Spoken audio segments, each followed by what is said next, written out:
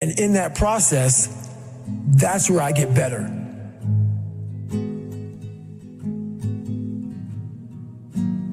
I get better when I'm digging holes in the ground, when I'm waking up early knowing I don't have to do these things. That's where I get better. So it's important to stay hungry. It's important to stay hungry, but it's important more to stay humble within that hunger. So while you're hungry, a lot of people are hungry, but humility is everything. What was that story about William Crawford, the janitor? Yeah, so this guy won the Medal of Honor. So he won the Medal of Honor, and which is the highest award in the military. And this guy went to the Air Force Academy, and he was a janitor. And no one knew who the this man was. He had the highest award in all the military for heroics. For heroics, saving lives, putting his life on the line, could have been killed. And he is now basically, cleaning shitters for young kids. And we can all imagine how that probably went. There's probably some, little bit of taunting here and there. And he just sat there and cleaned the shitter. So that's why he's in my trained humility part, because for this man to be at the level he was and have that kind of humility to go, I'm a Medal of Honor winner, but I'm gonna put that in my closet, and I'm gonna pick up my broom and dustpan, and I'm gonna pick up, this rag and clean this for these young men. That right there is amazing for me, man. That's where you grow. That's growth, huge growth. And also it shows that he was doing his job. He was a servant. He didn't look at himself any better than anybody else. The second you do that, you're totally lost. You cannot look at yourself like people, with me even, I always look at people. I know where you are. I know where, because I've been there. That's why I help so many people out. I've never been above you. I've always pretty much been beneath you, and that's where my knowledge came from. So I know how to reach those people who are in the dungeon, because I've been there so many times. You have to be your best self and your least motivated. And that's the tricky part about all that. Motivation is just a word. You have to have these different things in your mind on where you want to go, and know that motivation is not going to get me there, because I'm not going to always be motivated. Jocko said the exact same thing. He said that discipline eats motivation for breakfast. And discipline is good too, but without a clear headspace, there's no discipline. What do you mean? So let's say we have a circuit breaker, okay? And I'm loading everything up to one fucking circuit. Just load it up. It's gonna fucking blow. And once that thing blows, man, the circuit's all fucked up. You gotta have each thing plugged into the right spot, like a fucking crowded garage. You can't put anything in it. Once your brain is crowded, discipline is great. Motivation is great. But if you can't fit shit in your brain because it's all fucking cluttered with shit, there's no discipline. You may have it sometimes when it fits in that crowded garage of your mind, but you don't have the consistency that you need to have with that discipline. I call it mental zones. Is you're organizing your mind so you can put that discipline. So a lot of people talk about discipline. Okay, great. Why do you fall off the wagon? Why can't I continue with this routine? Going to the gym, being better, waking up early, eating the right foods. It's because maybe it's your kids, maybe it's your wife, maybe it's your job, and it's all just stuffed in your fucking brain. You don't have it compartmentalized and organized in these nice shelves. A lot of people whose brain, hey, where's my dumbbells? Let me look. They're fucking throwing shit. They're looking through totes. They're all fucked up. So where am I gonna put discipline in that mind if I can't find other shit? You gotta be able to find all these different things in your mind. Oh, I can put discipline right there. If your life is not organized, and your life being everything around you, because it takes one little the piece of an outside interference to clutter your whole mind. Your mind has to always be clear. That's why I meditate 2 hours every single night, because I refresh, I reorganize the garage, which is my mind, every night. So then discipline's in there, organization, everything is in this right spot. I'm waking up and I'm giving myself all this armor so when I come out in the world, I'm ready. I'm not waking up late. I'm not rushing around. I'm not disorganized. So when I wake up, I'm ready to go. Why is the truth so important? You have to have the truth to have a starting point. And your true self is found in that very uncomfortable zone. We all look for toughness. We all want it. But we look for it in a comfortable environment. You will not find toughness in a comfortable environment. Those of you who are listening to this, you will not find it.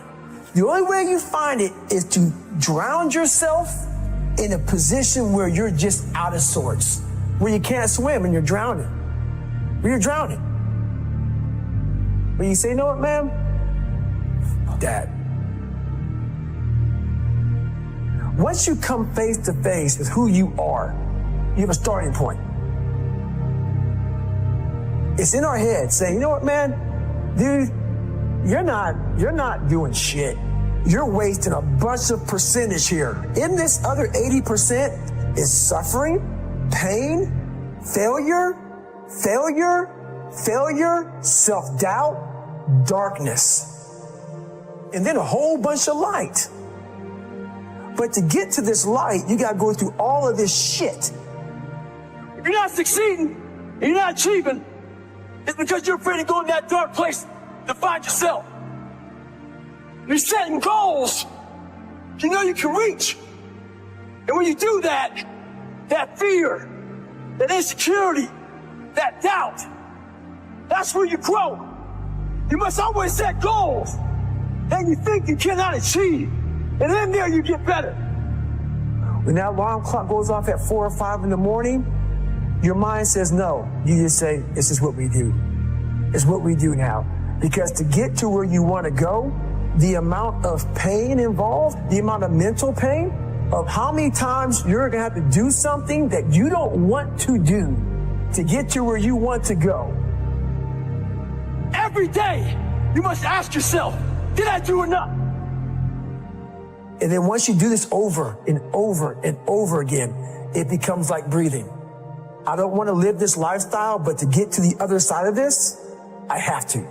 So if you really want it, you realize what trying is and what trying is not.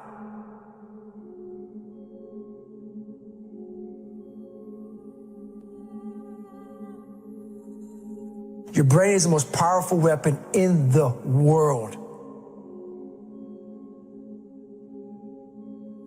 Once you put away your phones and your computers and all that shit we have nowadays, your brain is the only thing you have when you're going through depression, when you're going through hard times, when you're going through death, real life shit. You can't Google that shit, man. You're alone. You're alone. You may have a shrink you're going to, you may have a best friend you're going to, but there's 24 hours in the day where you're alone in this brain, and your brain is talking to you in all kind of ways, and it wants to control you and pull you in these different pockets. If you can't control your own brain and your brain controls you, you're fucked. You got to tell your brain where you want to go and how you want to go and how you want to get there. You got to control it. If not, it's over. It's over. All I knew back then was hard work. You got to work hard. You got to work hard. I can't get this paragraph. I can't remember what the fuck's in this paragraph to pass this test to get in the military. Read again. Still not getting it. Read it again. But if not getting it, write it out. And that's how I started learning. I realized if I keep going back and going back and going back until the shit just becomes, your mind will say, fuck, okay, we're going to figure it out. It'll find a way. Because he is not going to stop. It's not like, I'm going to try one more time. No. Alarm clock goes off, boop, we're going back. I can't read right, we're going back. I gave myself no way out, and my mind realized that. They said, okay, we're going to adapt and overcome now. That was my mindset. And that's how you get through things. You put yourself, you immerse yourself wherever it is, and you become that. I became hell. And that became my new norm. I gave myself no way out. There was nothing outside these walls of hell. Nothing.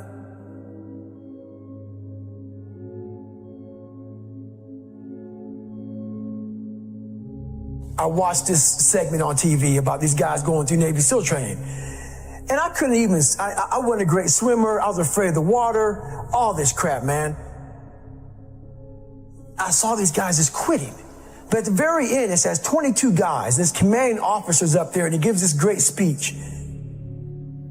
So I started visualizing me being the 23rd guy, sitting there with these guys. I said, man, if I could feel that, that would change my life. And what was that feeling you wanted so bad? Respect? Accomplishment? No, victory. I wanted to win. Not like beat somebody else. It wasn't about that. I just wanted to go the distance.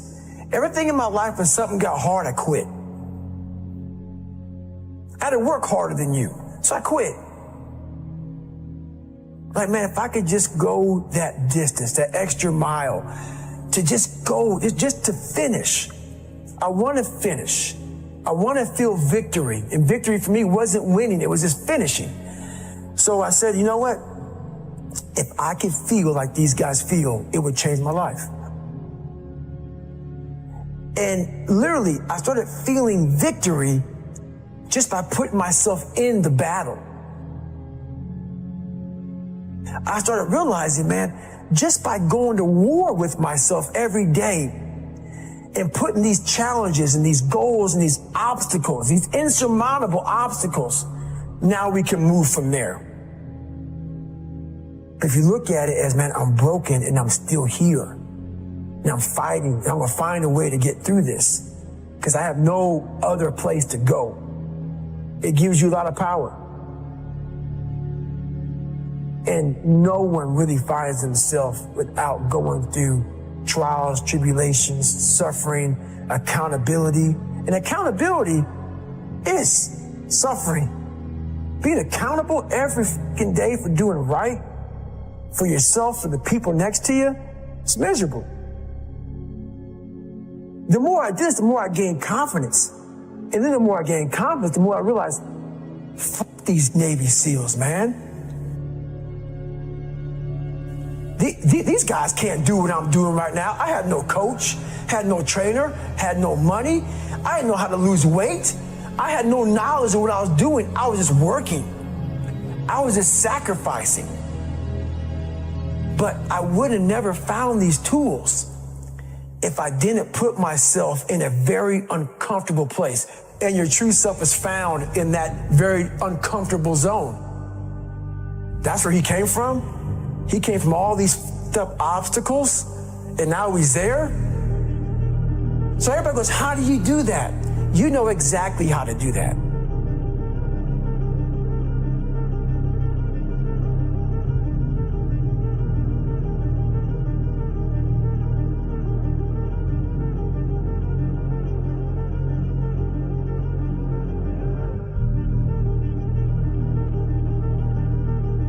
There's a lot of thought behind a person being a born loser, becoming who I am today.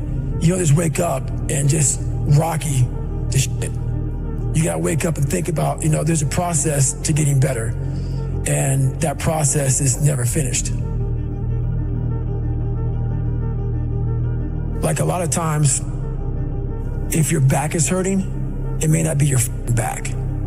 It may be something else in your body that's making your back hurt. For me, I'm like, man, why can't I get past this hurdle? So like I said, I'm always examining myself every day. What is it? What is it?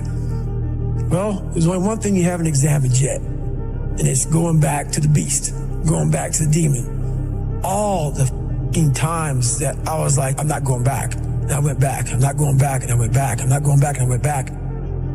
It showed me even more of what we have as humans. If we're willing to go there and we're willing to push that extra step. A lot of people, man, how do you do what you do? At the end of the day, I ask myself one question: can I take one more step? And usually the answer is yes. So if you can answer that question and not take another step, that is real failure. That is real quitting. So a lot of people can take one more step, but they choose not to. I don't know if you can take 2 steps. You got to answer that question after you take the first step. But I can always take one more step. So if I choose not to, that's on me. And I got to live with that. I had just climbed a mental wall that was amazing. And I didn't want anybody to take that pain away from me at that point, because that was all confirmation. So for me, this was the new level. You don't need a lot of things. Sometimes the only thing that kept me with that one step forward was one thing. Let's not quit yet, Goggins. Let's think about your options. Where are you going to end up if you quit this shit? Where are you going to go? And when I got done with that race, it's the worst pain. I can't even describe the pain of that last 30 miles to anybody. No one, it's very hard.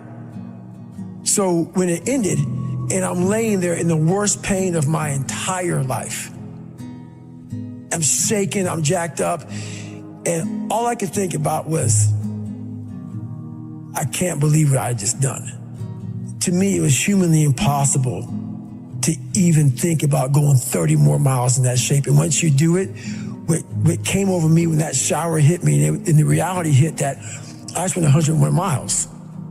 And that last 31 miles was something that I can't even describe to people. And what's amazing about the human mind is that it becomes your new norm. Like, to think that I can run 200 miles, 240 miles, and that becomes like running 50. I never thought that was possible. This is why I'm always pushing that limit, because I know that within pushing these limits, there's always more. Did that set the tone or the rhythm for what you wanted to try and achieve and feel again? Each time you're pushing further? I never wanted to feel it again. But what it did was it showed me what is possible. And that's what set the new stage for me. That's when I realized, oh man, I've really been underachieving my entire life.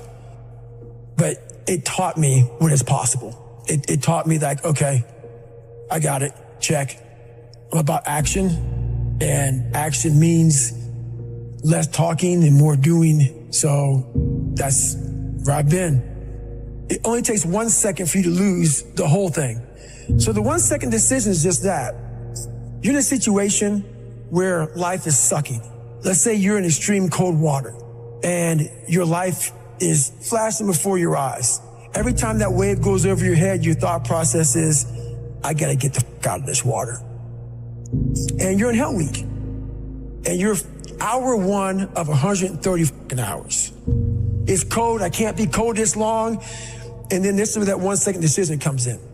You forgot every reason why you wanted to be there. You don't care about SEALs. You don't care about any of this. You don't care about fighting for your country. All you want to do is go back home. You want the warmth. You may want something to eat. All those things of comfort are there in that 1 second. And this is where people lose.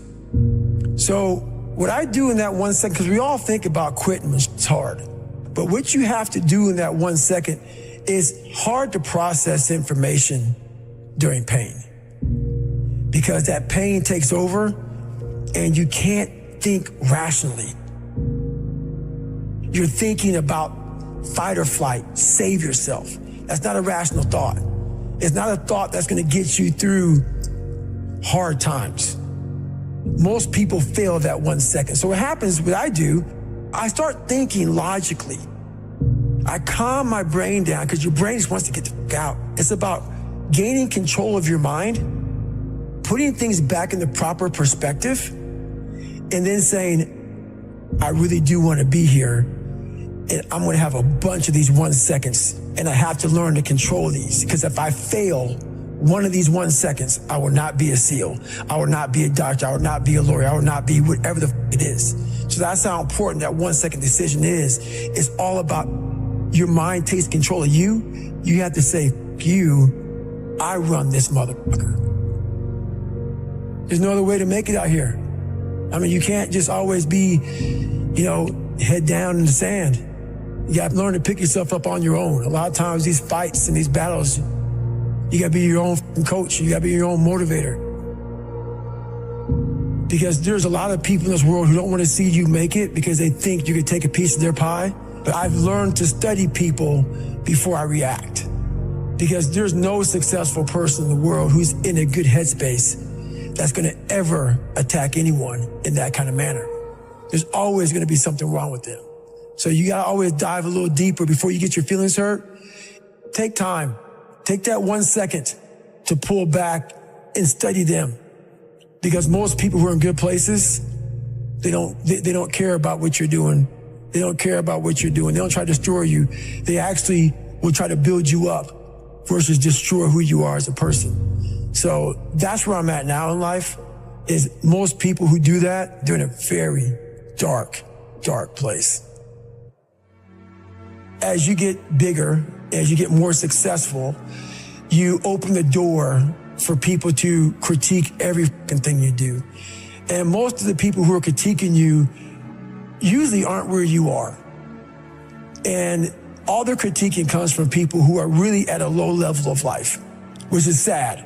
But what we do, people who are on the upper level, hearing the haters at the lower level, like I said, you'll never meet a hater doing better than you. True statement.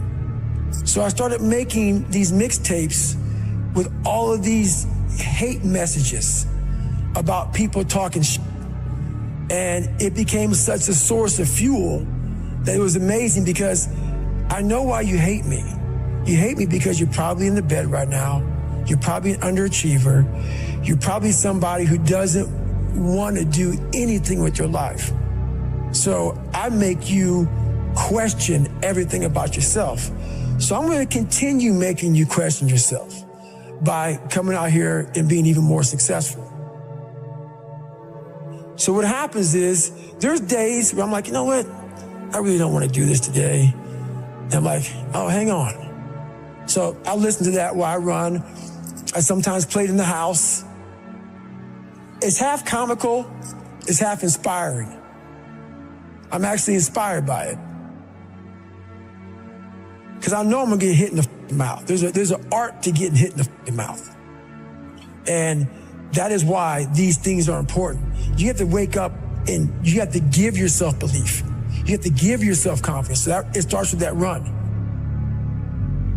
Belief is like, there's an after school special belief where the mom says, believe in yourself, and that's all great, but there's also a built belief.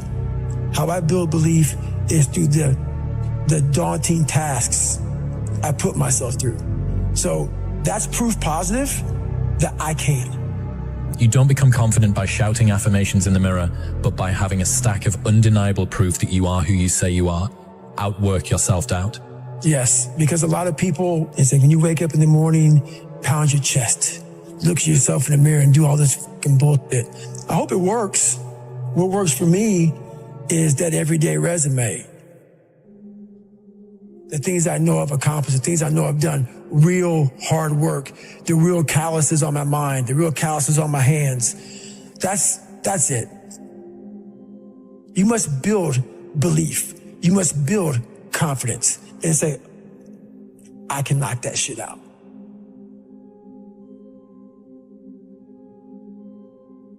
Instead of the path of least resistance, I started choosing the path of most resistance to prepare myself for the journey that was coming my way. And you realize through hard work, you can outwork anybody. No matter how badass they are. It starts with yourself, man. You gotta start diving into those things that you are afraid of. You don't gain confidence by going to the spot that makes you feel good. It could be a false reality. And the second life gives you that challenge, all you want to do is go back to what gave you confidence, is that happy spot. No, what gave me confidence was spending years at a kitchen table trying to learn how to read and write on my own, realizing I can't learn the way you learn. I can't, but I can learn. What gives you confidence is not being afraid. It's overcoming the fear. That's what gives me confidence, is facing these things, overcoming them. And maybe not overcoming them every day, But facing them and facing them and facing them, pretty soon like this, you know what, man, this is where it's at. It's not in that comfort zone. It's in the discomfort zone is where my confidence is getting built. That's where it's getting built. Happiness, peace, enlightenment, it's all up here, man. It's all up here. It's all up here. You just gotta be willing to go and face it. And that's the hard part. The physical standard is not what they need to meet. It's a mental standard you must meet in life. That's how I live my life. I now know that there is no cap on the human mind. There's no cap. We cap it ourselves. When most people quit, I had just started. Wow. And when you take that mindset and you learn to flip that around, that's what made me powerful. And my body followed. And so I said, I want to do this. I'm going to give myself a challenge every single day until the fear goes away. That's right. And I feel like that's what more of us should be doing. I'm hearing that that's how you live your life. That's all it is, man. And it helps me feel so much more confident. When you overcome that fear of saying this doesn't have control over me anymore, that's right. It's like you can be at such more peace. A lot of us speak in hollow words. I used to speak in hollow words. I don't do it anymore. Everything that comes out of my mouth has substance. It's real. We all have these feelings in our bodies, in our minds, in our souls. I act on mine. A lot of us who are afraid of something, we allow our minds to choose the path of least resistance, so we go a different route. When I'm afraid of something, it's telling me you must do that. Life is one big mind game. And you're playing it with yourself. You cannot lose perspective of where you've come in life.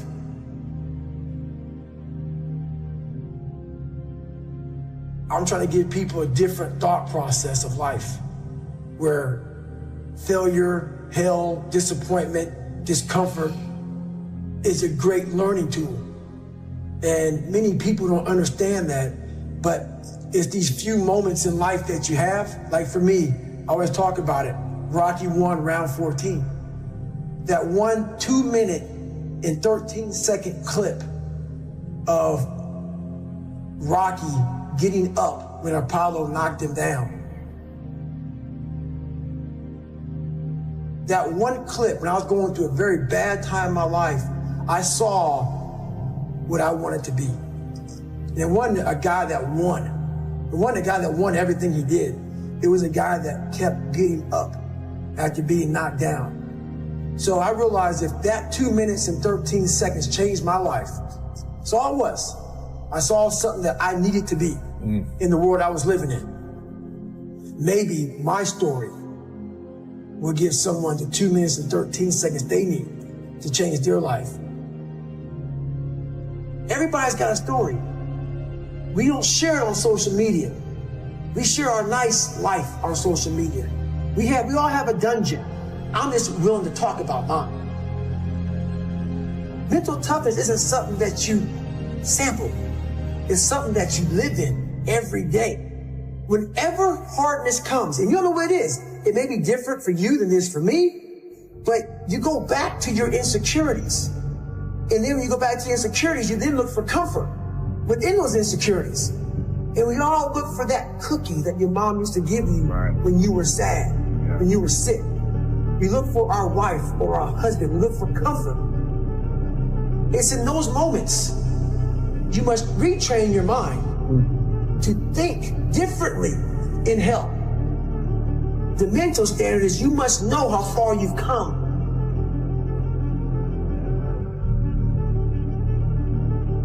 I walk in a room now and I know the hours and years and decades I put into David Goggins. That's something, it's not on the wall. It's not a trophy on the wall. It's not a medal on your neck. I don't care how you perceive David Goggins, because through my journey, I figured out the one piece I was missing. I thought it was cars. I thought it was women. I thought it was money. I thought it was everything. The one piece I was missing was me having the courage to face myself. Where I got my work ethic from was the hours I had to spend learning this. When you sit down and you're not smart, and you have a disability, and you still want to be at the top of your class, I didn't want to just get by. When I realized that I can learn through hard work, and I can beat the valedictorian in school, but I got put in 10 hours more a day than he does. You know what kind of strength comes from that? When you're sitting down, that guy that valedictorian studied for an hour, and you know I caught you. I have the work ethic to catch you. That's where David Goggins got really invented. Was at a kitchen table with 20 spiral notebooks that were empty, and then they were full. And when you can go through that, I still have them in my storage unit. You go through these spiral notebooks of your life, and you realize, this is how I learned. This is unbelievable. It wasn't until I got real sick and my life got real quiet. I went from running 205 miles in 39 hours to I couldn't get out of bed. My life was taken from me. And that's when I realized I hadn't taken time to think about what I'd done in my life. I'd done all these things, but there was no finish line. I finished a race of life, and I wouldn't even receive my medal. I go on. I get in the car and I go. When I started figuring out life, that I was leaving so much in the tank. Once I realized, my God, man, I was this dumb, fat kid being bullied, and now I'm a 180-pound person, lost 106 pounds in less than 3 months. Learn to read, learn to do this, learn to do that. I was like, I need more. I was fueling my mind with everything. And I never took time to say, my God, you came from this hell, and you're here. I had come 8,000 miles from where I started. But if you never know that, you're still in a $7 a month place. So it's that quiet place. It's that place by yourself. It's those hours and years and decades by yourself in the grip of life.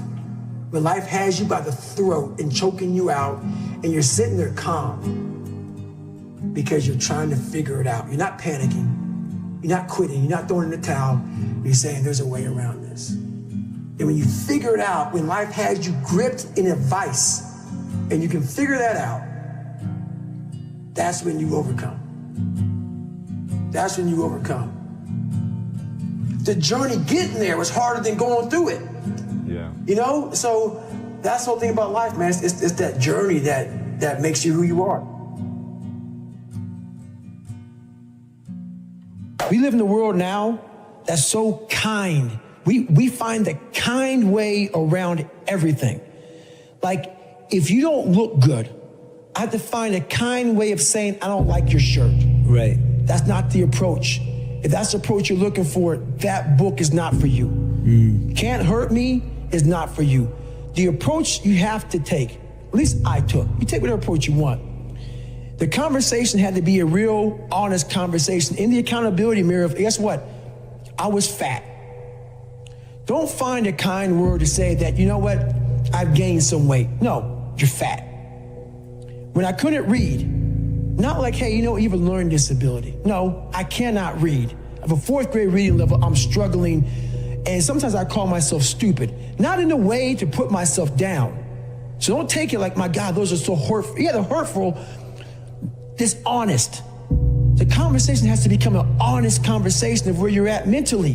Where am I at mentally? I look like I feel like I'm falling behind in school. I'm lazy. My house is a mess. You have to look at what it is and call it what it is. Don't find words to make yourself feel better, because so we hang around people that make us feel better, that tell us what we want to hear, not what we need to hear. And so we stay away from those people. And we stay away from those people, like our internal dialogue becomes that kind, it's okay. It's not okay. So that's where it starts. It starts with that accountability of, it's not okay anymore. This can no longer be okay. And calling yourself out for exactly what you are and exactly how you need to fix it. If you walk into any kind of event whether it be physical or mental, if you walk in with already putting that block on your mind of, man, this ain't gonna happen. People go, how did you run 135 miles to Death Valley? How did you run 100 miles with no training? Because I went into it not thinking, I can't do this, man. I went into it with a strategy. I had an open-mindedness. So until your mind is open to the possibilities that I can do this, you would never be able to do it. Once the mind starts to believe it can be achieved, it then, only then, does it start to break down tactically how we can do this. Until then, you're gonna always lose. I came home one night from work, spraying for cockroaches. And long story short, I turned on the Discovery Channel. I saw some guys going through Navy SEAL training. And they were going through Hell Week, and they were getting their ass just beat. You know, in and out of the water, guys ringing the bell. They were suffering. And I was weighing like 297 pounds. And I had to make a change in my life. You know, I was at an all-time low, and I wasn't going anywhere, and I was exactly what everybody said I was gonna be, which was nothing. So I had to make a change. What was it about seeing suffering that's really interesting? And I actually get it, but I want to hear you explain it. Why suffering was the thing that triggered that thought? Well, for me, growing up, I came from a horrible background. I got called nigger every day of my life growing up, lived in a small town. The Klan headquarters at that time was about 20 minutes from where I lived. Right. One of the high-ups in the KKK, son, sat behind me in 2 classes, so he called me nigger all the time. I got my first car, they spray painted nigger, we're gonna kill you on it. So I was just an insecure, scared kid. And the only way I could find myself was through putting myself through the worst thing possible. Because I'm gonna say the exact opposite of what the world, today's world is saying. So we read a bunch of books nowadays. As humans, we wanna find out how to be someone else. What we don't do is we don't go inside. So literally turn yourself inside out. Read the book that's like we're writing a book every day of our lives, but we never read that book. Every day we're seeing who we are as people. When I was growing up, I lied for people to accept me because I didn't accept myself. So I would make up stories so then you would accept me into your world.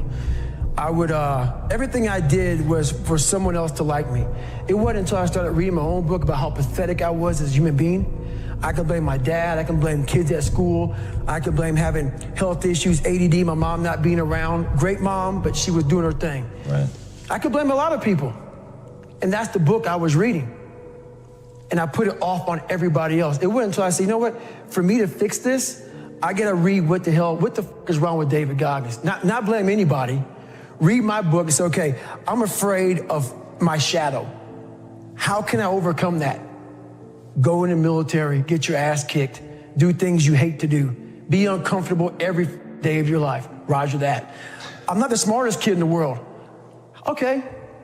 Instead of somebody saying, oh no, you're smart. No, don't say that to yourself. I said to myself, no, I'm a dumb. Okay, roger that. How you get smarter? Educate yourself. So the things that we run from the truth. We're running from the truth, man. So the only way I became successful was going towards the truth. As painful and as brutal as it is, it changed me. It allowed me to become, in my own right, who I am today. Rule number 4, visualize the end result. I have the ability to see the end before the beginning even begins. And what that means is I know that to get to the very end, I can see it right now. So before I went to Buds, and I was losing all the weight and I saw myself walking across the stage at 191 pounds, because that's what I had to get to get into the door. I saw myself 6 months, a year later, whatever's gonna take me to do it, I saw myself walking across that stage, getting that certificate of graduation from Buds. And I was able to be there at 300 pounds. And that feeling, that I was nowhere near that feeling, I was able to put myself there 1,000,000 times every day. And that feeling of like, my God, that is gonna feel amazing. That's what made me suffer. That's what allowed the pain to be real and say, this is worth it. I want to feel for this next 18 months, it took me 18 months to finally become a Navy SEAL, to finally, just get through BUD/S. 18 months, it's 6 months. It took me 18. That's what woke me up every morning was, I'm gonna put myself through this much pain and suffering for a few seconds. That's all it is. A few seconds of joy. And it's so worth it, man. That's what people don't get. So I'm able to put myself at the finish line, even though I have no finish line, but at the finish line of an event before I even start to say, how are you gonna feel at the end of this? Visualizing is my biggest tool of life. That's why I've been able to put myself in cold water, put myself in a 100-mile race millions of times before I've done it. And I'm able to go through the race and see how I'm gonna feel at mile 50. Almost to the exact feeling. Right, so when it comes up, it's no surprise. It's no surprise. I've already done this a million times. I prioritize trying to win the battle in the morning. So I always win the battle in the morning. So I get up in the morning time, every morning I go for a run. That's the first thing I do every morning. Haven't taken a day off of running since December 2016. Every day, up in the morning. So I also stretch out every day for about 2 to 3 hours. Every day. I've missed 2 days in about 5.5, 6 years. So that's just my routine. And about 4 days a week, I'm in the gym hitting the weights. Because you can't just be a runner. So this is every single day. The monotony of my life, but this is what builds discipline. And not everybody, I'm not telling everybody to do this, but this is my lifestyle. This is how I build self-discipline. Time, why? Well, I hate to say it, the best way for me to get how I feel across, I can't sit here and say, I went through Hell Week and man, it was really hard. No, that takes your damn soul, rips it inside out, and then they say, now we're going to start. It allows me to express where I was at a point of my life. If I don't give you all of me, why the hell am I here? How will you learn from me? People take so much offense to me. You will never learn from people if we always tap dance around the truth. Oh God, I love that. We tap dance around the truth by finding the right words so I don't hurt you because you have thin skin.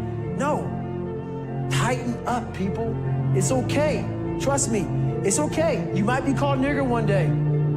It's okay. You might be called some Jewish word or some faggot or gay word. It's okay. Let them call you that. What are you going to do now? They don't own your life. How are you going to control that now? How are you going to flip it upside down and say, Roger that, now I'm going to harness this shit, and you'll read about me years from now? How? That's the question. How are you going to do that? Thicken your skin. Become more of a human being. Don't be afraid of the reflection in the mirror, because that's all you can be afraid of. Once you overcome the reflection in the mirror, you've done it. You are pretty good about celebrating the victories along the way and celebrating yourself. I talk about it with my fiance every single day. I talked about it with her 2 hours today. I said, we are grinding so hard that we are losing the vantage point of what we have accomplished today. We got podcast, interview, flying, do this, do that. I'm like, stop. It's just me and you and this mom and pop thing that we're doing. Look at where this book is at right now. It's crazy. Look how many people we're touching. Shut up and just think for a second. Let's stop. Because all we did was talk about this and this. We got to keep, no, enjoy this for a second. We have to take time and realize what we've accomplished here. That's an evolution for you, man. Huge, but that's I realized, a very different David Goggins than even from a couple of years ago. Huge, because you have to, what is it all about? I'm going to keep on grinding. That's not what I'm saying. What I'm saying, though, is you have to respect what you've done. Take a second, not live in it, not sit around and say, I'm good. Sit back and say, let me look at the vantage point now that I'm at. That's why you reset the vantage point.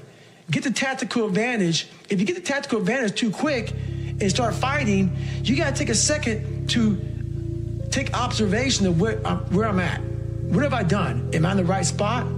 I'm obviously in the right spot right now. Now we can go back to fighting. And rule number 8, the last one before a very special bonus clip, is outwork everyone.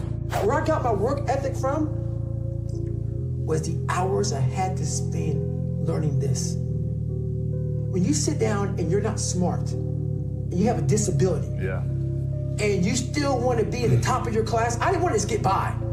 When I realized that I can learn through hard work, and I can beat the valedictorian in school, but I got put in 10 hours more a day than he does. You know what kind of strength comes from that? When you're sitting down, that guy, that valedictorian studied for an hour, and you know, I caught you, and I am dumb. But I have the work ethic to catch you. That's where David Goggins got really invented. Was at a kitchen table with 20 spiral notebooks that were empty. And then 3 months later, they were full. And when you can go through that, I still have them in my storage unit. You go through these spiral notebooks of your life, and you realize this is how I learned. This is unbelievable. There's no miles. It's not about the miles. It's that. Having a discipline every day to say, for me to learn this one math problem, it's gonna take me 10 hours. Wow. And that's where and you realize through hard work, you can outwork anybody, no matter how badass they are. But that's the part people don't want to dive into. So one big thing is the accountability mirror. You have to start with yourself. So what happened in my life was we started to get, I call it like the rucksack. A rucksack is a pack that you carry in the military, and you put all your stuff in it. Your radios, your food, your water, all that stuff you have to carry in the military. That's your rucksack. It's a backpack, pretty much. As you're growing up, we all have a backpack. Most of ours, hopefully, is empty, you know, and what we put in it is all the crap we go through in life. That's what is in the backpack for the civilians, and we carry it around with us. So what you have to start doing is realizing that no matter where you're at in life, I got called nigger a lot. My dad abused me, you know, learning disabilities, stutters, immaturity, insecurities, self-doubt, so much crap on top of me. So much stuff. I lied a lot to create friends. So much stuff was in my backpack. No one's coming back to help me. So it starts with that person in that mirror. You have to realize you are on your own now. And whatever else you believe in, I don't care what you believe in, but on earth, it's a very lonely journey. And it starts with the accountability mirror of looking at saying, hey, my dad who beat the hell out of me is not coming back. All these things are coming back. I have to face myself. And you have to own all those things that people may have done to you. Now it's yours. You got to own it. It's yours now to fix the problems that people did to you. It makes no sense. It's not fair. I get it. But if you live in that woe is me mentality of guess what? My dad did this to me. My mom just did to me. People who bully did this to me. You're gonna always live right there. You have to figure out ways to move forward because you're not coming back. And it starts with the mirror. I call it the accountability mirror in the book. My family couldn't even swim. Yeah. You know what I'm saying? I mean, we had no athletes in my damn family. And I was a kid who kind of got the bad genes. You know, I had all these little sickly issues, all these allergic to shit. I was a little sickly kid. And it's funny how when people hear my story now, they want to put a title on me. Like, I'm superhuman. Yeah, like you had some special skill or capability. And I love it because basically it makes you feel better by putting a title on me. Right. You can do it too. Absolutely, right. And so basically, it's a choice. Yeah, it's a choice. Yeah. It's a horrible choice. Right. It's a hard choice. It's a lot of suffering involved. So for me to get the start line, through that start line journey, I realized I'm capable. So what happens through this whole process is the change of the mind. It's a change of the guard. Someone once owned my brain. I never owned it. Yeah. I had no control of You outsourced it. Yes, right. Everybody had it. It was my dad's fault. It was the kids that called me nigger fault. My mom wasn't home fault. My soon-to-be stepdad's fault. The little kid that got ran over by the bus fault. My life was, everybody had a piece of my brain. Yeah. And through this journey of suffering, and the suffering, I put it in because I started finding myself. Yeah. And I started, oh no, I'm taking this back from me. This part of my brain is mine now. And I started puzzling back this piece of my brain. And through that, I grew confidence. In this process, I went from David Goggins, I started forming a guy named Goggins. I had to really I realized I had to reinvent a whole nother human being within myself because who I am wasn't gonna make it. This guy is not gonna cut it. So I had to be a guy who can take any kind of pain, any kind of suffering, any kind of torture, mentally, physically, emotionally, spiritually. I had to have the people who, I had to visualize everybody that called me nigger. You had to be in a room of people like this. I had to make up these things in my mind, of things I had to overcome. And I started callousing my mind through a process, and it basically started with working out. It started with working out. It started with doing, like, if it started raining outside, for instance, my mind would say, "F that, man, I don't want to go run." If it was 3 o'clock in the morning, it started raining outside, my mind said, "You got to go Get up and go run." You have to," because I was fighting this other person. So you essentially tried to do everything you didn't want to do. That's all it was. Period. Dot. Everything I didn't want to do is what got me to where I'm at today. Interesting. Every single thing. So where we find comfort, that's where I started getting scared. When I started saying, "Oh, it's raining, I'm not going out there," no, you cannot say that. You cannot do that. You have got to do this. The other, so whatever my brain thought, I did the opposite. Wherever the comfort was, I went the opposite direction. And over a period of time, boy, it calluses the out of your mind. You start to really develop a whole nother being. I say "what if" a lot. It sounds corny and it sounds weak, but it's true. One of the recruiters said there's not many black Navy SEALs. Matter of fact, I was the 36th African-American SEAL in history. It's in over 7 years. Because the water, you know. Right. I mean, people get mad at me. It's true, just get over it. And so I was like, man, what story would it be if my fat, dumb, lying to be friends with people, insecure ass can overcome this? And that what if mentality, like that dreamer mentality, just would always fuel me. It would just fuel me, man. What if I can be a SEAL, man? What if I can go from running a quarter of a mile, now I run 205 miles. What if I can go? What if I can go? And what if, how would that feel if I'm graduating? Because I'll forget at that graduation thing I was talking about, 224, like the video I sat down and watched. This command officer stood up and he said to the graduation, guys who are graduating buds, like 18 of them, he said, "We live in a society where mediocrity is often rewarded." And he went on to say something about these men detest mediocrity. And I wanted to be a man that detests mediocrity. My biggest advice to give everybody in the world is, like I say, we live in an external world. Everything is you got to see it, touch it, it's external.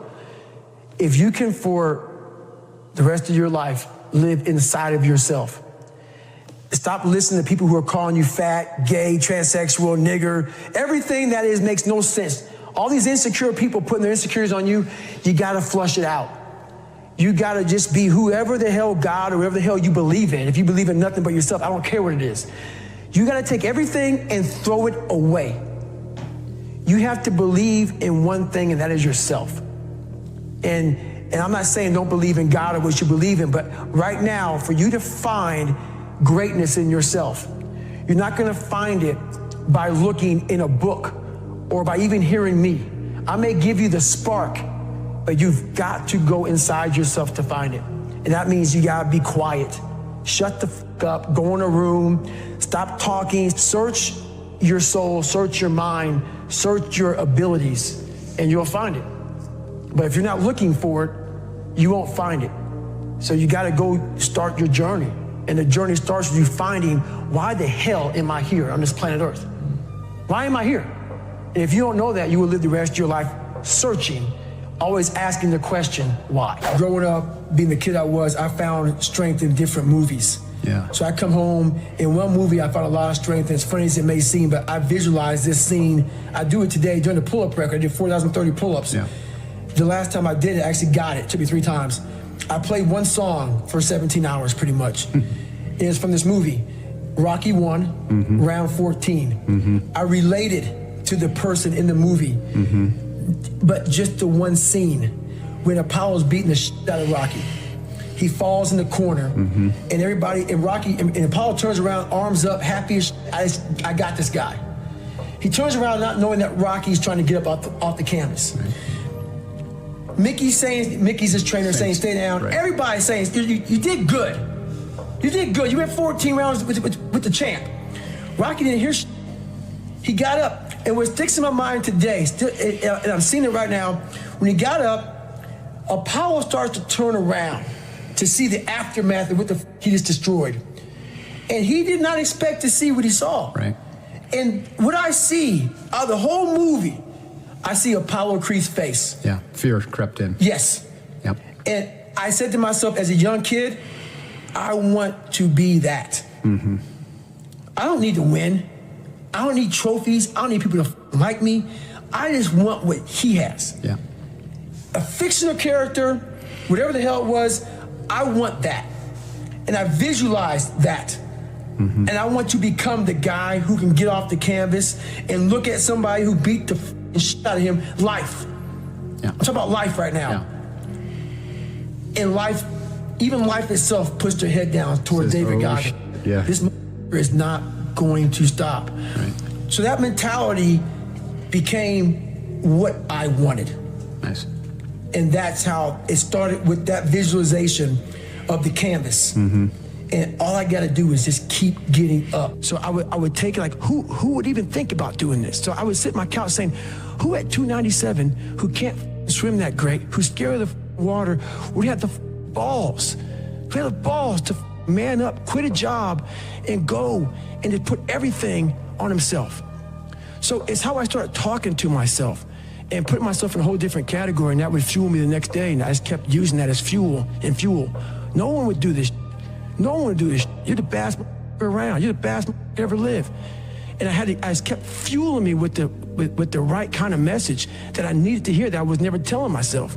And through time, it became reality to myself. So you start out on the first day, and then do you start running again the second day? Yeah, the second day I went right back after it again. But I started realizing I can't run that far. Right. So what I did was I became damn near a professional cyclist with the miles I put on the bike. So whenever I watched TV, I had to be doing something. So I was riding the bike. I rode a bike a lot to lose the first initial kind of weight, because my bones were just hurting so bad. My body was just broken. And I learned to get over that also. And I tried to swim a lot. I wasn't a great swimmer, but putting fins on kind of equalized my body. I wasn't so negative buoyant. So I started finning a whole bunch. And I spent hours in the pool, trying to get more and more comfortable. Not because I was going underwater. I was so scared of the water that I had to live in the water. I had to become one with the water. So going to the pool used to scare me. So I went to the pool an awful lot. And then the bike got easier. I was able to run more. I went from like 1 mile. 1 mile was a great accomplishment. 2 miles, and then from 2 to 3 was a big one. Then I went from 3 to 6. And then, like, they have a warning order that they give people to get ready for buds. And the whole thing was running 6 miles 5 days a week. And that was my goal. And so I failed, I go back to scratch. I use some positive motivation. I have like one day where I'm like defeated. But I started realizing this is part of the process. This is part of the journey. I had to realize this is part of my process versus just saying, like I used to, I'm just not good enough. If I'm not good enough, we always say that I'm just not good enough, and then we try something else. I'm gonna make myself good enough. And that became my mentality. I'm gonna make myself good enough. And so I'm misunderstood a lot, but that's all it came down to. I made myself good enough. And the days I couldn't run that far, the next week, I would do 2-a-days. So like on the running, if I ran a quarter of a mile, I wait a couple hours, it'd haunt me, bother me. I try to run a half mile the next time, same day. You can do more than this. If I had to walk, I had to walk. It just became just a process of grinding, and grinding is not even a good word for it. It's not even a good word for it. And just going further and further. And then when I got through running, I go to the bike, I go to the pool. If I got tired somewhere, my legs were tired, I go to the gym. And I developed this crazy workout where I was doing volume, like 200-300 reps of like very lightweight. People always say, how come you don't have any like loose skin? My workout routine in the gym became sick. It became sick. I was just doing 200-300 reps, 400 reps on like chest, just like for one simple exercise, the bench press. And I would rack it, get back on it, just rep it out, trying to burn as many calories as I can, build that muscle mass. And I just became just became obsessed with it. You once said that if you were growing up in this generation that you would have a field day because you would take their souls. What did you mean by that? The younger generation quits, not everybody. So I gotta put that, people get their butt hurt. So not everybody. Most of this generation quits the second they get talked to. You did this wrong, or they get yelled at. It's so easy to be great nowadays because everybody else most people are weak. This is a softened generation. So if you have any mental toughness, any ability, if you have any fraction of self-discipline, the ability to not want to do it but still do it. People have a hard thing to understand. I hate to run. And what makes me so crazy, it doesn't anymore, is people go, well, why do you run if you hate it? What are you talking about? I don't want to take showers and eat either. I hate that too. That's life, man. It wasn't until I changed that mentality that I became somebody. I hated going to school, so guess what? I was dumb as shit. That's what, 1 + 1 is 2. But if you can get through to doing things that you hate to do, on the other side is greatness. That's what people understand. By me running, I am callous in my mind. I'm not training for a race. I'm training for life. I'm training for the time when I get that 2 o'clock in the morning call that my mom is dead or something happens tragic in life. I don't fall apart. I'm training my mind and my body and my spirit so it's all one, so I can handle what life is going to throw at me. Because the life I've lived, it throws a whole bunch at you. And if you're not physically and mentally prepared for that, you're just going to crumble and you're good for nobody. Talk to me about what it takes to be on one side of a door in Iraq or anywhere, knowing on the other side of the door people who are not afraid of you. They're ready for you to come in, and you still have, and they have guns, and you still have to breach that door. That's a great question. That's a very scary situation when you are on one side of the door and your mind is racing, because on the other side of that door, it could be no one. It could be 4 guys with 4 AK-47s. That door you're about to open could be booby-trapped. So once you open it, boom, your legs are gone. So there's 1,000 things you think about when you're the first guy, second guy, third guy, getting ready to go in a room and flood it. And that's why I talk about the warrior mentality. And that's why so many people are lost when I start talking. You have the right. You're lucky that you don't have to think like warriors think. You're very privileged. I chose this world to be a warrior, and I would choose it again if I came back to this world. But the mentality of a warrior is very different than normal mentality. You must be that person on that door, get ready to open it, thinking to yourself, if I die, so be it. The only way you can go in that door is knowing there's a great chance you're gonna die. Like being a SEAL, you train with live ammo. You jump out of an airplane, everything you do, you could die. So to be a warrior, why people don't understand me, I'm glad you don't understand me. Merry Christmas, good on you. Because being a warrior takes a whole different mindset. A whole different mindset to know that there's a great chance I may not be in the military. Like I was in for 21 years. I'm lucky. I'm very lucky that I'm alive, able to talk to you, able to still run. But when you sign up on that dotted line to be like a SEAL, your mentality changes. I may not live. You gotta accept that. And that's the mentality you have. And that's what makes you a warrior. If you're scared to die, you're a bad warrior. I hated jumping out of airplanes. I hated shooting guns. I hated the job as a Navy SEAL. But I did it because I wanted to change myself. Everything I do, I'm not really comfortable doing. But if you choose to go that route, to go be a Navy SEAL, you might as well go be the hardest in the world. Because if you're choosing to do something, you have 2 routes. You can go there and be a little weak person and get through barely, and that's your reputation. Or you can go through the hardest guy you can possibly be, and that's your reputation. So my whole thing is, if you're gonna choose to open that door in Iraq or Afghanistan, open them and go in hard. Because they're gonna remember you by slowly opening it and peeking in.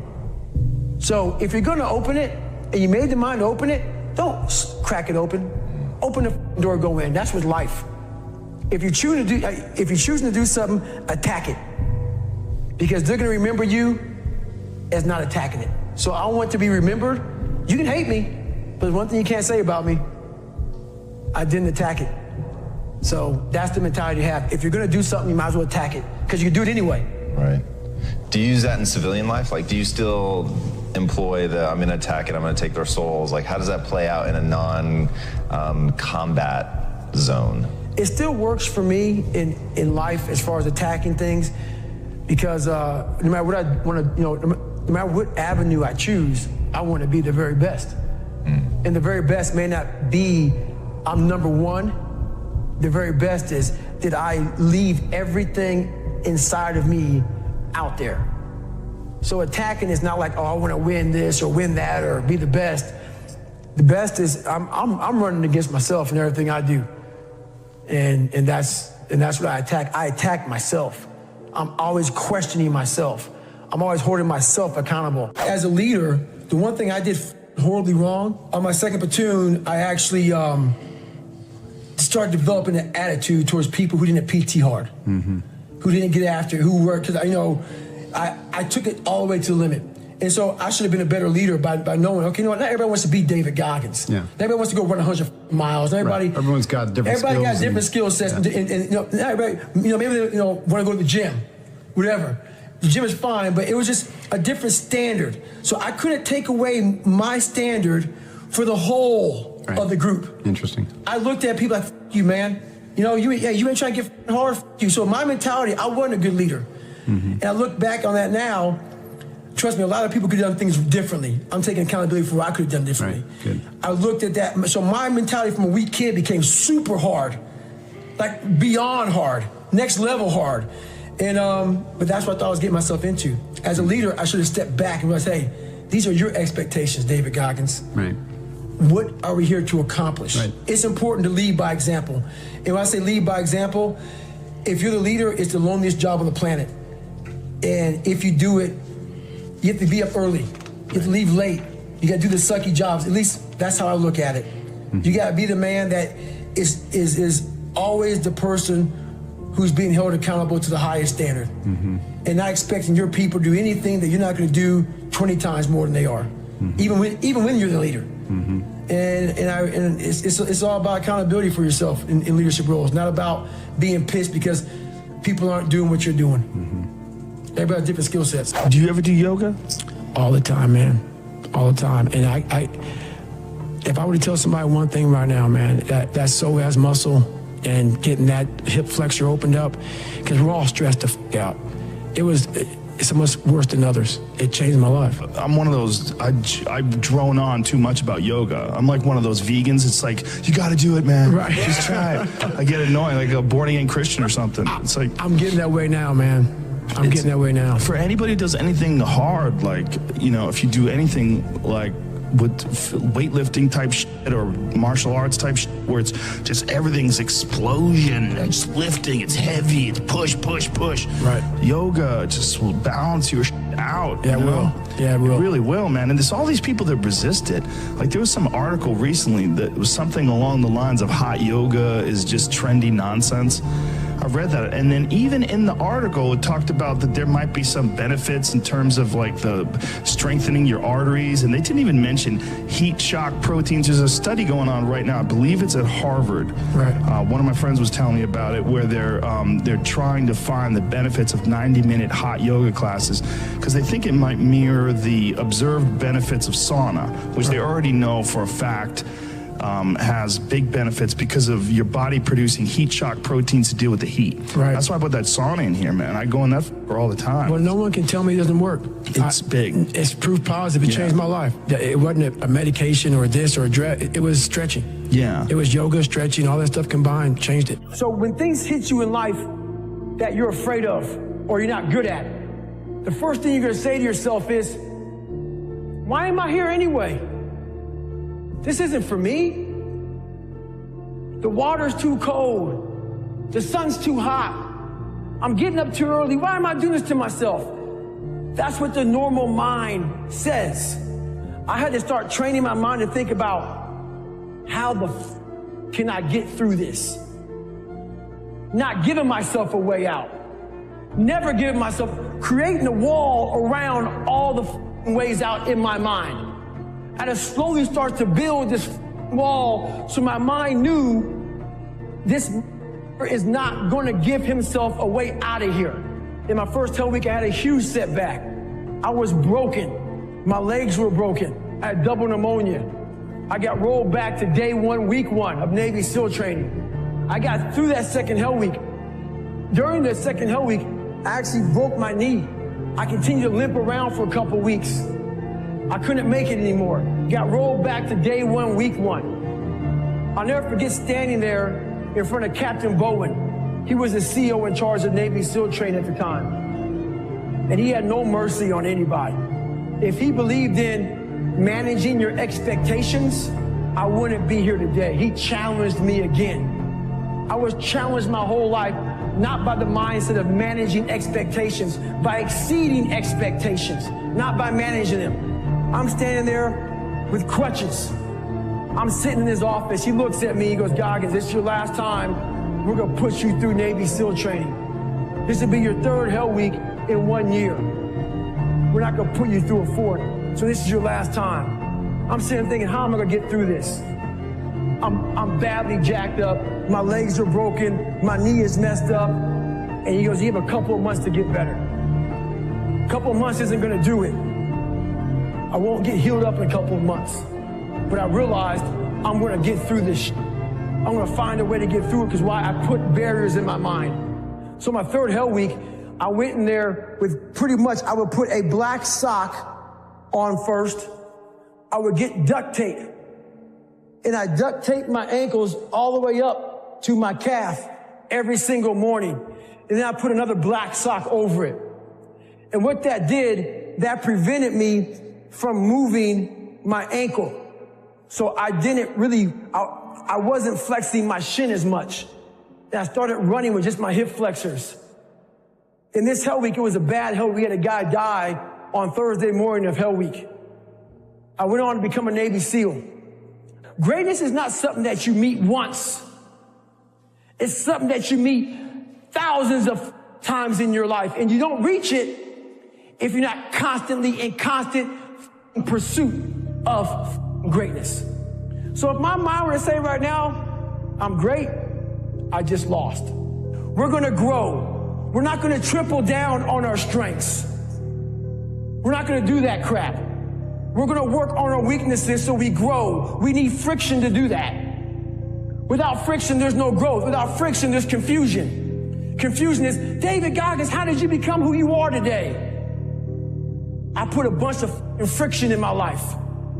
And I grew. That's how I did it. You know how you get mentally tough? It's a lifestyle. Instead of hitting that snooze button in the morning and not making your bed and not cleaning your house, you don't hit the snooze button. You get up. You don't want to go run? You go run. You don't want to go swim? You go swim. You don't want to make your bed? You make your bed. You don't want to clean your house? You clean your house. You don't want to study? You study. That's how you start to callous your mind. So that became my life. If you say you're going to wake up at 4 o'clock in the morning to go run, wake up at 4 o'clock it's going to suck. It's not going to be fun. Do something that sucks every single day of your life. That's how you grow. Embrace the suck. I was in Spanish class, obviously, opened my notebook up and said, nigger, we're going to kill you. Had a drawing of me and actually talked to the principal because I'm in the process of writing my book right now. Mm-hmm. His name is Kurt Freeman. He goes, yeah, I talked to him 2 days ago. No kidding. He said, I remember like it was yesterday.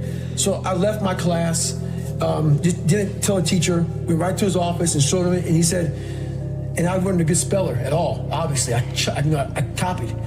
And they spelled nigger Niger. I didn't know how to spell a nigger, you know what I'm saying? They spelled nigger Niger.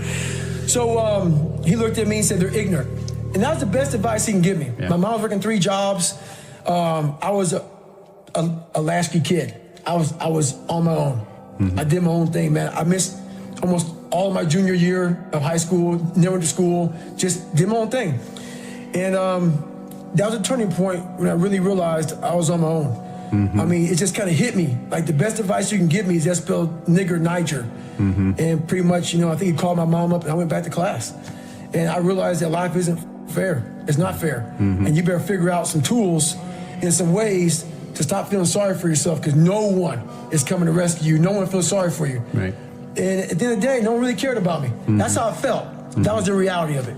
Your mind is so powerful. And I didn't realize it. I went through 3 hell weeks, Ranger School, Delta Force selection, all this stuff.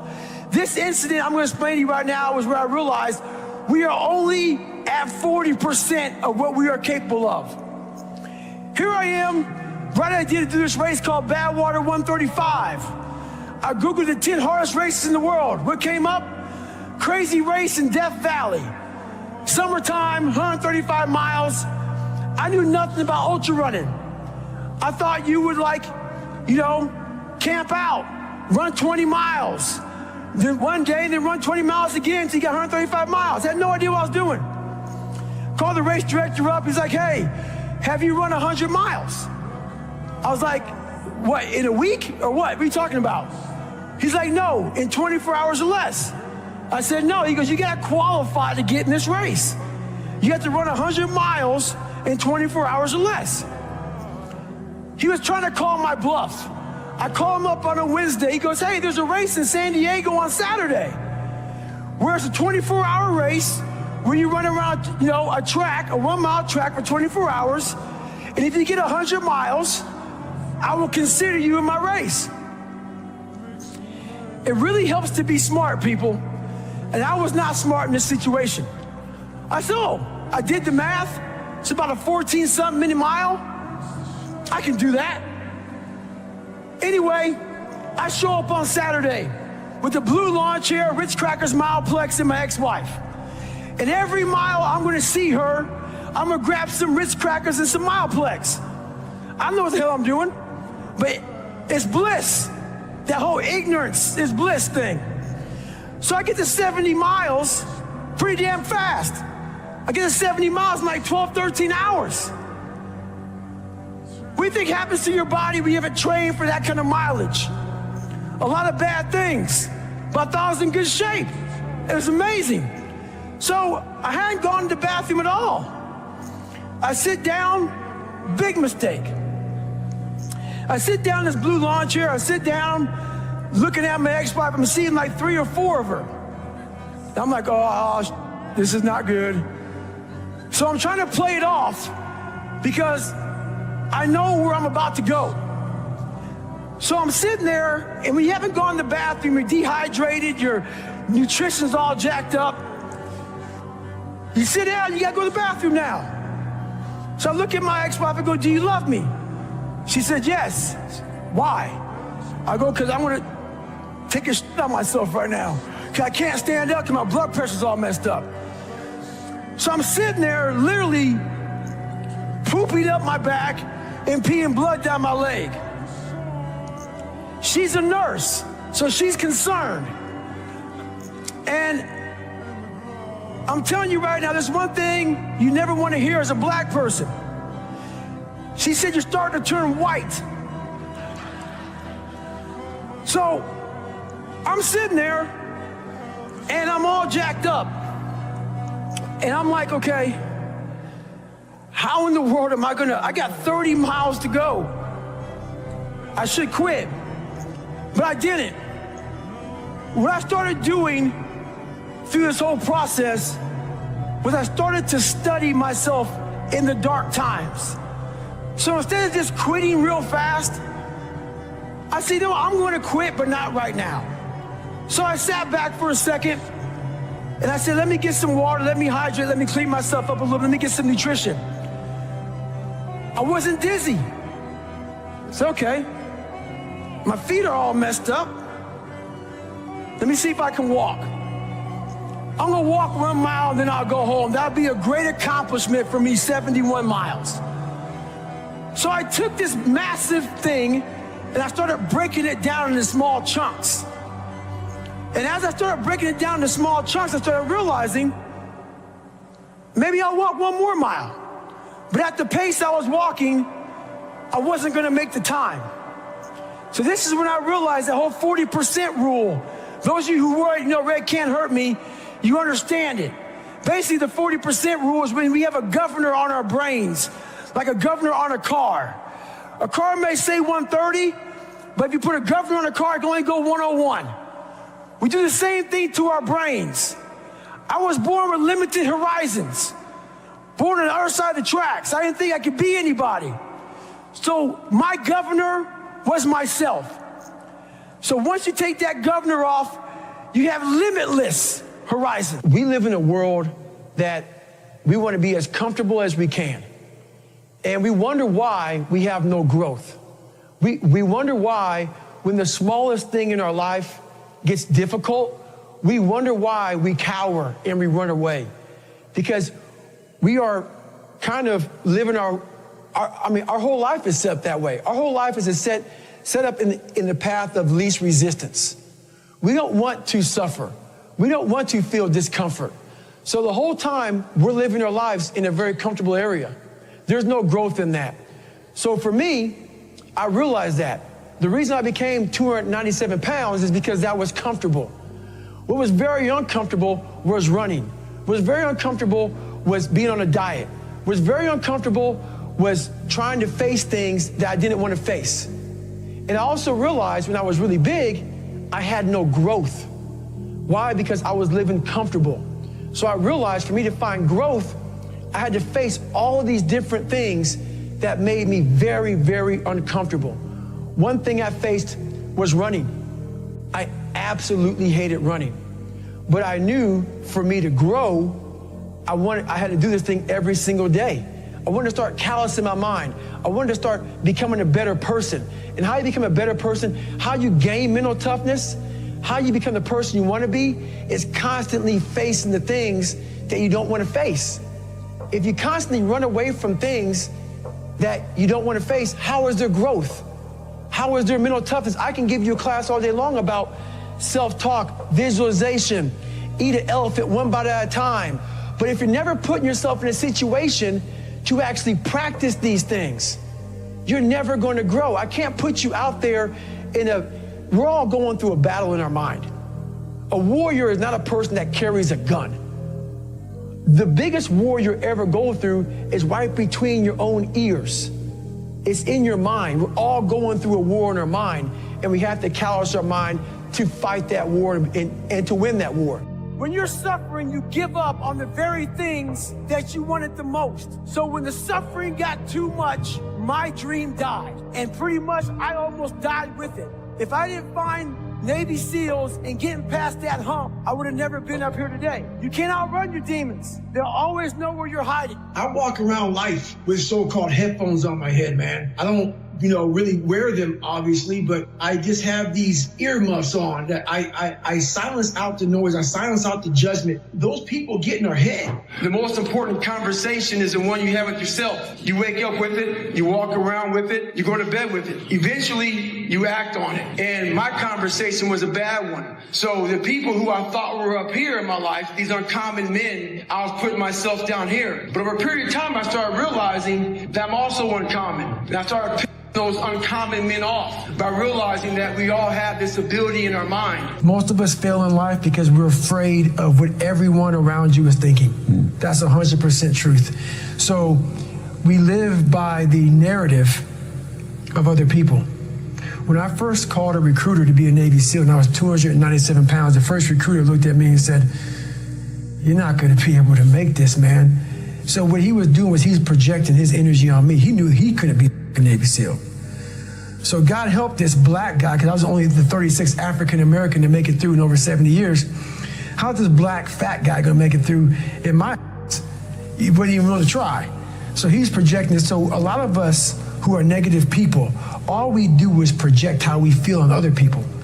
So what happens is that there's a lot of negative people walking around the planet Earth who are afraid to try. Because a lot of people are very negative in this world. So we are afraid to fail. Why? I told you, man. Shouldn't even try it, dude. Just chill out, relax. Why are you so crazy? Why are you so obsessed? So all that stuff drives the quitting mind, I call it. The mind wants to quit. The mind's tired. The mind's tired. The mind's deserving. The mind thinks it's very deserving. So yes, the biggest problem in this world is other people, not yourself. It's other people in your head. They are puppet mastering you pretty much on your life. And is that why you've talked a lot in this podcast about getting rid of noise, quiet, alone? Is that part of that equation? It's all a part of it. Yeah. Because I realized once I was talking to myself the right way and all this wasn't in my mind, wow. I went from this piece of kid who thought he was dumb, not successful, insecure, who stuttered when I first saw somebody, to a person who can now do all these things just because I now control my own mind. And I don't care. A lot of people say they don't care. But they do. They care like my son says, I don't care. And every time he says I don't care, it means he cares. It means he cares. Yeah. When you get to the point where you really don't care, you don't have to say. You're dangerous. You become very, very dangerous. I'm not saying don't care like, I don't care if I do that. No, when you don't care about other people and how they view you, about how you walk, how you talk, how you dress, where you want to go with your life. You know, growing up, I didn't want to tell anybody I wanted to be in the military. Because why? Some of my black friends, I was afraid of what they think. You know, why you want to join the military, man? Why you want to do that? I was afraid of what other people thought about me. So now, when I go in the military, I didn't know you want to join the military. Yeah, I didn't tell you because I was afraid of what you thought. Once again, man, you're allowing other people to shackle your mind. It's the worst thing in the world. On the other end of suffering is a life that many people don't know even exists. It's a beautiful world because like the 40% rule, we all live in this world where our brains are keeping us in this box. Outside that box, on the other edge of suffering, which is on the other edge of that 40%, is a world that's endless of opportunity. But we are afraid to go outside that box because in that box is comfortable.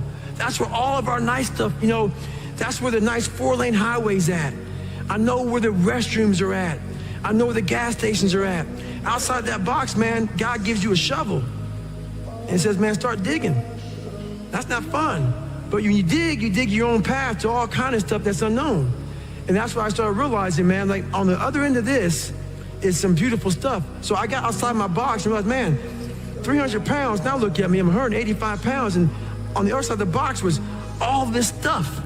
And I didn't know it was over there until I climbed the wall and saw it. So what wall are you climbing now?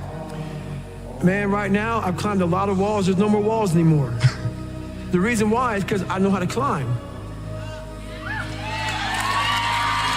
I was trying to figure out how to climb before. I got all the right gear, man. I got the ropes, I got the shoes, I got the chalk, I got the harnesses. I'm good, I'm not scared to climb anymore.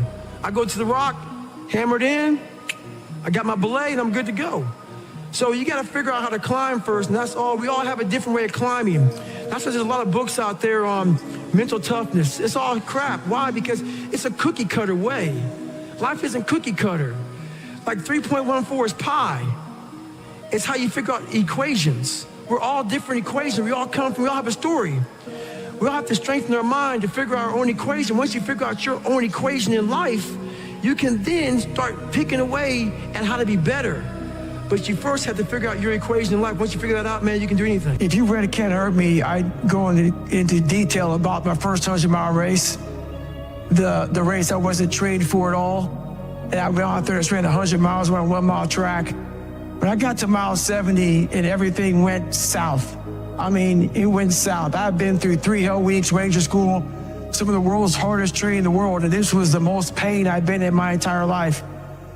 When I sat down in that chair and went to the bathroom myself and everything went south, when I had 30 miles to go and I was in the worst shape of my life, and I won't get too deep into it, but when I was able to go 30 more miles in the worst shape of my life, that's when I talk about it in the, It Can't Hurt Me, the whole mental governor got removed. And that's when I realized that a human being is able to do some of the most, horrific things out there. We are built very different. Like a lot of us, we're taught everything, how to read, how to write, how to drive a car, how to cook, how to clean. But very few of us are taught how to survive when the rug gets pulled from underneath us and we have to fight more. Very few of us are taught how to fight. And at that moment, that 30 miles was about 10 years of life that I lived in 30 miles. And I learned how to fight in the hardest of times, in the worst shape of my life. Do you want to do this or not? Do you actually want to do this or not? Do you actually want to do this or not? Because if you actually want to do it, what's going to stop you? Nothing. And if you don't really want to do it, what's going to stop you? Just about anything that comes up. Just about any obstacle that gets in your way becomes an excuse. It becomes a reason. It becomes a rationale for not proceeding down that path. Done if you wasn't trying to impress nobody, if you was just being you. I'm thinking like, how many mistakes have we made trying to be what they want us to be? What if we could just be who we were? Like, what would we be doing if we weren't worried about them? So I'm challenging you. When you walk out of this room, I'm challenging you to do you. I'm challenging you to do you. It's not about being perfect. It's about just every day, one step at a time, trying to be better, trying to do more. And I think a lot of people are struggling to find that purpose, but it's okay. You will find it. Do not give up. Keep getting up, just keep saying those things to yourself and you will eventually find it. It's never going to be given to you. Everything's going to be earned. If you don't go out there and put in the work, you don't go out and put in the effort, one, you're not going to get the results. But two, more importantly, you don't deserve it. You didn't earn it. If you love something, if you have a strong passion for something, you would go to the extreme to try to understand or try to get it. I hate losing, but I have to respect losing because losing is a part of winning. And you never just, win. You got to lose to win. How can I do things different? How can I change? But you got to look at yourself in the mirror because that's how things get started. And you got to be willing to change. Dedication, hard work, dedication, hard work. One-man army. The world can go against me. I'm still coming on top. I got God on my side. There's a quote that says, when you know yourself and you know your opponent, there's no need to fear the results of over 100 battles, which means not being naive and saying, oh, I'm better here and I'm better here. You got to know where you suck. Yeah. And you got to know where you're good. Yeah. And I know where Rampage is really good. And I also know where he really sucks. So, I think he's trying to bait me to get in this big kickboxing match with him or boxing match with him. And I'm going to really go out there and just give a solid mixed martial arts sport. Sometimes you're right, sometimes you're wrong. At least you're being yourself. We all do mistakes. We learn from the mistakes, but we will still do mistakes. Being perfect, what is being perfect? You build up something that doesn't exist. For me, perfection is being yourself. And I am being myself. People like it or not, I don't care as long as I'm being myself. My view is you can't control the outcome all the time. Sometimes it should go the other people's way. It shouldn't always go your way. So you get motivated by the losses. You stay motivated through the winning.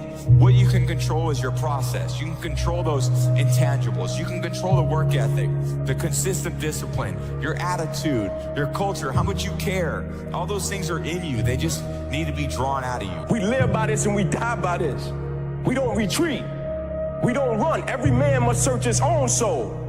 That's why that Martin Luther King quote, that's why I say you don't judge a person by where they stand in times of comfort and convenience. You judge them by where they stand in times of challenge and controversy. And if you ain't work, when you work for something, it gives you a different type of attachment to it. The harder you work, the harder it is to surrender. That's why cats can give up so easy.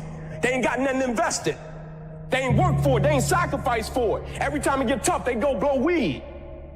They ain't working for it, right? They ain't got nothing sacrificed into it. But when a cat work for something, when a cat been sacrificed for something, you gonna have a cold day in hell before you take it from them. Because they value it different. Go back to the gym, work, because you have more to show. You understand? Life continue. You cannot live in the past. I'm really good on that, you understand? I learned by these years that, listen, Cristiano, let's go. Because pain, you're gonna have all the time, uncertainty, and constant work. Doesn't matter what's happening. It's gonna happen in your life. You have to continue. This is the way I see the life, and football special. Be the guy who embraces the ugly, the miserable. Be the guy who embraces hard work, the grind. Don't be afraid of being hurt. Don't be afraid of sacrificing some blood. John, you should want this fight to be miserable. You should want this to hurt. Be the guy who thrives in that. And I felt like I was that guy tonight. Nothing is easy. Like, running is running. It sucks. But you have a choice to make. Do you want to sit down and go back to that guy you once were? No. So this is what it takes. The barbaric life that I live, that you have to live, the almost obsession that you must have to be great, you can't put that shit in a fucking book, bro. You can't put it in a book. You can't. You can't write about it. Every second of the day, he is trying to extract more from something. He's constantly thinking, he's constantly disciplined, never going off the path. It's a conqueror's mindset. I'm almost 50, and I've been this way for almost 30 years. Stop being driven by outcomes. Stop being driven by, if I get this, I'm gonna do this. Just work. And if you don't get what you thought you were gonna get, show up and still go to work. Because along the process, what's more important, what you acquire or who you become? And a lot of people think what they acquire is the thing that makes them who they are. No, it's who you become in the process of chasing what you want to acquire. You know, hard work pays. I put in a hell of a lot of work all throughout this build-up in the fight. I pumped out more content than anybody, more content than Fox, more content than ESPN, more content than BT Sport, more content than everybody on the Mag Live on my own channels. You know what I mean? I'm a workhorse from all angles, not just in the gym, but I'm building this media empire now myself, and we pumped out the content. I'm very proud of how it went.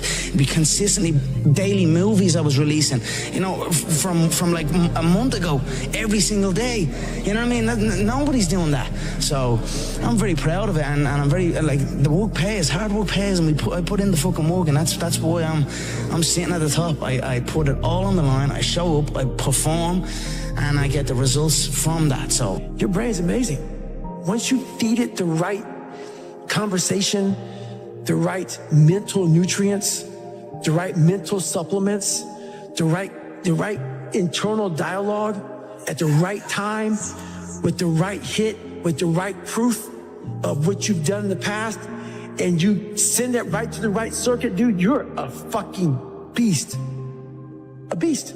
Never repeat your failures. Work with people that are smarter than you. Listen and mentally know you're the best.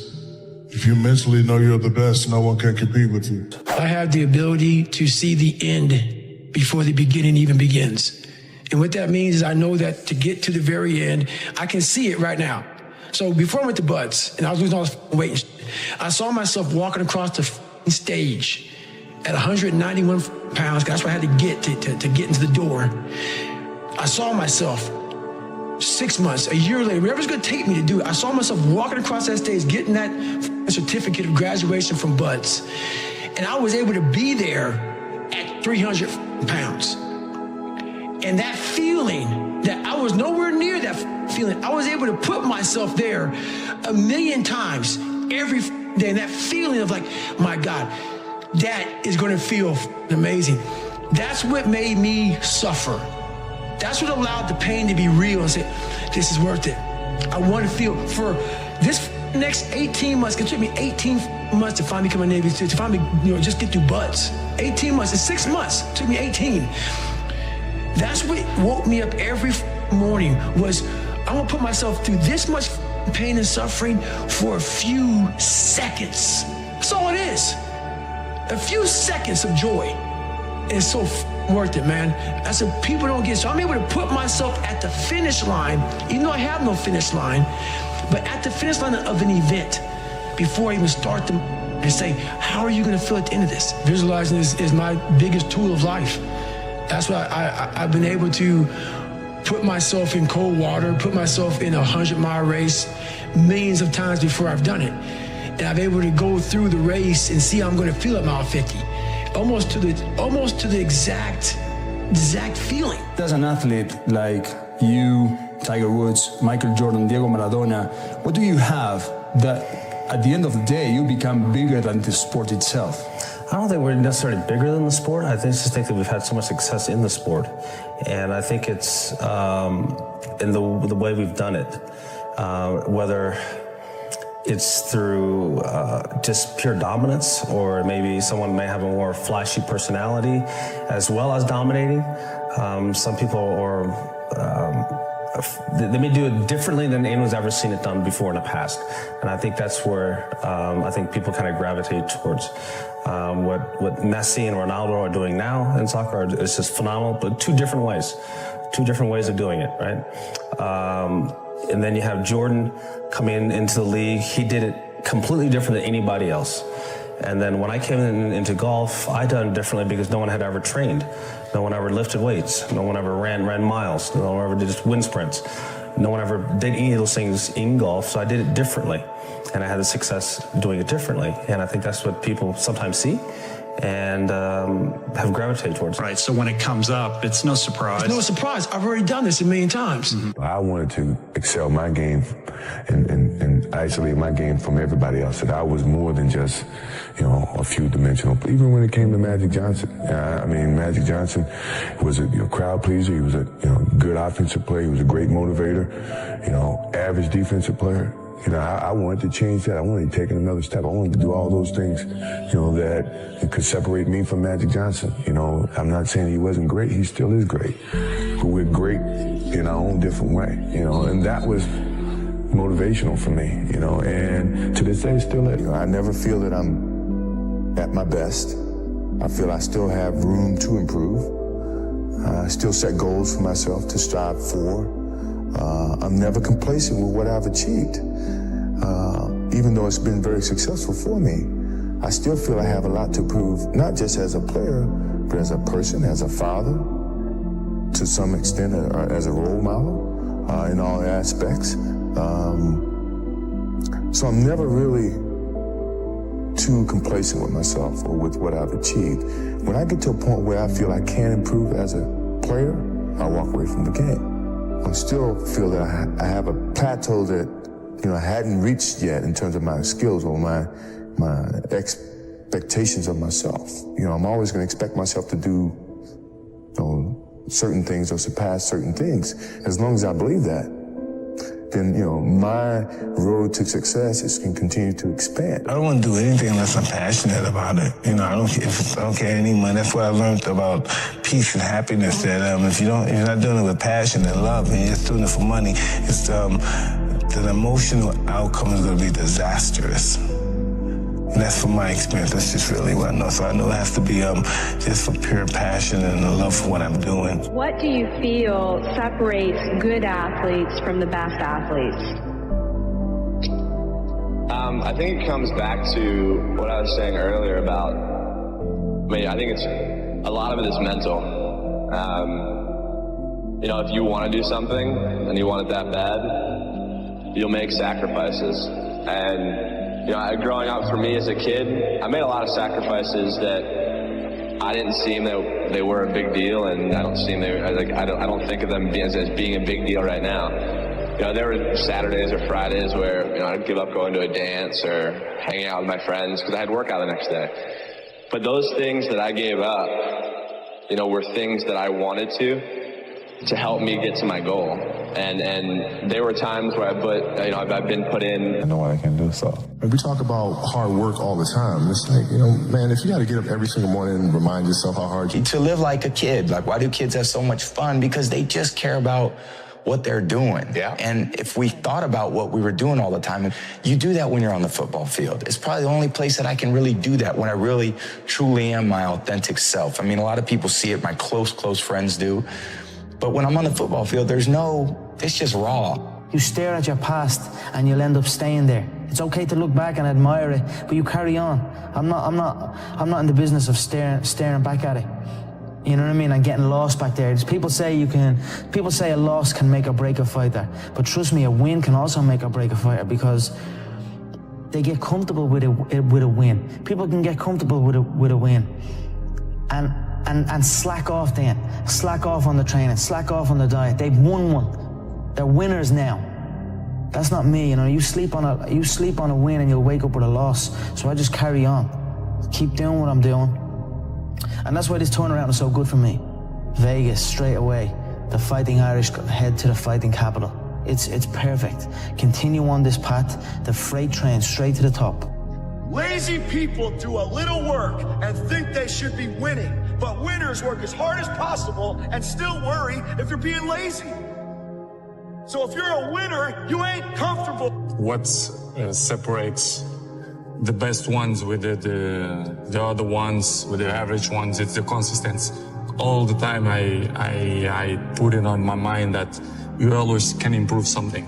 This is what I did. It's not by coincidence that the last 12, 30, 14 years I'm always in the top of the game. So this is take a lot of consistency, hard work, be professional, and this is why I'm still there. Michael Jordan, remember I interviewed him years ago, and I said, what makes you the best in the world? Is it skill? Is it talent? Is it ability? Is it background? Is it training?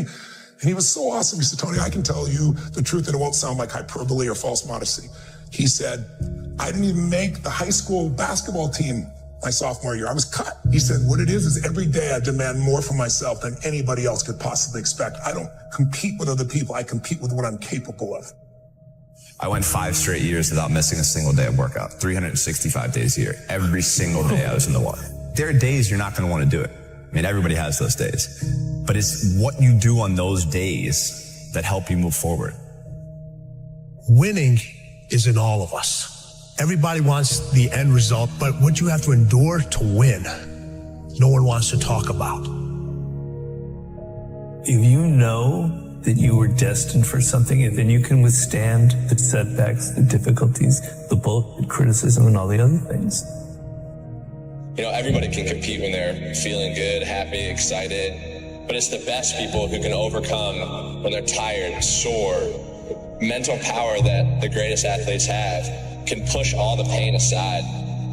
The first time I met Stephen Curry back in 2007, it was after his freshman year at Davidson, which was before he blew up.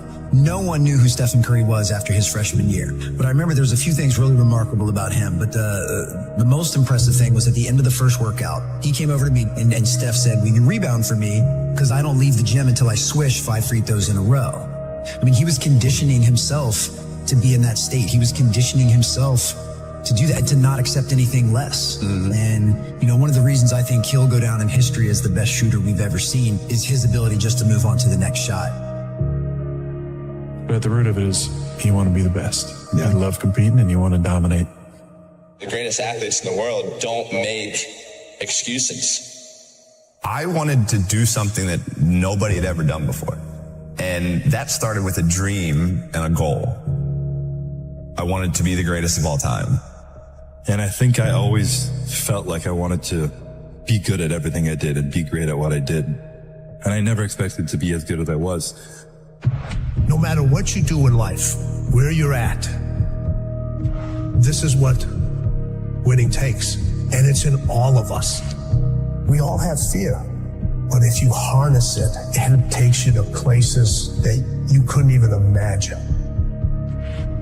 There's mistakes, there's regrets, there's sadness, there's joy, there's frustration, there's sorrow, there's heartbreak, there's elation. It's all part of it. It's all part of life. You know, I said to myself, I'm going to do this and no one's going to stop me. But I think that's the biggest thing. In order to win, you have to be seen. Winning is everything. It's everything. People are champions when they really see themselves with no limits, when they really see themselves great. Because when you see yourself there, you are much more willing to do the work. You are much more willing to break barriers that others don't break because they don't really see themselves breaking those barriers. And this young guy, Djokovic, is 19 years old and he plays Roger for the first time in a Grand Slam. He's nobody. When Novak Djokovic started, Rafa and Roger were winning everything. It's impossible to win a Grand Slam with those two guys. You can't beat them. They're just way better than everyone. And he's interviewed before the match and he says, I'm going to beat this guy. And I remember the press went really bad against him. Who does they think he is? But he was seeing him there. He was seeing himself there. He was seeing himself better than them, which maybe people saw that as being cocky, but he was just very confident about his abilities. And he ended up being the best of the three. He beat all the records. He beat them on every level because his self-belief was extremely high. His self-esteem, the way he was seeing himself. That's how I know if someone is a champion. And a lot of people fake it, which is better than not faking it, but it's not as good as really believing it deeply inside. You talk to the young players, they will say, I want to be number one. I mean, they wish. Yeah. The ones who really want to, you know, because they're not only saying it, but they're putting on the work. And this is a big difference, because when you really believe you can get there, it's much easier. It's never easy to work hard, but in a way, you are willing to do everything to get there. When you wish it, you do things halfway or you don't do it fully. So that's a big difference. But when you look at the road to winning, people look at you and they're like, you're a success. But your road has so many more steps. Those steps are infinite. Sometimes you get to see them, sometimes you don't. Sometimes they're there, other times they're wobbly. You don't know if that next step is going to be there, but you have enough belief in yourself to say, I know it's there. I'm going to take that step. I may miss the step. I may fall. I may get scraped. That step may go in a quicksand, but I know there's another step. I know it. I believe inside me that there's another step that I have to take, that somebody else isn't making me take. Those steps are infinite. Winning is infinite. Those steps are infinite. Of course, if your self-esteem is big, like huge champions, I mean, legends like Serena or Venus, and I had this discussion with Richard Williams, their father, and he told me my main focus was to create two young ladies that were believing in themselves in general. And he said to me this, and I believe it, whatever they would have done, they would have been successful. We chose tennis, but if they would have wanted to be runners or singers or whatever, they would have succeeded because they had this incredible self-esteem that they have. And you'll see that whatever they're going to do after tennis, they're going to be successful. I think from the get-go, I believed I could do it. You know, it just seemed so real to me. I'd already gotten sponsors. I was already winning competitions, and I saw the pros, you know, making a great living at what they were doing. And I just figured, like, God, if I could just get to that point, you know, I think I could make a bit of a living out of this. Why would you do crazy efforts, working crazy hard to achieve something you don't really believe in? Why would you put yourself at risk to fail if you don't deeply believe that at the end you're going to make it? Not saying that people never fail. Of course they fail, and Serena failed many times in tennis too. But we remember what she achieved, which is much bigger. The great Serena Williams. I mean, I just never think I'm gonna lose. I just don't want people to think I'm too cocky or anything. And you're only as good as your last win. So I hate losing. I mean, that's no secret. So, but you gotta lose. I feel like every time I lose, I get better. And I think it's important for me to have losses. Just the fewer, the better for me. I think a lot of people just, they see you run and they say, oh, it looks so easy. You really look effortless. But before it gets to that point, it's hard. It's like hard work. Day in, day out, sacrifice. Day in, day out. The confidence comes from preparation. You know, so when the game's on the line, I'm not asking myself to do something that I haven't done thousands of times before.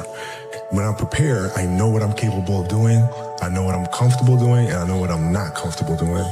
You know, and so in those moments, if it looks like I'm ice cold or not nervous, it's because I've done it thousands of times before. So it's one more time. No, I've never been afraid. I mean, obviously, you can't. Because you have other things. You have other responsibilities that are taking you away from it. So I already won.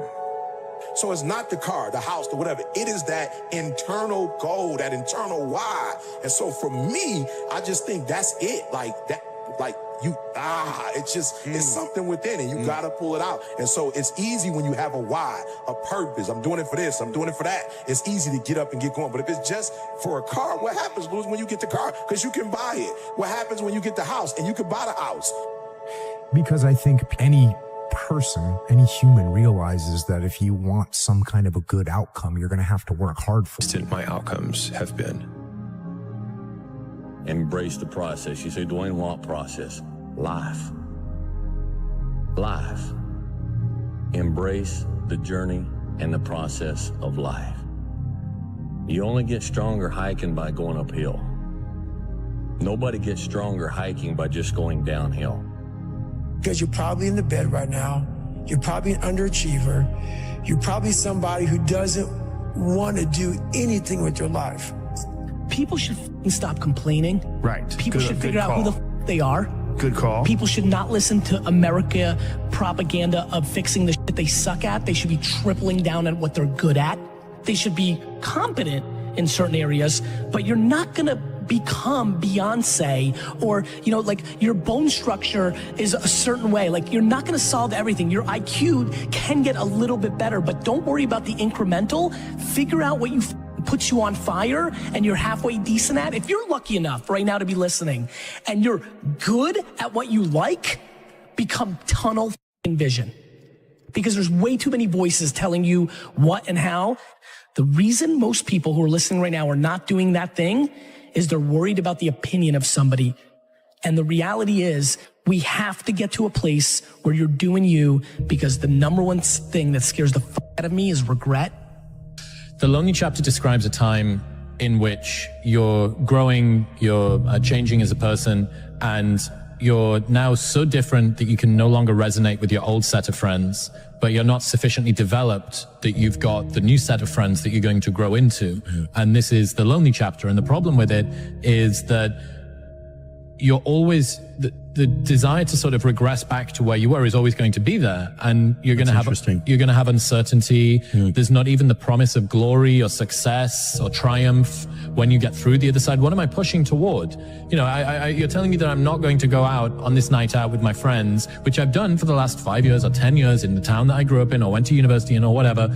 You're telling me that I'm not going to do that because I'm going to get up and I'm going to meditate or read. Who even knows if meditation works, right? Like, you got all of these questions in your mind, and all of your friends and all of the dynamics and the temptations pull you back toward that. It pulls you back toward the old version of life. Just lock on me for 6 months, bro. Please. I really want you to be great.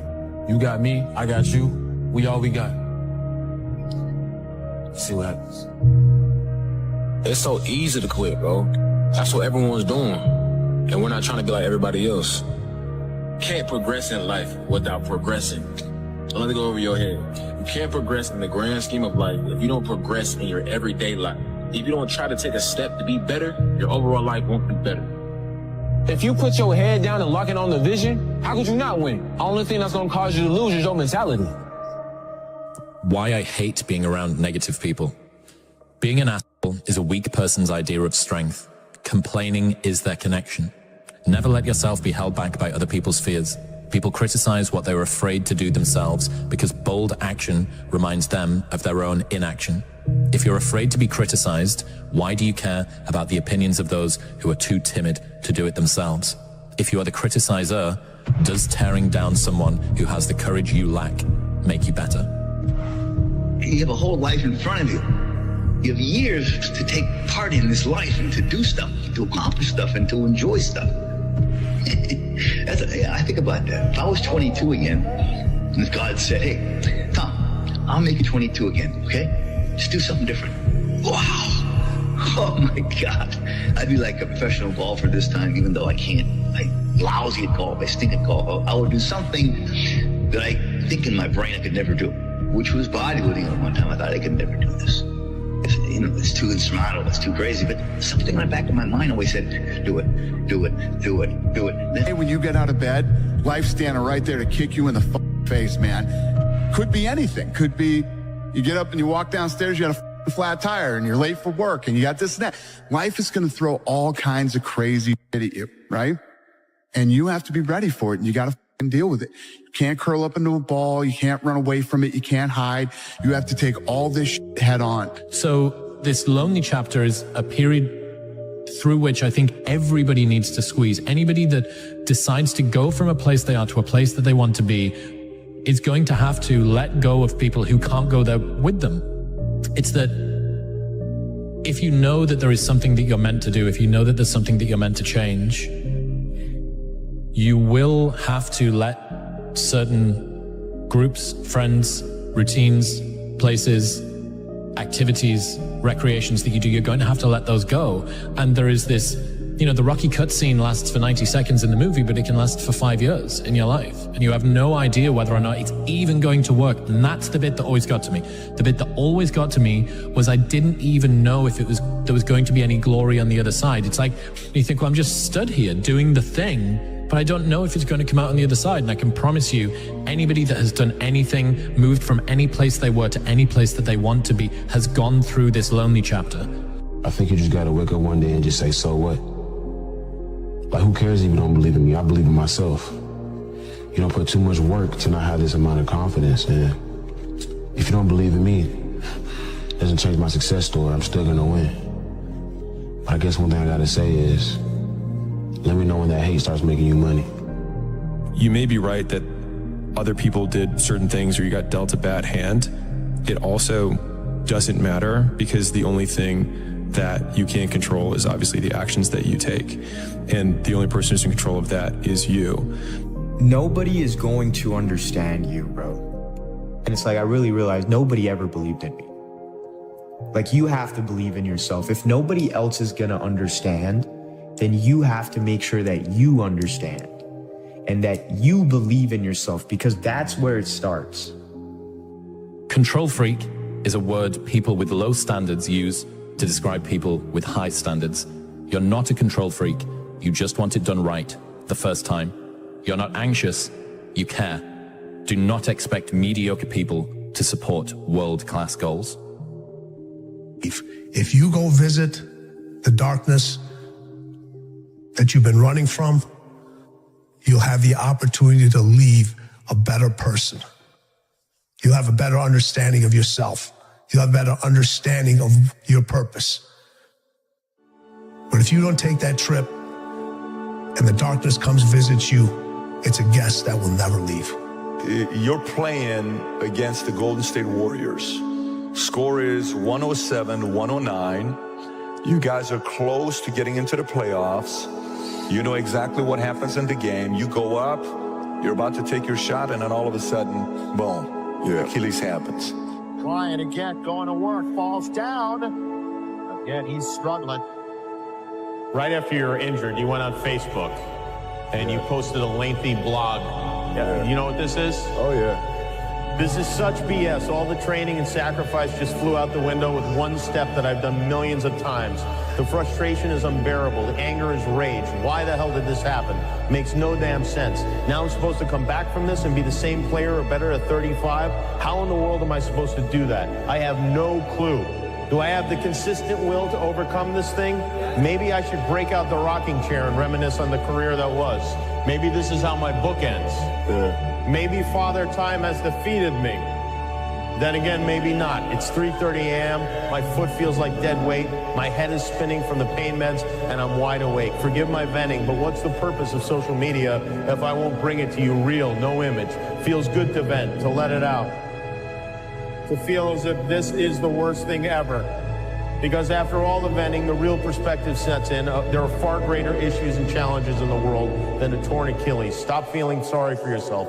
Find the silver lining and get to work with the same belief, same drive, and same conviction as ever. One day, the beginning of a new career journey will commence. Today is not that day. If you see me in a fight with a bear, pray for the bear. I've always loved that quote. That's Mamba mentality. We don't quit. We don't cower. We don't run. It's a hurting, but the Lakers down by 2, and they want him and need him at the free throw line. Got it. Yeah. How the hell do you tolerate that kind of pain? I tell this example, and I think this is the best way to explain it. Your kids are upstairs, wife is wherever she may be, it's going down, all right? I'm willing to bet that you're gonna forget about your hamstring, you're gonna sprint upstairs, you're gonna grab your kids, you're gonna make sure your wife's good, you're getting out of that house, right? Hamstring be damned. You're not gonna feel your hamstring. Right? This is another obstacle. This obstacle cannot define me. It's not gonna cripple me. It's not gonna be responsible for me stepping away for the game that I love. I'm gonna step away on my own terms. And that's when the decision was made that, you know what? I'm doing it. I'm doing it. Disgust. Disgust. Disgust is a negative emotion, but it can have a very positive, powerful effect. Disgust says, I've had it. What an important day that could be. Most people will not understand your obsession, your drive, and your determination. Success is a lonely journey. That's just a reality. And most people are not going to understand why you're so driven, why you're so obsessed. And if you and I definitely don't want to give 100%. And I can cheat.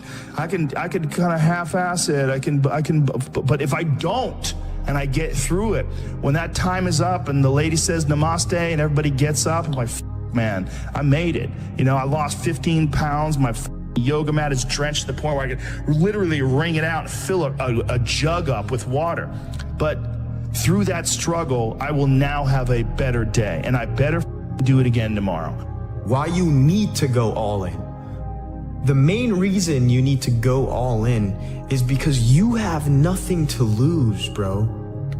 When you think about it, guys, you're already broke, okay? And we know that you're not gonna save yourself rich, okay?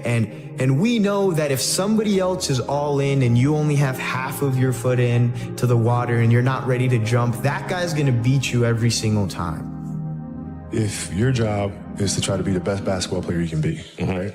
To do that, you have to practice, you have to train, right? You want to train as much as you can, as often as you can.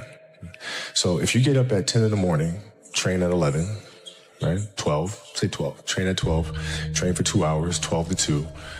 You have to let your body recover. So you eat, recover, whatever. You get back out, you train, start training again at 6. Train from 6 to 8, right? And now you go home, you shower, you eat dinner, you go to bed, you wake up, you do it again, right? Those are 2 sessions, right? Now imagine you wake up at 3, you train at 4, you go 4 to 6, come home, breakfast, relax, blah, blah, blah. Now you're back at it again, 9 to 11, right? You relax, and now all of a sudden you're back at it again, 2 to 4, and now you're back at it again, 7 to 9. Look how much more training I have done by simply starting at 4. Right? And so now you do that, and as the years go on, the separation that you have with your competitors and your peers just grows larger and larger and larger and larger and larger. And by year 5 or 6, doesn't matter what kind of work they do in the summer, they're never going to catch up. But I think that's good advice. Don't be a follower, be a student, right? Take advice, but not orders. Take information, but don't let somebody order your life. Make sure what you do is the product of your own conclusion. Make sure what you do is the product of your own conclusion. Not to do what someone else says. Take what someone else says, process it, think about it, ponder it. If it makes you wonder, if it makes you think, then it's valuable. Then when you go take action, make sure that the action is not what somebody told you to do. Make sure the action is the product of your own conclusion. The biggest difference between people who win and people who lose is that winners expect to win. Winners are not surprised when they win. Like when I win, I don't overly celebrate because I expected that to be the outcome. Amateurs, when they win, they're surprised and then they over-celebrate. And like I said, when they over-celebrate, they become ineffective because they're taking their eye off the game for way too long, right? I won the week this week. And then they talk about that 1 week for the next 6 weeks. And the next 6 weeks, the guy who expected to win is still going just as hard. So it's an expectation. That's the difference between winners and losers that I think in terms of not so much their self-talk, but just their attitude. You're gonna know what it's gonna be like to make it personal. Because I'm gonna make it personal. Because it's always been personal to me. You identify with this gift. We all got the gift because it's something that we've all been blessed with. At some point, if we listen to that little thing that speaks to us inside, some people call it instinct, some people call it a vibe, some people call it an energy, whatever the fuck you call it. Some people call it a voice. Whatever that thing is, bro, if it sparks the thought that changes the whole trajectory to what your life can evolve into because you took a second to listen to that shit, you are identifying with your blessing. You are identifying. The greatest fear you face is yourself, because You know, we all have dreams, and it's very scary sometimes to accept the dream that you have. And it's scarier still to say, okay, I want that. It's scary because you're afraid that if you put your heart and soul into it and you fail, then how are you going to feel about yourself, right? So being fearless means putting yourself out there and going for it. No matter what, go for it. Not for anybody else, but for yourself. And here's a philosophy that really changed for me everything. Be so busy giving other people recognition, you really don't need it for yourself. I learned to recognize people for small steps of progress. Every little thing I could think of. Figure out rewards for small steps. And what works is, if you dedicate your time and your focus, like realistically, with a professional, disciplined effort to creativity, you show up every day like a professional, but you show up to be creative. If you just do it on a regular basis, ideas will come to you. Where are these ideas coming from? Well, his concept was to think of it as you're a professional and you're getting these ideas from the muse. And this is what you do. You show up and you do the work, you focus on it, and these ideas will come to you. And that little voice becomes completely drowned out. And so you don't know who you are anymore. And you're afraid, particularly young people today. I mean, maybe it's always been that way. Are so afraid of being different. They're so afraid of being odd. But look at all the powerful people in this world. Look at your Elon Musks. Look at your celebrities in entertainment, in business, in politics. They're one of a kind. They have I hate that word, but it's like a brand. They're different. They stand out for something that's truly different. You know, even Albert Einstein, there's nobody else like Einstein. There's nobody like Da Vinci. Okay? That's where your power lies. And you'll go, oh, but Robert, those are people that were brilliant, that were talented. I'm not like that. I don't have that. Well, bullshit. You do have that.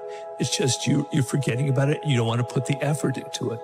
And there's no one more narcissistic than someone who's smart. And if you are smart, that's a real temptation. It's a real temptation. It can make you bitter as hell. The most bitter people are the smart people who aren't successful because they feel that their shining light wasn't given due course and that the world should fall at their feet and didn't. The way the world works, you don't get a gift without a corresponding temptation. And intellect is certainly, it has the same characteristic. You can go very spectacularly wrong if you're smart. And it's pride that does that. When you set a dream and you say, this is what I'm going to do. I'm going to do this. I'm going to do that. And you make a plan, and the plans are good.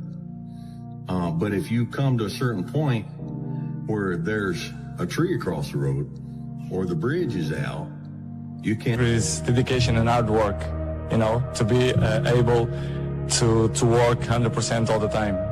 This is, if it exists words, this is my secret. He's a legend. He's one of these big names that stays forever in football history. But the guy he motivates himself with numbers, with new things. He wants to win the gold ball X times and the golden boot X times. And he wants to not just to play these Euros. He's already thinking that he wants to play the next World Cup. Does he get angry when people say maybe Messi's better? Would that infuriate him? I don't think so. I don't think so. I just think that critics motivates him. I think he feels if people criticize me, it's because I am who I am, and I did what I did, and I still try to do, and he gets that as an extra motivation. I think as an opponent, you should be quiet and don't say a wrong word about him, because that would be always a motivation for him. I think he's the player that everybody knows he is, and mentally really very, very strong. Once again, as you say, it's Cristiano Ronaldo, and it's controversy once again. Why is it always the case with you? I don't know why. Maybe someone's don't like me, but because maybe I'm too good. It is what it is. The life it's completely difficult. We have obstacles in our lives, and I will keep running to fight against the people who don't believe me. And the life is a challenge, and I want the people that they're wrong. I'm there every morning. I do the same stuff. I'm probably the first ones to arrive and the last ones to go out. It's great. This is giving me motivation to still work hard and better in my job. But I have to say, to be in my shoes is not easy. But I'm not complaining. I just want to say that I feel happy. All this happened because of a reason. The reason is I'm unbelievable inside the pitch. This is why the people have so much interest on me. Are you the best footballer in the world right now? I think so, yes. In my mind, I'm always the best. I don't care what the people thinking, what they say. In my mind, not just this year, but always, I'm always the best. I'm always going to say that because I think we have to thinking we are the best in our area. So in my area, I think I'm the best. Is there anything that Lionel Messi is better than you at? It's opinions. I respect the opinions. Maybe in your opinion, Messi is better than me, but in my mind, I'm better than him. So it's simple. Is that rivalry a good thing? For me, rival don't exist. The means of this word is not, don't exist. Rivals is in a war. This is it. We have rivals. In football, no, it's just a game. I think the numbers, they say everything. I don't need to say, I'm a minister of football, I'm a legend. The numbers say everything, so this is, I'm very comfortable. Cristiano Ronaldo, those two just keep pushing each other on, pushing the boundaries of greatness. Exactly, and would they have been able, that's the question that I always ask myself, would they have been able to do this and keep this up, the relentlessness that they've shown without each other? If they was out on their own, no one else around, would they continue to have done this? That's the question. No, I think they probably do add to the motivation. Yeah, 100%. I think all the great sportsmen in the world have always had that someone else to feed off. And I think this is another great rivalry in football. They don't talk about it. Seems like there's a bit of a respect between them. They don't ever mention each other really, but they're just phenomenal to watch. And that people try and make comparisons of who's better, etc. Just enjoy them, man. How much has Lionel Messi pushed you to become a better player? I'm pushed to myself. I don't need other players to push myself. I just work since I was in sporting, so I push myself all the time to be the best. As I say many times, in my opinion, I'm the best because I think we have to think like that, not just in my job, but you have to think in your job you are the best reporter. And I'm thinking like that. If I'm not thinking like that, I'm not going to be stronger than I think I am. But you also love individual awards. They matter to you. It's part of my sacrifice, my obsession to win, to have success. You know, when I say success, it's I work for that. Talent is not enough. I dedicate myself so much that this is part of me. Records is part of me. I don't follow the records. The records follow me, which is different. Are you addicted to winning? Yes, I am. I'm addicted to the success. Because that's the thing that really drives you. Yes, I think so. And I think it's not something bad. I think it's good. It motivates me. If something not motivated, it's better, to stop. We shared this stage 15 years, me and him. I don't know if it's ever happened in football. The same two guys in the same stage all the time. So it's not easy, as you know. And of course we have a good relationship. We have that battle the last 15 years, which is good. He pushed me and I push him as well. So it's good to be part of history of football. I'm there, and of course he's there as well. When I was at Manchester United, and you think, who was that person who had a massive impact on the club while they were there? And you can't look no further than Cristiano. And you talk about mindset. I don't know a stronger, more determined, obsessed player that I'd share the changing room with, because he was just phenomenal. Why we don't believe that we can do it better?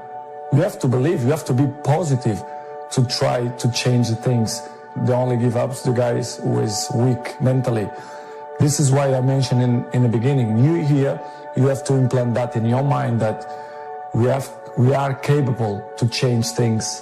Well, my best works is dedication and hard work. To achieve this kind of things, you need to work hard and, be a great professional, be serious in your job. And this is what I try to do.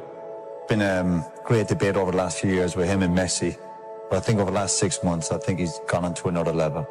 I think he's out there on his own. The way he started the World Cup, the way he finished last season. How many times can we say it about him? His improvement, his attitude. And I think a lot of it is not natural ability for Ronaldo. As brilliant as he is, I think it's just sheer hard work, determination, desire, courage. He's got a lot of courage, wants to get in there, he's brave. I've said it before, the guy's a genius. This difference between making it because of talent and making it because of work ethic. You said to me you felt like an enormous percentage of your success has come from work ethic, and that there's sort of an unfair perception maybe of you of just being hyper talented, and that's where all the success comes from. To be honest, I think both have to work in the same time, because talent without work is nothing, and work without talent is nothing too. So I think the both mix up. And of course I have two. I'm not will say that I have more one than the other one, because if you see my whole career for the last 20 years, my level was high, and this is, as you can know, it's really tough. Not only in a football, but in any area. If you are top for 20 years is unbelievable. My biggest motivation is to carry on, to still enjoy, to make people happy, to make my family happy. So for me, I have both talent and work ethic.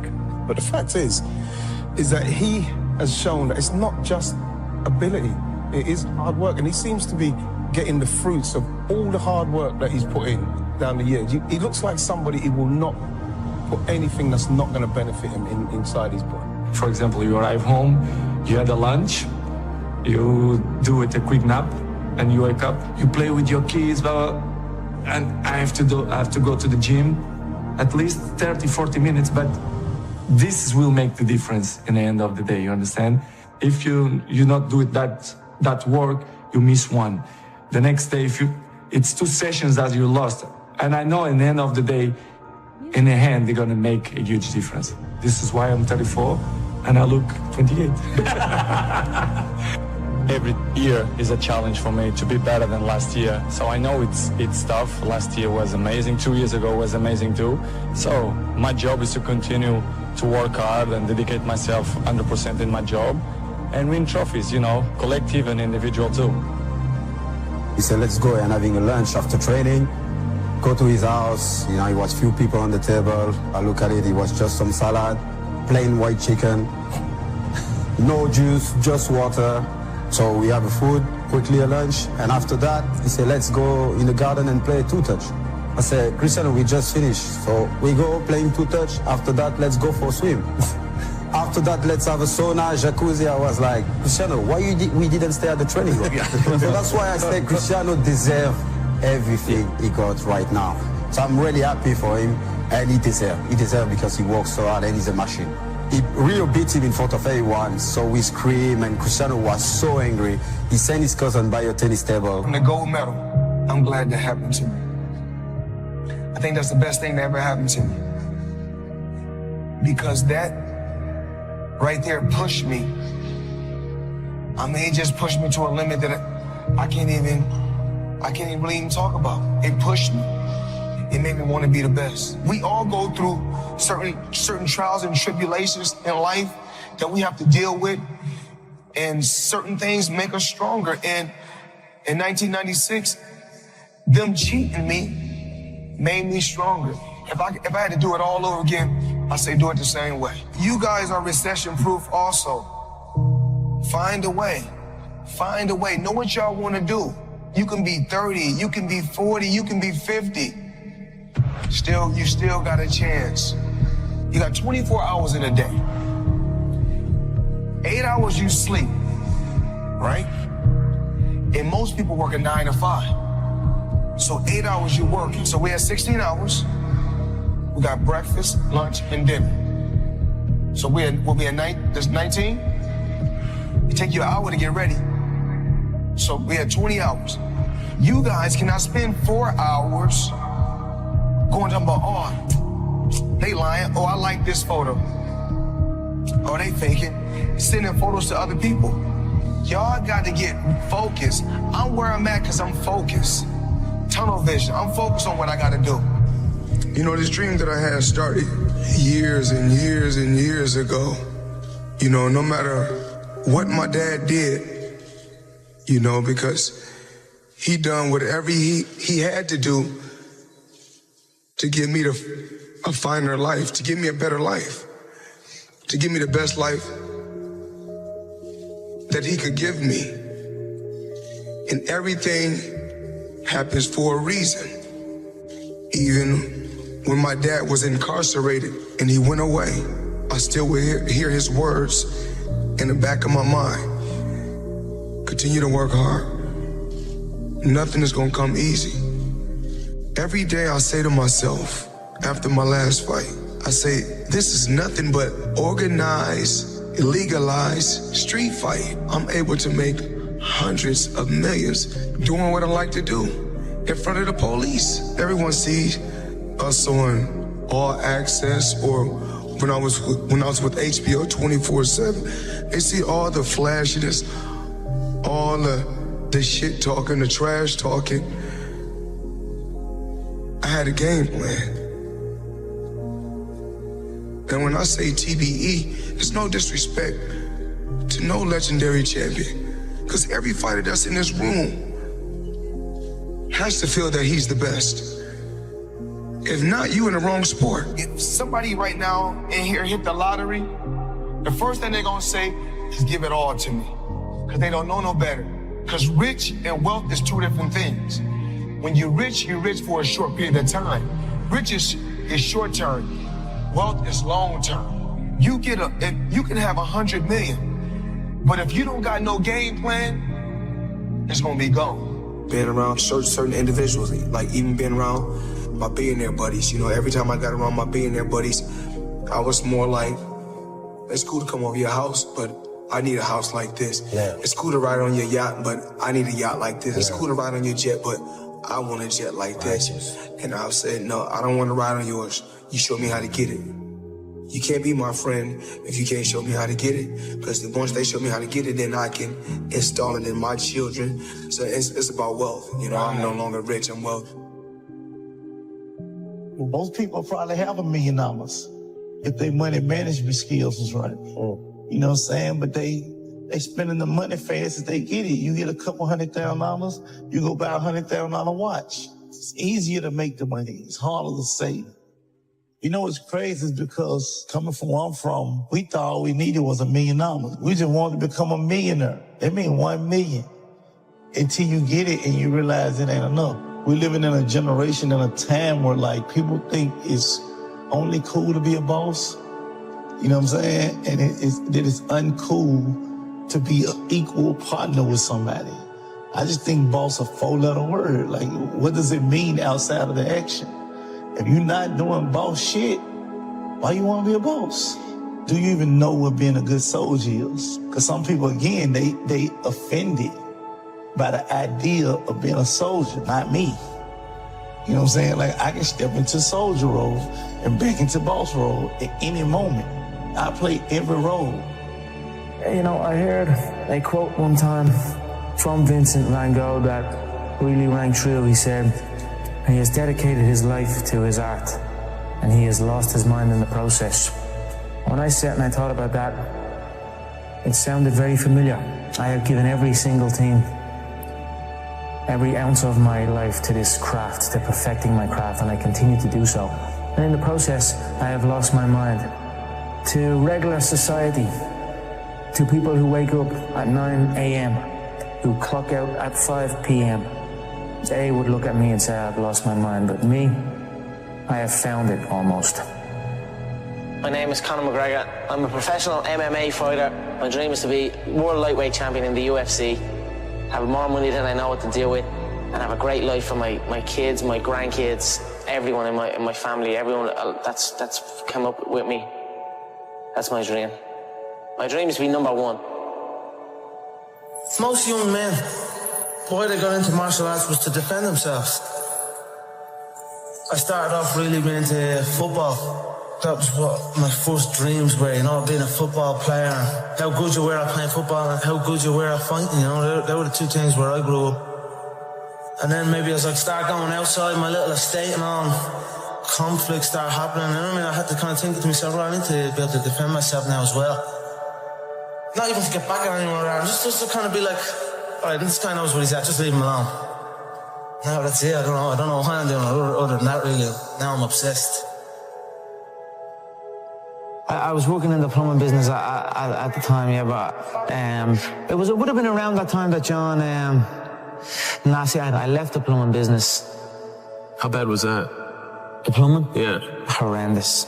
It was just a horrible, horrible time, and I was like, you know what? I don't want to do this, and then I just left, and then I just stopped going, didn't get out of bed. Then my dad would come in and try and bait me out of bed, and we'd have fights, and literally, for a good while, I didn't really speak to my dad. We just kind of stayed away from each other. Anytime I come across my dad, anytime we did speak was to fight. Why did he get to that point, to where he was that mad? Because I was doing absolutely nothing. I was out getting into trouble. Yeah, basically felt like I was doing fuck all. I was a waster, you know, I was a waster. Got that, called that a lot, you know what I mean? But the real stress and the real fights come from the mortgage, come from this stress of home. A lot of people are getting evicted from their homes around here. So that's something that I grew up with. That was a big stress in my family. It caused a lot of stress. So I just wanted to give it back and help out and just do that. And my mother and father are still young.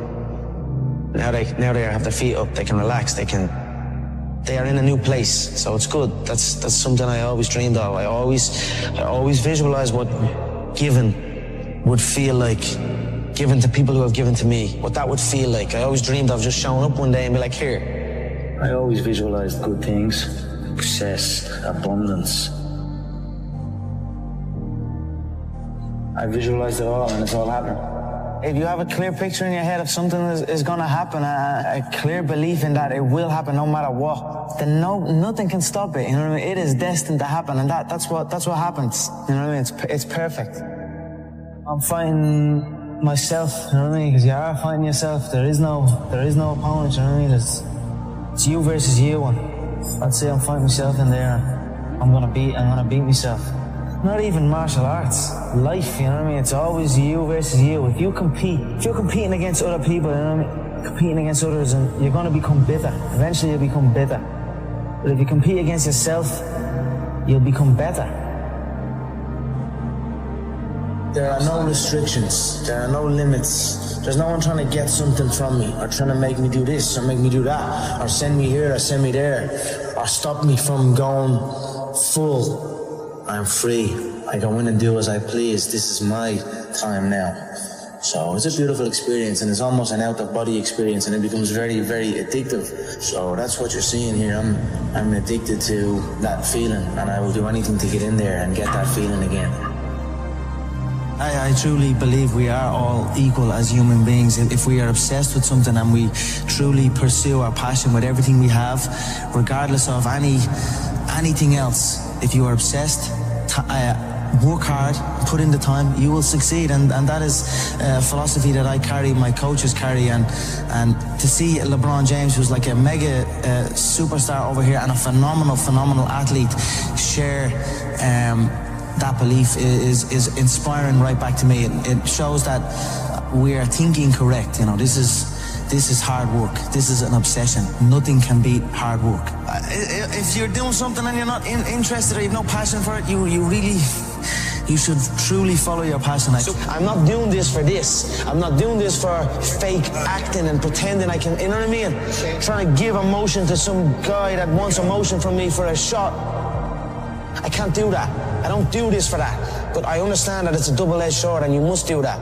I do it for the competition, to step foot inside that octagon, to have that feeling of freedom. So that is why I say I don't feel pressure in there. I do not. I feel free in there.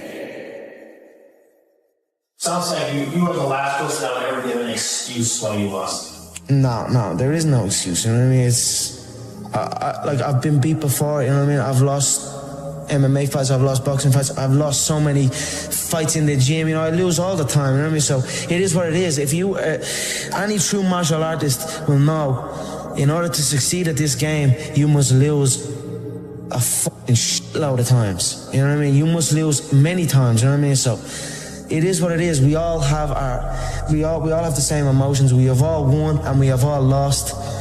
It's a sport. It is what it is, Just get on with it. Look to learn from it, The day you stop trying to learn is the day you start losing, you know what I mean? So I'm always going to learn regardless of the result, you know what I mean? Win or lose, I will take something from it all.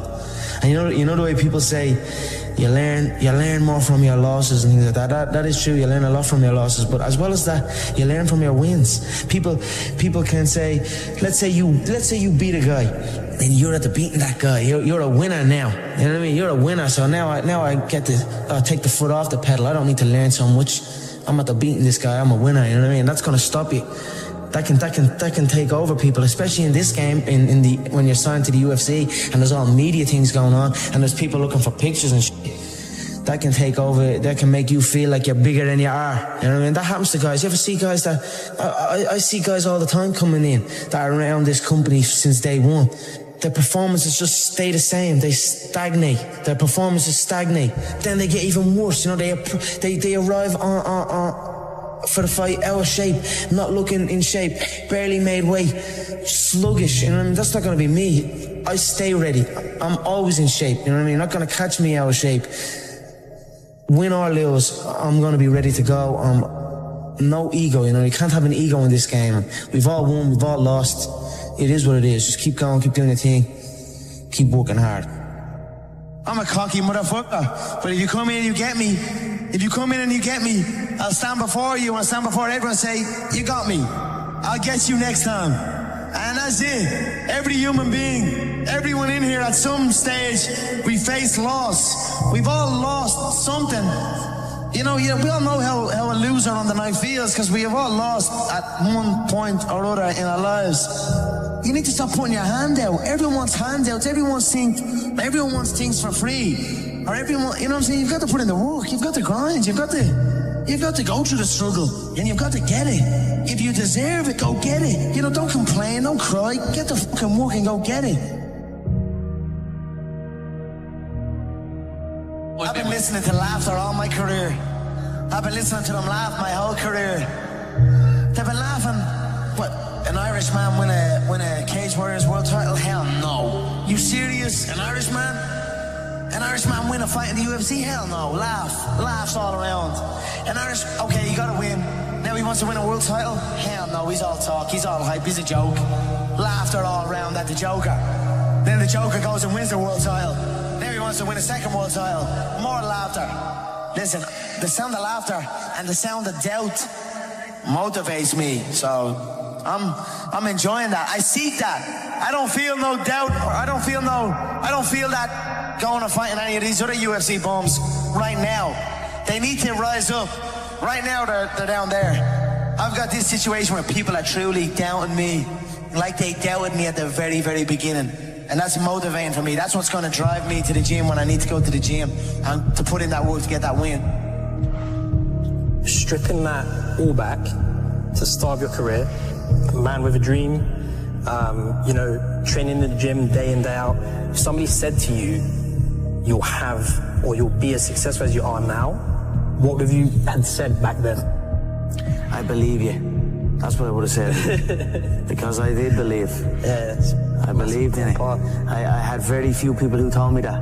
I had a small group of people that would tell me something like that. Other than that, it was just me telling myself. Yep. So if someone came up to me and told me that all the way back then, I'd say you're right. I was a waster.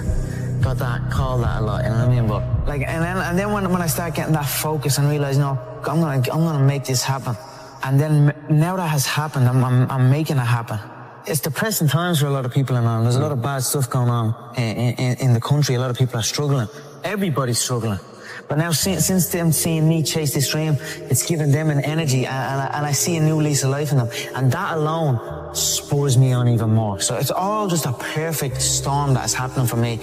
And that is why I have this tunnel vision, and that is why I'm willing to kill every single man in my path and get that belt, you know what I mean? Just to secure the future, for my family's future, you know what I mean? That's what I'm doing it for. Or I'm doing it because for the love of movement, and I'm also doing it to secure because I recognize that it will secure my family's future. So why not take full advantage? Something that I love can actually secure my family's future and make us live a good life for the rest of our days. You know what I mean? And it's not work. I don't work. I live. You know what I mean? I don't have a job. I just have a life. No matter what was going on, some deep situations, I always had the belief that I was going to get here. I was going to get to the UFC. I was going to because I just knew I was different. I know I'm different than these people. I'm enjoying the fruits of my hard work. Nobody works harder than me inside the octagon, outside the octagon. I am a workhorse, so I'm going to enjoy the benefits of this life. I'm going to get myself a big mansion in Las Vegas. I'm going to get the soft top cars. I'm going to bring my whole team out. I'm going to spoil them and give them this life. We're eating good, we're living good. It's human nature. Some people will sit and take positivity from that. They will look at that and take inspiration and inspire. It will inspire them to go and push for that. Others will shell up and critique it and be negative towards it. But one thing is for sure, those people will stay where they are. The people who take inspiration from it will rise up and also one day experience that life. So this is human nature. Some go one way, some go the other way. But I am enjoying my money, my hard-earned money that I have dedicated my life to.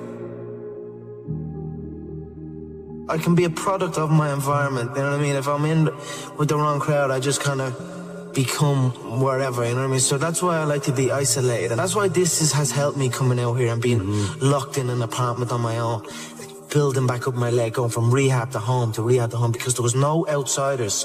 It was isolation, it was visualization, it was motivation, and it was dedication. There was nothing else going on in my life, you know what I mean? To get to the pinnacle, it needs to be like that. It needs to be no outsiders. It needs to be, you need to have your team and your focus, and that's it. I don't need friends that aren't involved in this game or that aren't on the same path, you know what I mean? Because it doesn't make sense. I know nobody can tell me that I move the same as any of these guys, because I don't move the same. I move differently. I move unique, and I know I move unique. Not only that, I speak unique. I act unique. I'm just different than these people. You know what I mean? So I dress unique. I dress unique. Whatever. I just feel different to these on another level, on another playing field than any of them before me. That's why I know I have no doubt in my mind that I'm the great, that I will be the greatest of all time. But in my head already, I am better than everybody, and I know, you know, there's a lot of hate come from people, you know. But I know, and I will prove. You give me time, and I will prove it to everybody. When you're chasing your dream, and when you're working hard, chasing something you love, and completely dedicated, it just happens. You can't really notice it, you know, even still to this day. I'm in an amazing position in my life, but I'm still working like I'm not. I'm still working like I'm not in this position. Absolutely. I'm still working like none of this is even, it's just something I love to do, and I just keep pushing and keep working hard. I can't pinpoint an exact moment for you, but if anything, I always felt like it was happening way back then. And now it is happening, but now I almost feel like it's not happening. You know what I mean? And I want to push to something else. Absolutely. I'm always striving to push forward. No, I don't like thinking too far ahead. People set like goals, long distance goals, and that's too much for me. I already feel like I'm living it, and then I just carry on doing that. You know, carry on day by day, already living the final goal, the goal of being the world champion. I already carry myself like I'm a world champion. I already speak like I'm a world champion. And that's it. I just carry on day by day. So I'll take it as it comes. You know, hard work pays. I put in a hell of a lot of work all throughout this build-up in the fight. I pumped out more content than anybody, more content than Fox, more content than ESPN, more content than BT Sport, more content than everybody on the Mag Live on my own channels. You know what I mean? I'm a fucking workhorse from all angles, not just in the gym. But I'm building this media empire now myself, and we pumped out the content. I'm very proud of how it went. We consistently, daily movies I was releasing, you know, from like a month ago, every single day. You know what I mean? Nobody's doing that. So I'm very proud of it, and I'm very, like, the work pays, hard work pays, and I put in the work, and that's why I'm sitting at the top. I put it all on the line, I show up, I perform, and I get the results from that, so. What do you think they'll say about you in 50 years? You know, I'm not quite sure what they'll say about me. They'll probably just say I'm a young kid who showed up when he said he was going to show up. And that's it. I cannot control what people say about me now or in the future. But I certainly know what I am doing, and the stuff that I have done and achieved will live on long after I am gone. I don't think there's a fighter that in the UFC's history that has done what I have done in the space that I have done it. And Saturday night, when I go out there and put Diego away in the first round, I'll prove my worth. He can do it, you never know, but he's not gonna be that easy the way he's been talking. So this is why I call him a clown, so you guys can see everything there. So everybody have a mouth, everybody talk whatever they want. Pressure is an illusion, but I want that illusion of pressure, heap more on, give me more pressure. So when I put this guy away and make it look easy, which I will do, people will say, how did he do that? Let's skip the queue, let's jump this guy ahead of the queue and put him straight in for a title shot. Saturday night, they're gonna see you're gonna see a true #1 contender here on Saturday night. No, honestly, I said I was gonna put him away in the first round. I put him away in the first round. It would have to be something special to come over here in my hometown and take this away from me. There's not a man alive that can come on this soil and beat me. Dustin thinks it's all talk. But when he wakes up with his nose plastered on the other side of his face, he's gonna know it's not all talk. I'm gonna crack him with a jab, and he's gonna wobble, and I'm gonna put him away early. It's gonna be a first round KO, mark my words. These featherweights don't understand. Until they get hit by me, it's on the first round, and I knock them out in the first round. You can call me Mystic Mac because I predict these things. It's the old age. This is the new age. I wanted to come over here to America and show the American public the new era of the fighting Irish, and I brought my whole country with me. If one of us goes to war, they all go to war. Well, this was a huge victory for you. This is your first victory over a top 10 contender. What's next? You know what's next. That world title is next. I'm going to fly to Brazil, and if they want, I'll eliminate Chad Mini Mendez and step in and give the fans what they want. Aldo versus McGregor. This is on. Conor, you've been known to make predictions. You're known as Mystic Mac. What's your prediction for UFC 205? Like I said, he's chinny. He has a chin. He gets cracked, he gets dropped. It's happened throughout his career. He's a weathered fire. He's on his way out. He's very, very lucky to be in the position he's in. One round it will take me to knock him out. The gold belt is what I want. The 2 gold belts. I was a 2-way world champion in the previous organization. Now I'm on the big stage at the UFC. I want that featherweight belt and I want that lightweight belt. That's my goal. The money is going to come with that. Don't get me wrong. It's prize fighting. I'm after the money as well. But the money comes with the belt. And the belt is what I'm focused on. I don't care about fame. I'm gonna wrap one on one shoulder, I'm gonna wrap the other on the other shoulder, and you're gonna need an army to come take them belts off me.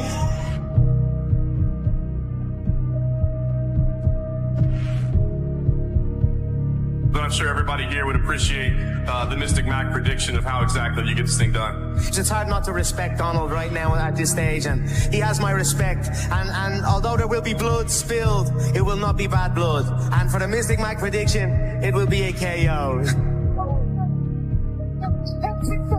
Let's test the overall mysticism of Mystic Mac, of the notorious Conor McGregor. You said under 60 seconds for Dustin Poirier. What is the strike that most often puts Dustin Poirier away in your mind?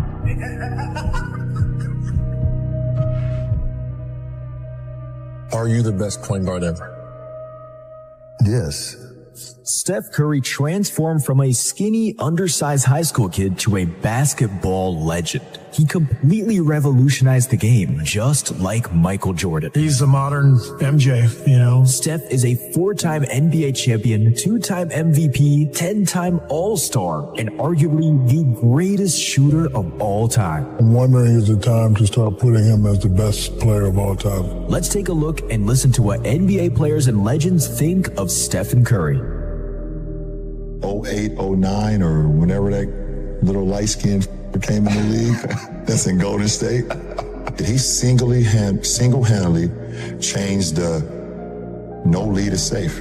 When it comes to influence, since I've been watching the game, the most influence on the game, and obviously we know what Mike did for the game, Steph and Allen Iverson are the two biggest influential guys in our game since I've been watching it and covering it. Kids felt like they could be them. They were guys that was not always counted on. They were small in stature, and they just defied the odds. And now you have Steph, who's shooting over the Empire State Building.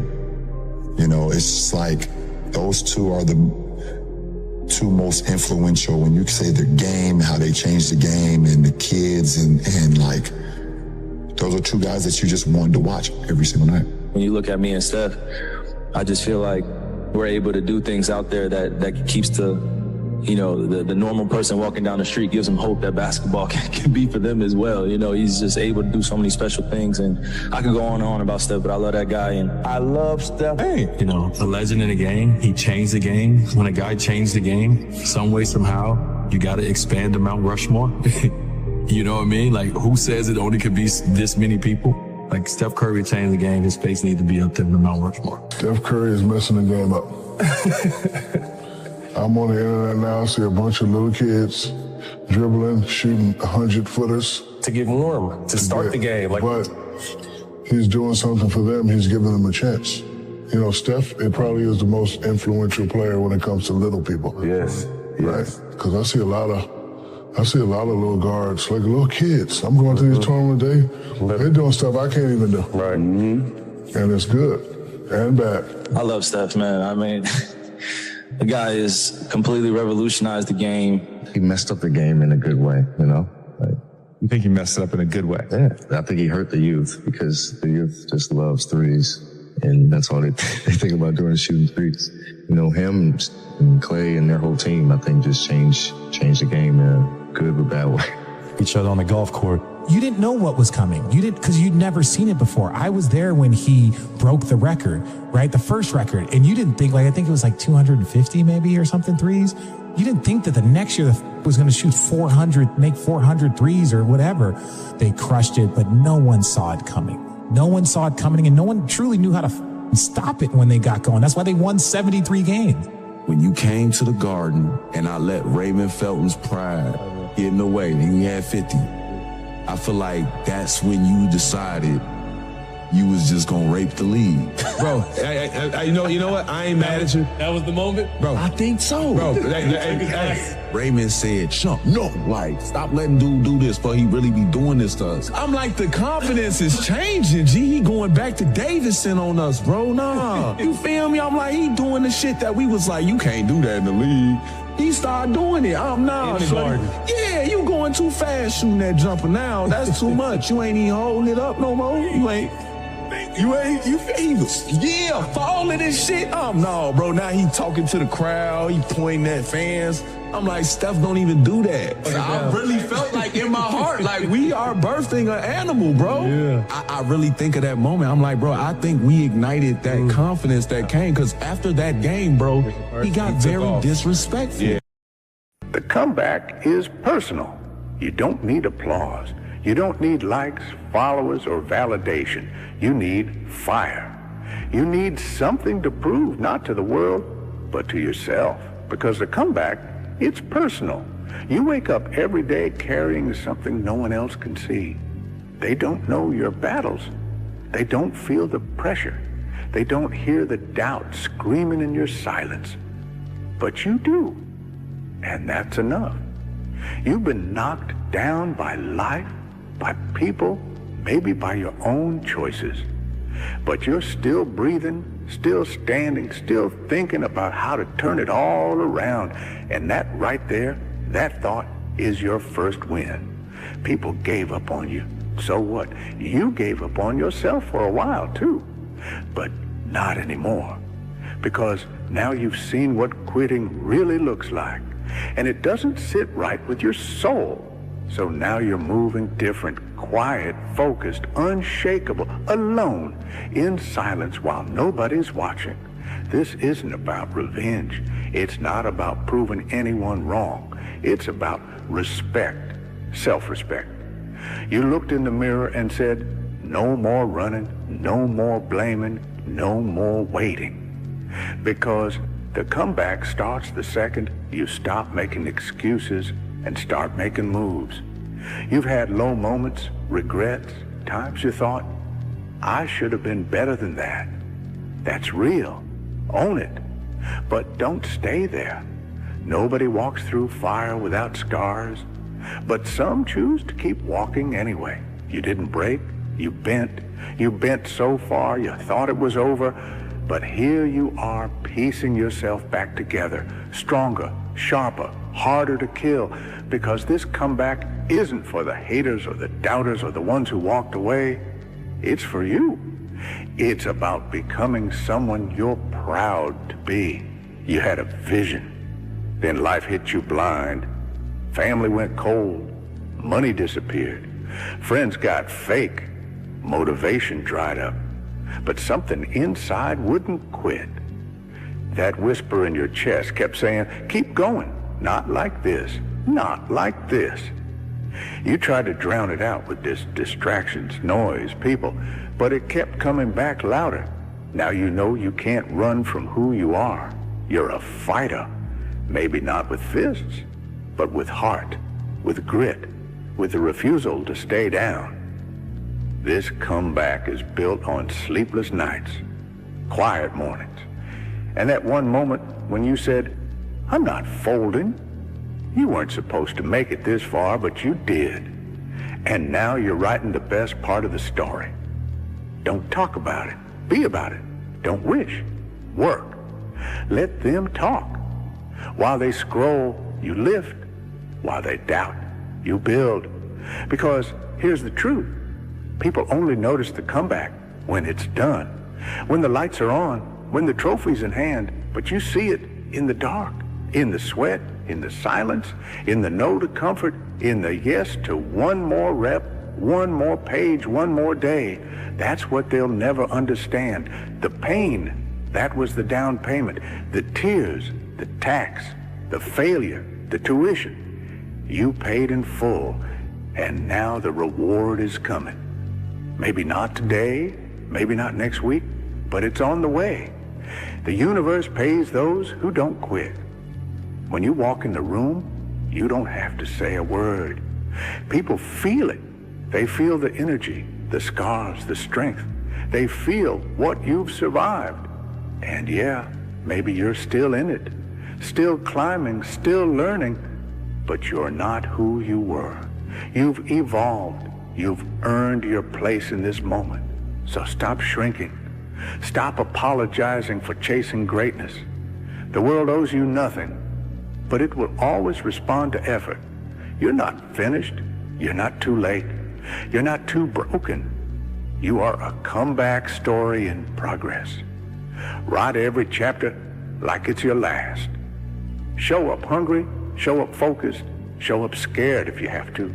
Just show up. Nobody's handing you the crown. You've got to take it. Every second of hesitation is a second lost. Start, move, building, work, and then work again. And when you start to rise, really rise, don't be surprised when the noise gets louder. People will question your motives. They'll talk behind your back. They'll say, you changed. You didn't change. You evolved. You leveled up.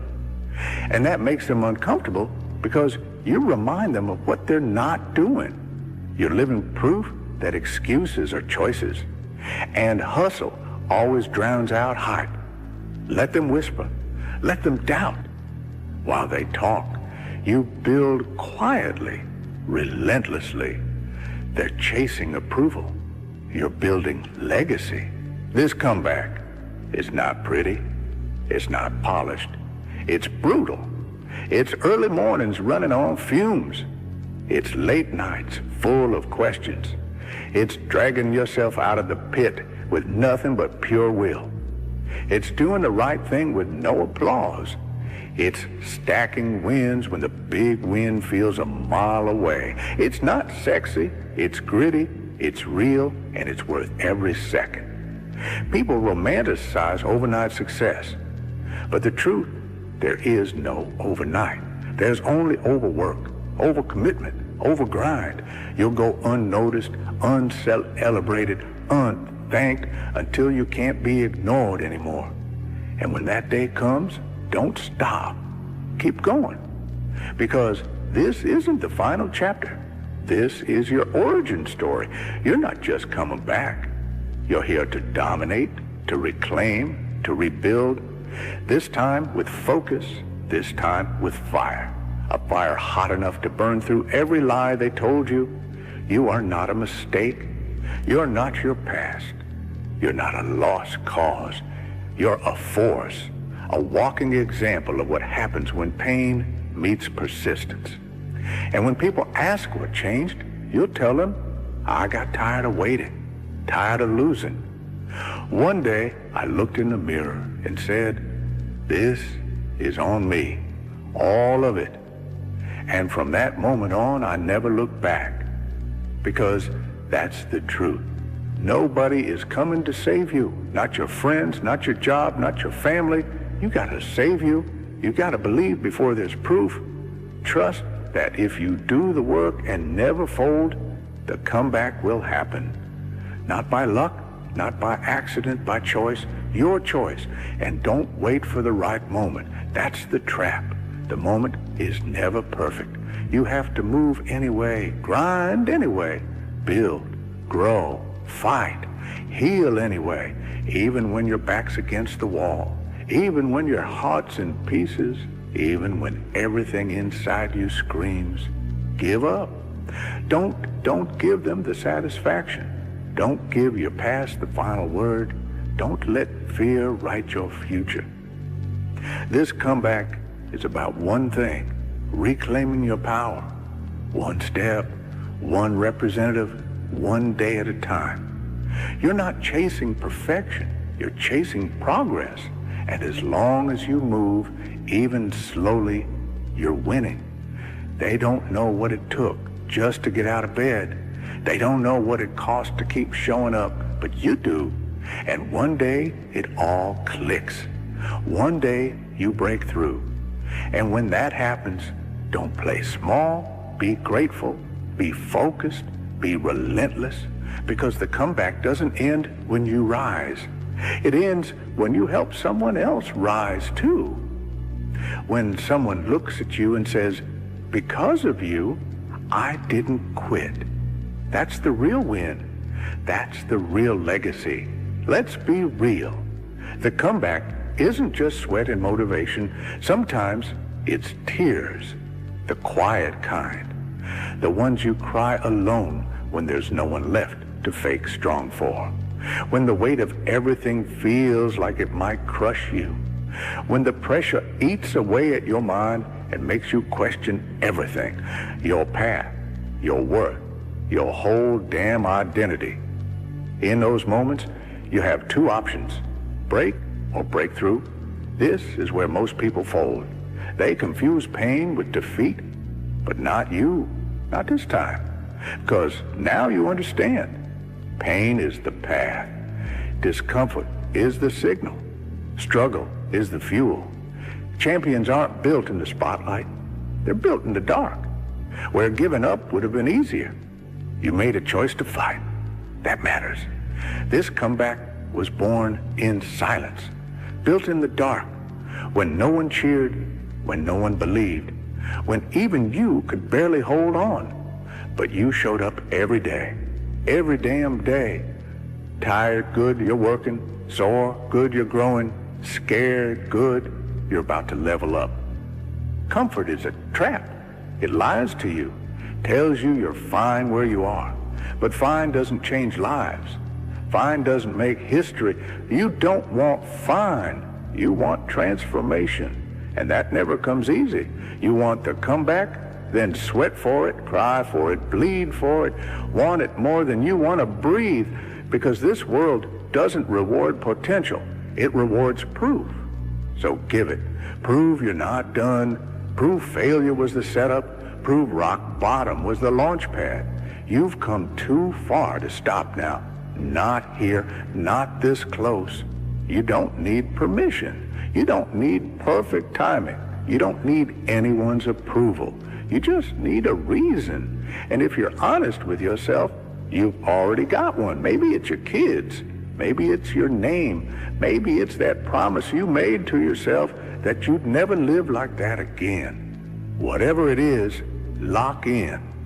Let it ground you when life tries to shake you. Let it carry you when your legs feel heavy. Let it remind you why you started. When comfort shows up, dress like peace. They won't get it. They won't understand why you push like this, why you train like this, why you grind in silence and rise before the sun. But they don't have to, because this comeback, it's not for them. It's for you. For the version of you that felt small, the one they said wasn't enough, the one they laughed at, the one they forgot, the one who almost gave up.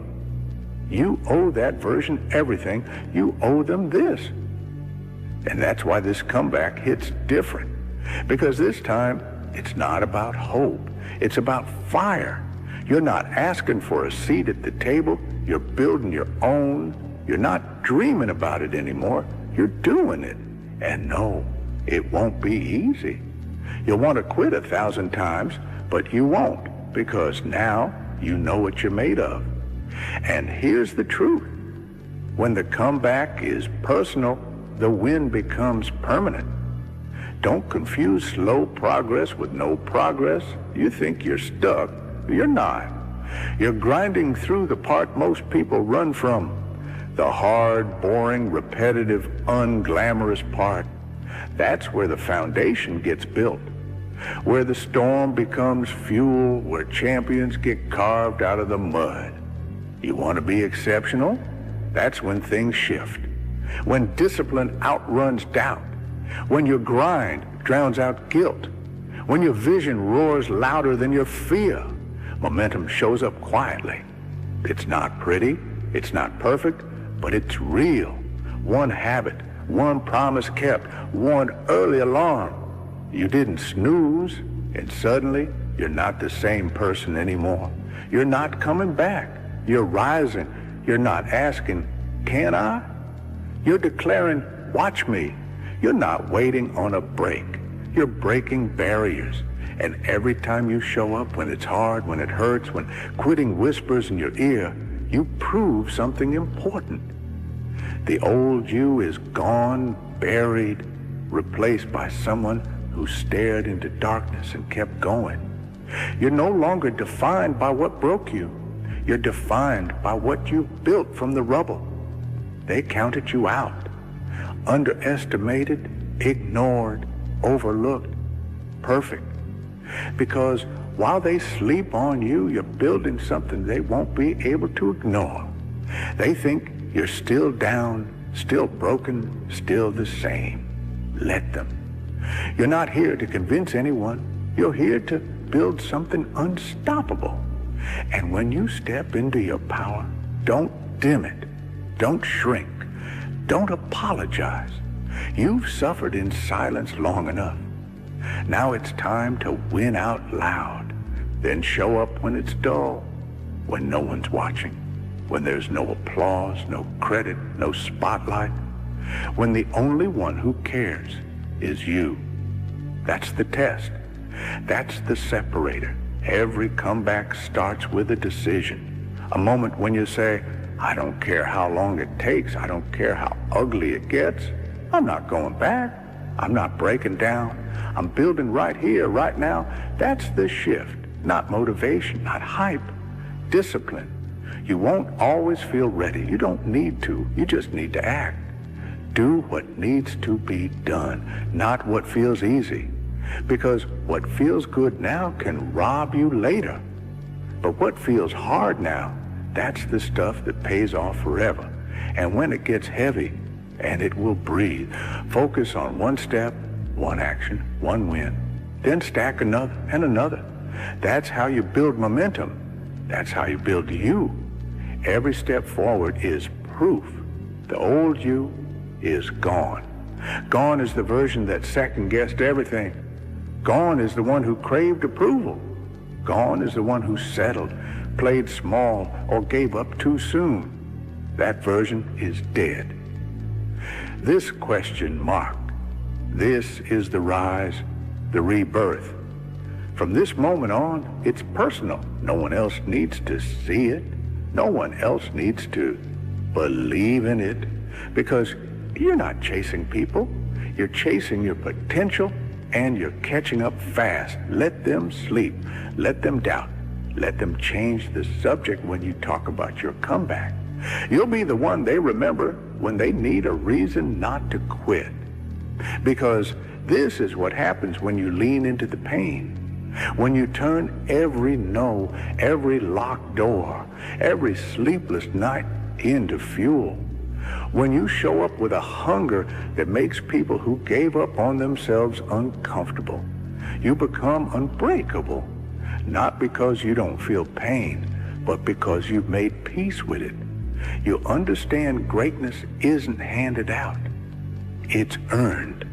With early mornings, with broken pride, with failure after failure, and the guts to try again. You want a life you're proud of? Build it. You want confidence? Earn it through reps, through sweat, through choices that make no sense to anyone but you. They don't know your fight. They don't know what it took just to stand. They don't see how hard it is to keep believing when everything is falling apart. But you do. And that's what makes you dangerous. This comeback isn't for applause. It isn't for headlines. It's for the nights you didn't quit, the mornings you kept going, the promise you made to yourself. And you're doing it quietly, powerfully, relentlessly. This comeback is personal, and it's already in motion. You don't owe the world an explanation. You owe yourself results. Let them talk. Let them misunderstand you. Let them write you off again. That's what they do. They don't know what it's like to fight back when everything's stacked against you. They don't know what it takes to rebuild from nothing. But you do. And that's your edge. You're not afraid of the hard road anymore. You've crawled it, bled on it, fallen flat, cried into the dirt, then stood up with nothing but breath and belief. That's real power. You lost people along the way. Good. Not everyone's built for the storm. Some were just tourists in your struggle. Let them go. Bless them. Then double down on you, because this isn't about them. It's about who you become when there's no exit but through. When comfort dies. When average feels like failure. When survival isn't enough and you decide to demand more. Comebacks don't start with confidence. They start with conviction, with I'm done wasting time, with no more waiting for perfect conditions. You know what happens when you wait. You rot, you shrink, you forget what you're capable of. So stop waiting. Start moving. Get angry at your own excuses. Get disgusted by your own stagnation. Move just to prove your past self wrong. You've been thinking about it for years. When will you start doing? Because here's the truth. Nobody cares about your dreams until you make them real.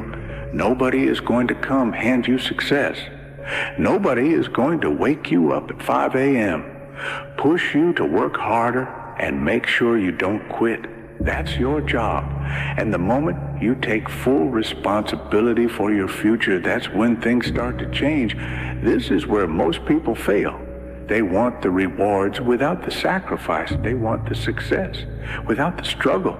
They want the results, but aren't willing to pay the price. But you're different, because you're not just going to try. You're going to lock in and make it happen. How many times have you told yourself, I'll start tomorrow. How many times have you waited for motivation to kick in? You've been waiting for a sign, but the sign is right here, right now. You don't need another book, another podcast, another motivational video. You need to start. You need to lock in. Stop blaming your circumstances. Stop saying, you don't have time. Stop saying, you don't have money, connection, or the right opportunities. Those are all excuses. The world doesn't care about what's holding you back. It only recognizes results. Now, everyone has problems. Everyone has reasons why they could fail. But winners push through. Winners don't let circumstances dictate their future. They create their own future. So what's stopping you? Fear, laziness, self-doubt.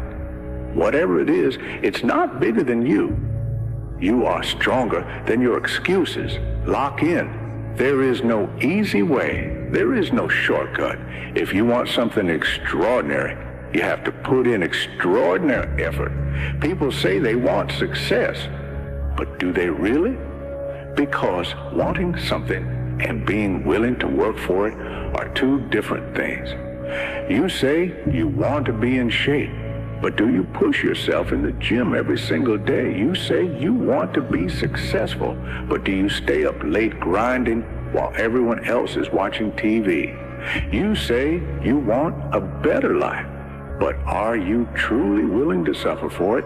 Success is not a gift, it's earned, and the only way to earn it is through hard work, discipline, and sacrifice. You don't get what you wish for, you get what you work for. Motivation is unreliable, it fades. Some days you wake up inspired, but other days you don't. In those days, that's where discipline takes over. Discipline means doing what needs to be done even when you don't feel like it. It means waking up early. Even when you're tired, it means working out. Even when you don't want to, it means showing up every single day. Regardless of how you feel, winners don't wait to feel good before they take action. They take action and then they feel good because they're making progress. This is where most people quit the moment. Things get uncomfortable. They back off.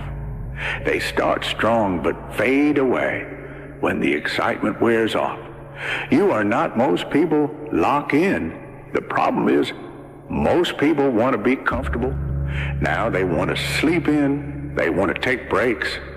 They want to relax. And that's why they never get ahead. Because success doesn't care how comfortable you are.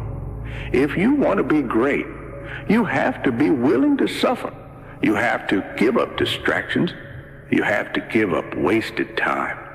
You have to choose discipline over pleasure, commitment over comfort and progress, over procrastination.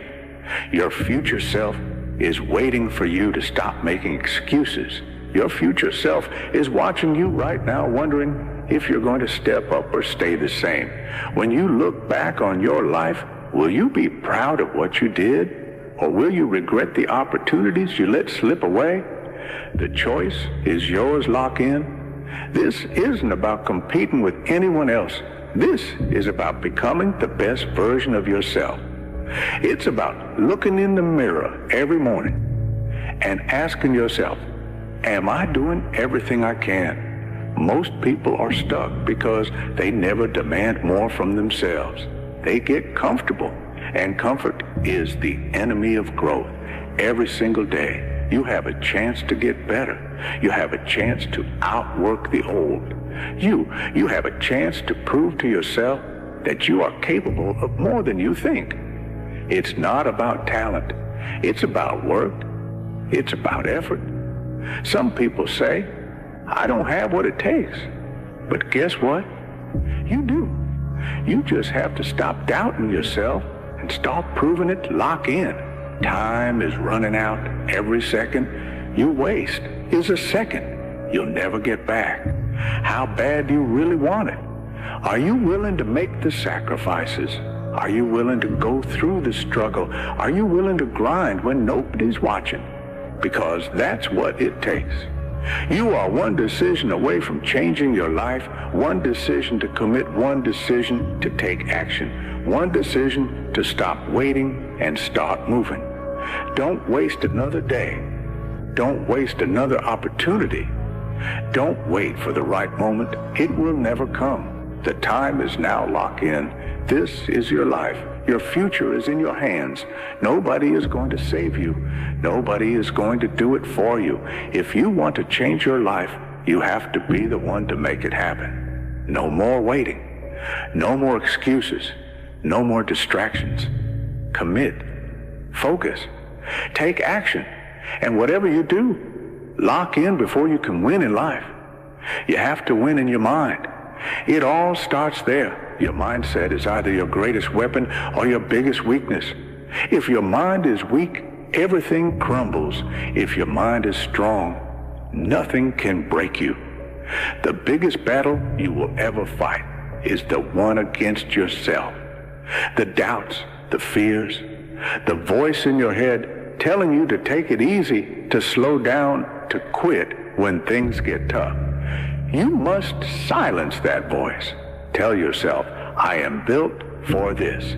Tell yourself, I will not break. Tell yourself, I will keep going no matter what. Because the truth is, most people break before they even start. They talk themselves out of the fight. Before they throw a single punch, they convince themselves that it's too hard, that they don't have what it takes. That's not you. You are built different. You've already come this far. You've already survived every hardship life has thrown at you. Why stop now? The moment you decide, truly decide that failure is not an option, everything changes. You stop second guessing. You stop hesitating. You stop making excuses. You lock in.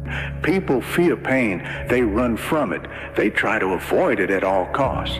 But what they don't realize is that pain is the price of progress. Every time you push through discomfort, you grow. Every time you endure struggle, you get stronger. Every time you take one more step when your body is screaming for you to stop, you become unstoppable. You have two choices in life: suffer now for a better future, or suffer later with regret. Regret is the heaviest burden you will ever carry. It will haunt you. It will eat at you. It will remind you every single day that you had a chance, but you didn't take it years from now. Do you want to look back and say, I gave it everything I had? Or do you want to sit and regret, wondering what could have been? Make the decision today. Push through the pain.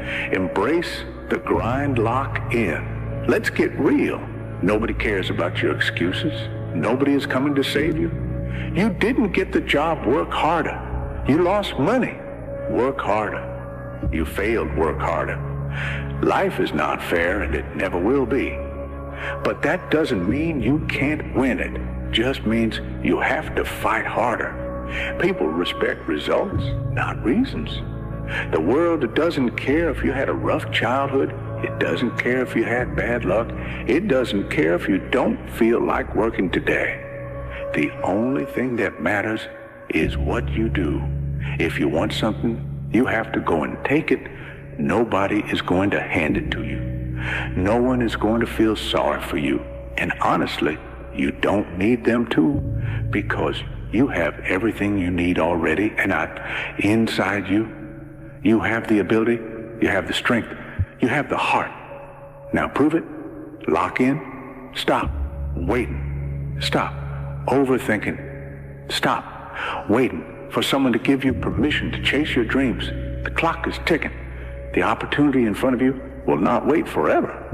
The world keeps moving whether you're ready or not. If you don't take action, now someone else will look at your life. Look at where you are today. If you're not happy with it, change it. If you're not where you want to be, do something about it. You don't get another shot at life. You don't get a rewind button. You only get one chance to live a life you're proud of. So why waste it? Why stay stuck? Why keep putting things off? This is it. This is your moment. Lock in. Some people sit around waiting for the world to give them something they think they deserve success just because they want it. They think life should be easier. Let's get one thing straight. Nobody owes you anything. You don't deserve success just because you show up. You don't deserve wealth just because you work hard. You don't deserve happiness just because you're a good person. You only get what you fight for. You only get what you earn. So if you want more, take it. Work for it. Earn it. Stop complaining about what you don't have and start working for what you want. Nobody is stopping you except you. Lock-in success is not about one big breakthrough. It's about doing the right things every single day. Wake up early, hit the gym stick to your goals, push yourself when nobody is watching. These small wins add up. They build momentum. They make you unstoppable. So stop waiting for a big moment to change your life. Start today. Start with the next decision you make. Start with the next action you take. It doesn't have to be perfect. It just has to start, because the longer you wait, the harder it gets locked in. You don't have to be the smartest. You don't have to be the most talented. You don't have to have the best connections. You just have to be consistent. The people who win in life are the ones who show up every single day, the ones who don't quit when it gets hard, the ones who don't make excuses. It's easy to work hard for a day. It's easy to be disciplined for a week. But what separates winners from everyone else is that they do it for years. They stay locked in for life. And that's what you need to do. Not for a few days, not for a few months, forever. Because success is not an event. It's a lifestyle. Lock in this. This is the moment where you make a choice. Are you going to keep waiting? Keep making excuses? Keep letting life pass you by? Or are you going to step up? Are you going to decide once and for all that you will do whatever it takes to get where you want to be? Because that's the difference between people who dream and people who achieve. One makes excuses, the other makes moves. One waits for motivation, the other creates discipline. One lets life happen, the other takes control. Which one are you going to be? You already know the answer. Lock in now. Go and don't look back. You have to start somewhere. You have to start right now. Even if it's just one small step, it's never going to be perfect. And that's okay. The only thing that matters is that you move forward, because each step you take now is a step that leads to the person you were always meant to be. Think about your goals. What do you want to achieve? What are the dreams that keep you up at night? You know they're possible, don't you? You know that somewhere deep down, you have everything it takes to make them real. But right now, that's just a dream. It's just an idea in your head, and it will stay that way unless you take action. The biggest mistake people make is thinking that the time for change is tomorrow, that the time for action is when things are easier, when everything aligns perfectly, when they feel ready. But I'm telling you right now, that moment doesn't exist. The stars won't align for you. You have to make the move now, even if you don't feel ready, especially if you don't feel ready, because when you wait, you waste time. When you wait, you stay stuck. When you wait, you're giving up on yourself, and that's not something I want for you. Now, I know it's scary. It's terrifying to face the unknown, to step into a world where you don't have all the answers. It's easy to stay where it's comfortable, even if that comfort is suffocating. But here's the thing. Comfort is where dreams die. It's where ambition fades. It's where you get trapped in a cycle of what ifs. And one days, the world doesn't reward people who play it safe. The world rewards people who take risks, People who are willing to fail, to fall, to scrape themselves off the ground and try again. People who are willing to face their fear, their self-doubt, their insecurities, and say, I'm going to keep going. I'm going to keep pushing. I'm going to make this happen no matter what. Do you want to be that person? The one who takes risks? The one who breaks out of their shell and fights for the life they know they deserve? Because that's what it takes. It takes courage. It takes conviction. It takes the willingness to push through the hard days, the setbacks, the failures, and keep going anyway. And the truth is, it's not going to be easy. If you think it is, you're fooling yourself. Success isn't easy. Growth isn't easy. Being the person you want to be is not easy, but you can't let that stop you. You can't let fear control you. Here's the thing. The hardest moments in life, the moments when you want to quit, when you want to give up, when you feel like you've had enough, those are the moments that define you. Those are the moments that separate the people who make it from the people who don't. Those are the moments when you decide, I'm going to push through. I'm going to keep fighting. Now, I know there's a part of you that's scared. There's a part of you that's afraid to fail, afraid to fall, afraid of what might happen if you go all in. But let me tell you something. Failure is not the end. It's just a step on the journey. If you're not failing, you're not trying hard enough. And if you're not failing, you're not growing. So take the leap. Don't wait for everything to be perfect. Don't wait for the stars to align. Don't wait for some magic moment to come along and say, now is the time. The time is now. You have everything you need to start. You have the strength. You have the drive. You have the will. All that's left is to make the choice. If you don't change, now you never will. And I'm telling you, you're worth it. You deserve more than this life. You're living right now. You deserve to be the person you've always wanted to be. But you have to take that first step. So what's it going to be? Are you going to stay stuck? Or are you going to step up and change your life right now? The choice is yours. But remember, if you don't change now, you never will. There comes a moment in life when you look around and realize that everything is exactly the way it's always been. You wake up, go through the motions, and the days seem to slip by without any noticeable difference. The truth is, a lot of us have been in that place before. You know exactly what I'm talking about. You've been stuck in the same job, the same routine, the same old habits that never seem to get you anywhere. And it's easy to think, this is it. This is all life has for me. But let me tell you something. That's the lie. That's the trap. Because the moment you start believing that nothing can change is the moment you stop trying. And when you stop trying, you slowly give up on the person you could become. Listen carefully. Your current situation is not your final destination. It's just where you are right now, not where you have to stay. Growth begins the moment you decide that staying the same is no longer acceptable. That you refuse to let fear, comfort, or past failures decide your future. You have more control than you think. Every habit you build, every decision you make, every small action you repeat day after day shapes the direction of your life.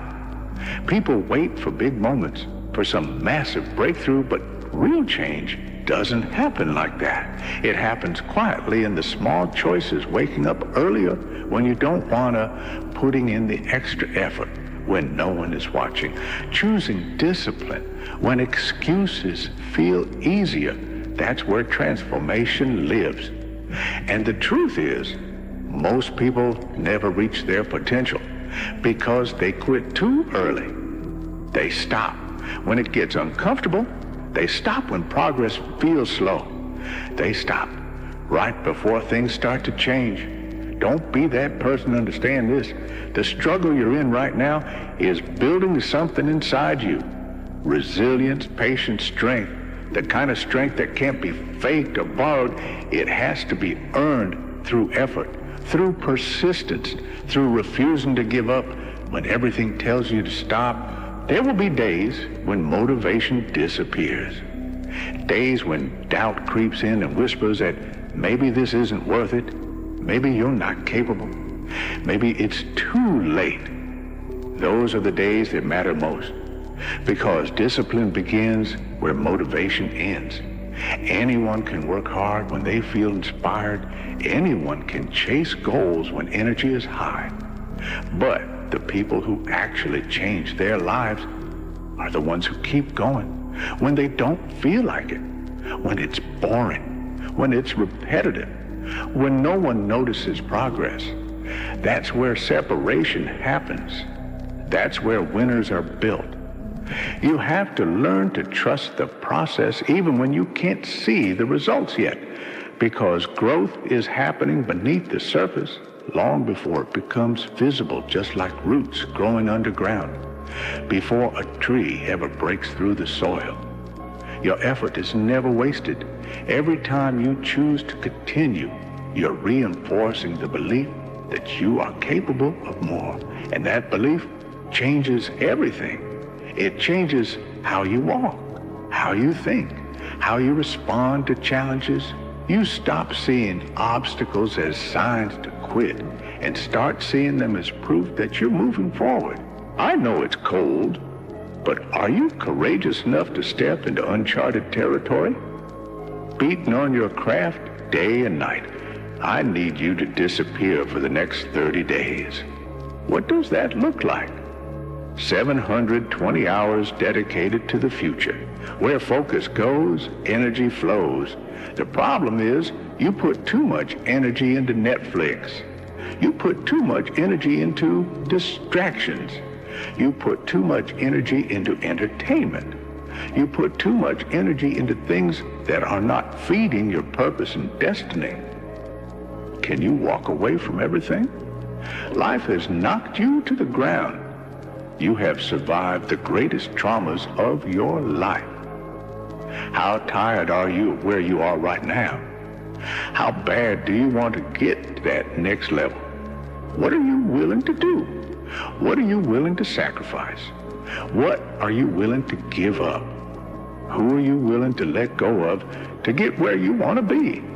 See, everybody wants to be successful. Everybody wants to climb mountains. Everybody wants to be praised and celebrated, but nobody wants to sacrifice. Nobody wants to put in the work.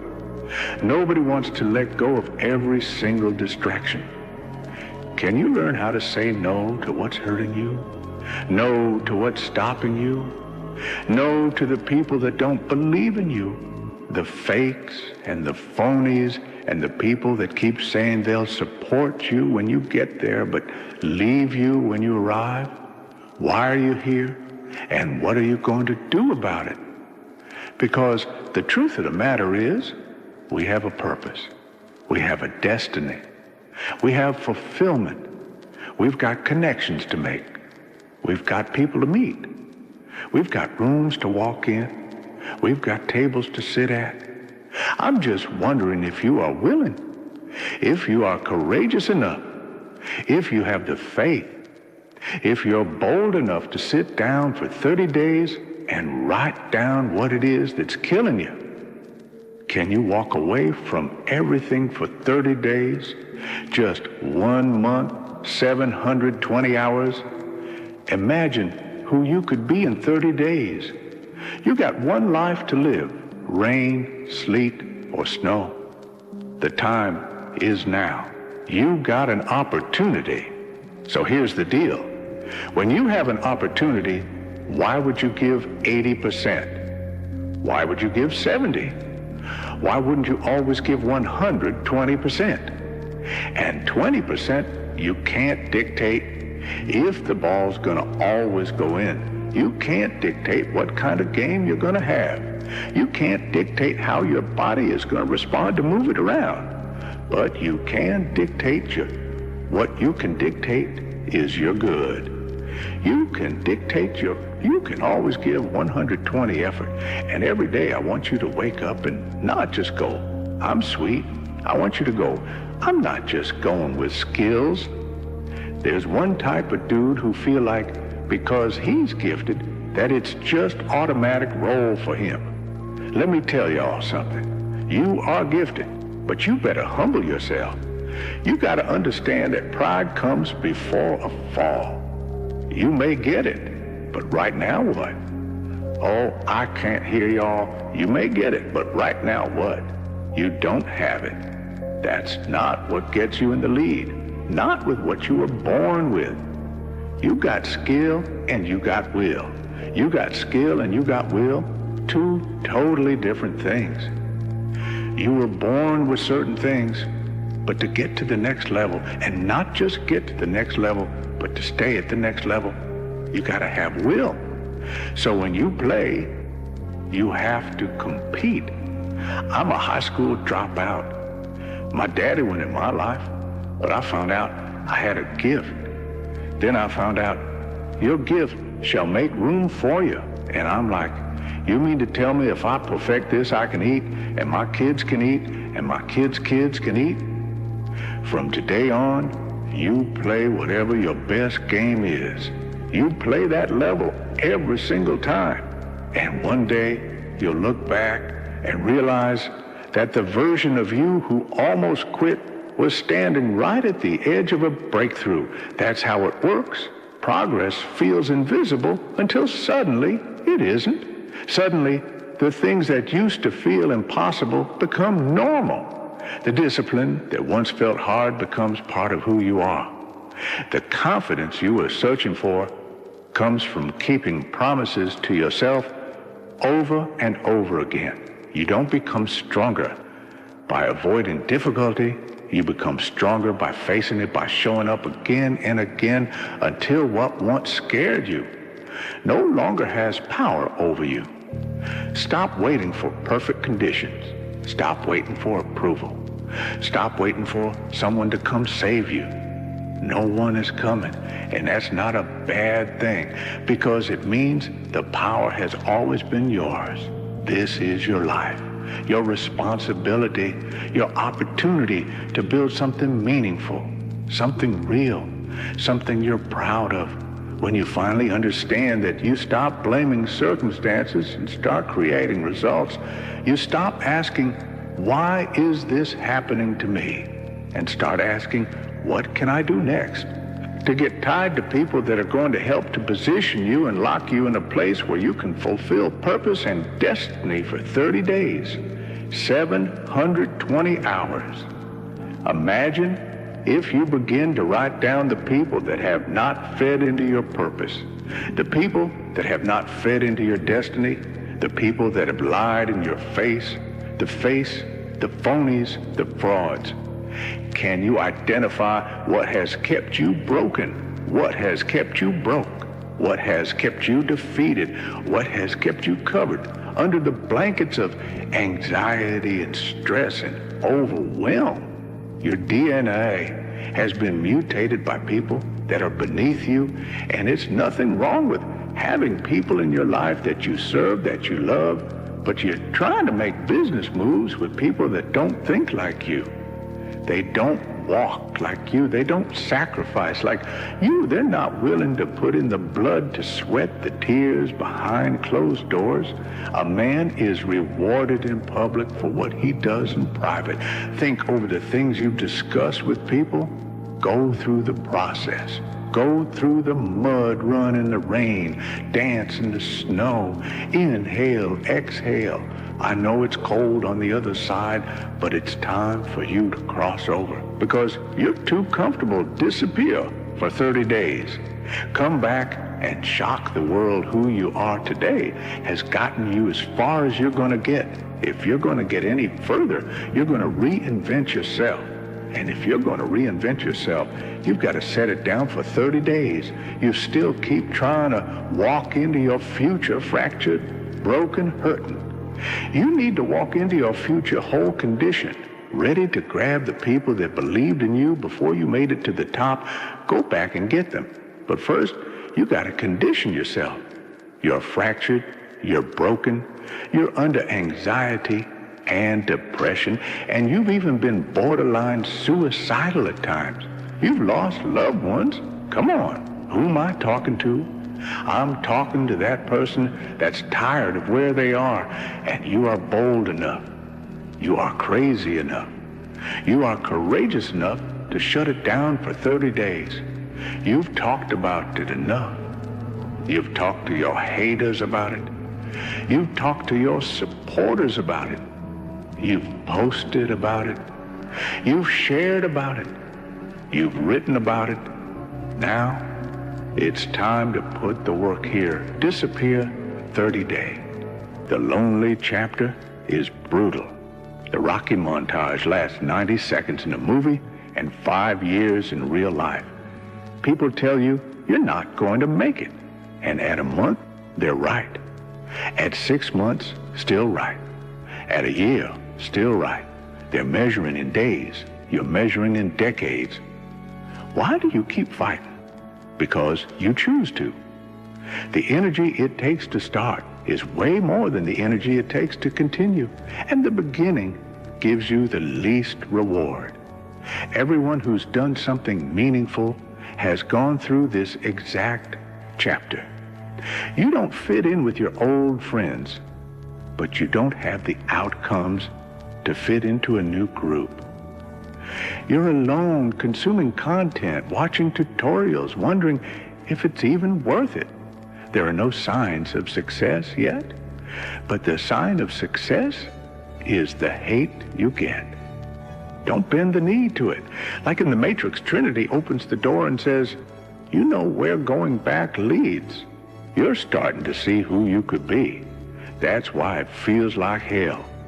But happiness can be found even in the darkest times, if you remember to turn on the light. I wanted to be accepted growing up. I lied. I shaped myself to fit in. I found out who I was by going through life alone. There was no trophy on the wall. The trophy is in my brain. No one helped me. No one paid my bills. I did it alone. Put yourself in situations that suck, and you'll find yourself. I fought for it because no one gave it to me.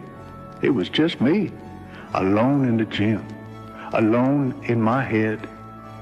Many people want to be exceptional, but are afraid of being an exception. You can't do what everyone approves of and expect a different outcome. If you can't explain why you believe something, it's not your belief. Shut off technology. Go dark. Be quiet in your mind. Figure out who you are. It's okay to be alone. It's okay to be unhappy sometimes. Purpose takes time. No one finds it because life is too loud. You either leave as people be or you find yourself. I built this brick by brick. I'll be damned if I let someone tear it down. The superpower is learning to be alone and enjoying it. That's where you discover what you actually believe. There's a lonely chapter in everyone's journey. You don't fit the old group anymore, but you haven't earned the new one. Friends say, you've changed. No, you've grown. People walk around parroting other people's words their whole lives. They record and play back. That's why they feel fake and empty. I just want more, to be successful, to take care of people I love. Comfort is dangerous. Waking up is a blessing. I walked 1 mile in the worst shape of my life, then another. At mile 81, my mind knew it wasn't quitting. That's the 40% rule. When the mind won't quit, the body adapts. That day taught me we're capable of anything. Don't stop when you're tired. Stop when you're done. No one is patient anymore. Change takes time. You'll hit plateaus. Reframe hardship as the story you'll tell one day. If something bad happens, it becomes part of the story. That assumes you'll survive and figure it out. If you wrote a book about your life right now, would it change someone's life? If not, get to work. Go to the dark room. No phone, no noise. Figure out what you want to be. God speaks in silence. The one companion you always have is yourself. Learn to be okay alone. Sometimes it beats the alternative. If you had to create a human to be tough, you wouldn't give them an easy life. Traits have price tags. You pay with time. If you want exceptional traits, you must pay exceptional prices. That realization gives comfort in hard times. We will not bend. We will not break. We will not quit. When you're built different, people will say something's wrong with you. Embrace it. At mile 81, everything connected. It was me versus me. No crowd, no race, just survival. Being different isn't bad. It's exceptional. There's a story of two pottery classes. The class that made the most pots ended up with the best quality. Volume beats luck. Do enough work and you brute force success. Never give up. If there's a wall, go through it, over it, or around it. Most people are distracted, unhealthy, broke. It's never been easier to win or easier to do nothing. Get in shape. Make money. Problems get smaller.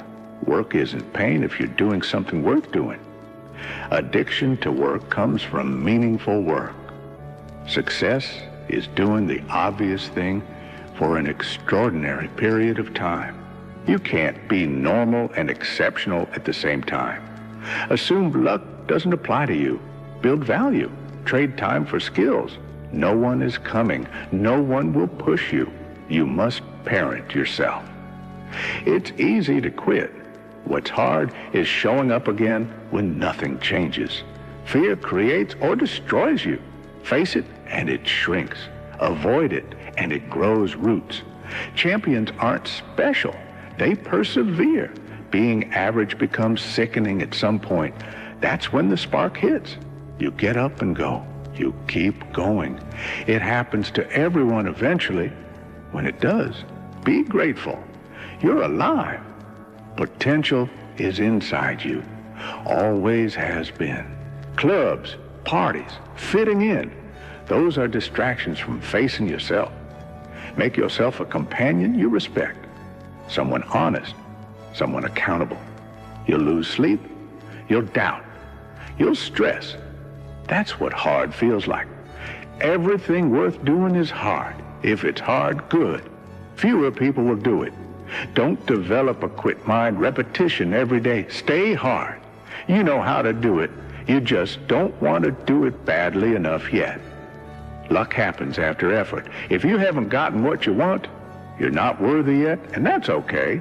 Improve. There's joy in the grind. It filters out hate. Always show up.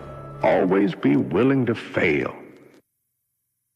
You can't be weak and expect the greatness to come out of you. You can't expect anything good to come out of nothing. If you're not given nothing, you get nothing. Now get up and do your work. When it comes to the work ethic, that's when you have to dig deeper. That's when you have to work harder. That's when you have to shut out all the noise and all the naysayers. Sometimes, ladies and gentlemen, you just have to be quiet and listen to your passion. Listen to your heart.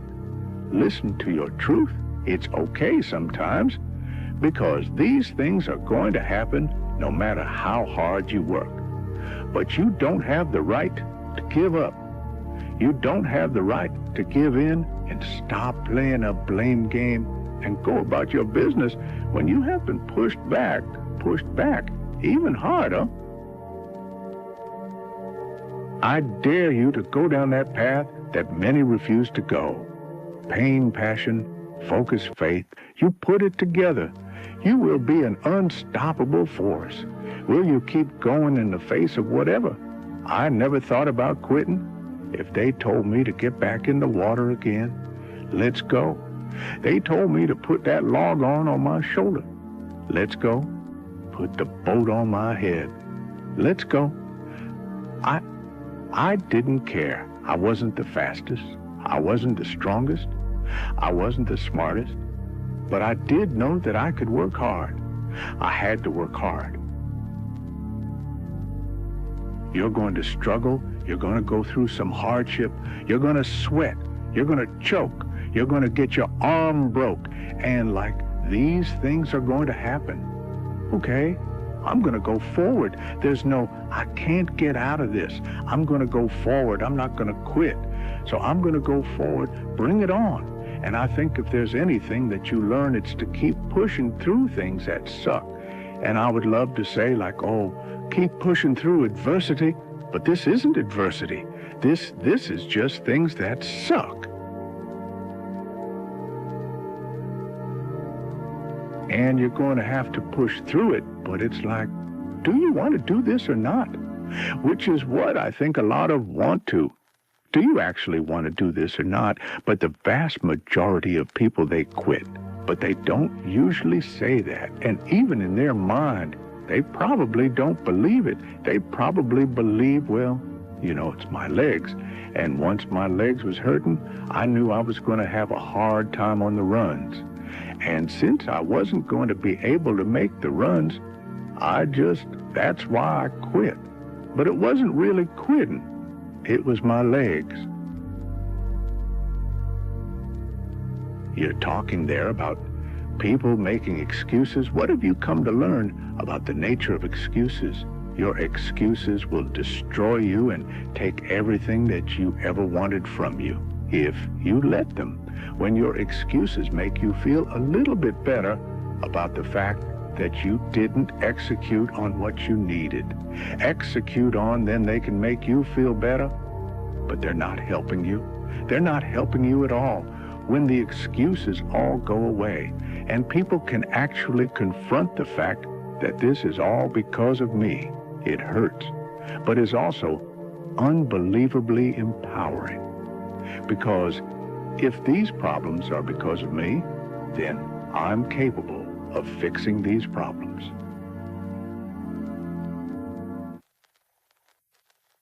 Life was given for a reason. We exist for a reason. We were put on this earth to do great things. But the challenges, ladies and gentlemen, the challenges had to happen. They must happen. But we must carry on. What do we do with the life that has been given? How do we face the circumstances that have been brought before us? Do we give up? Do we stand up? Do we push through? Those are the questions that we ask each and every day. When we are faced with adversity, no one said it was supposed to be easy. Hard times create tough mass. Tough mass creates tough characters. But you got to carry on, so when it gets tough, you got to get tough.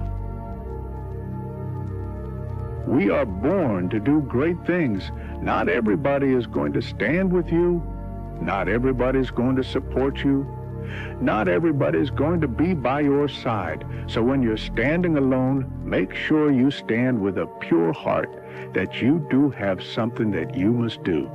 Learn to walk alone. Sometimes learn to be strong when you need to be strong.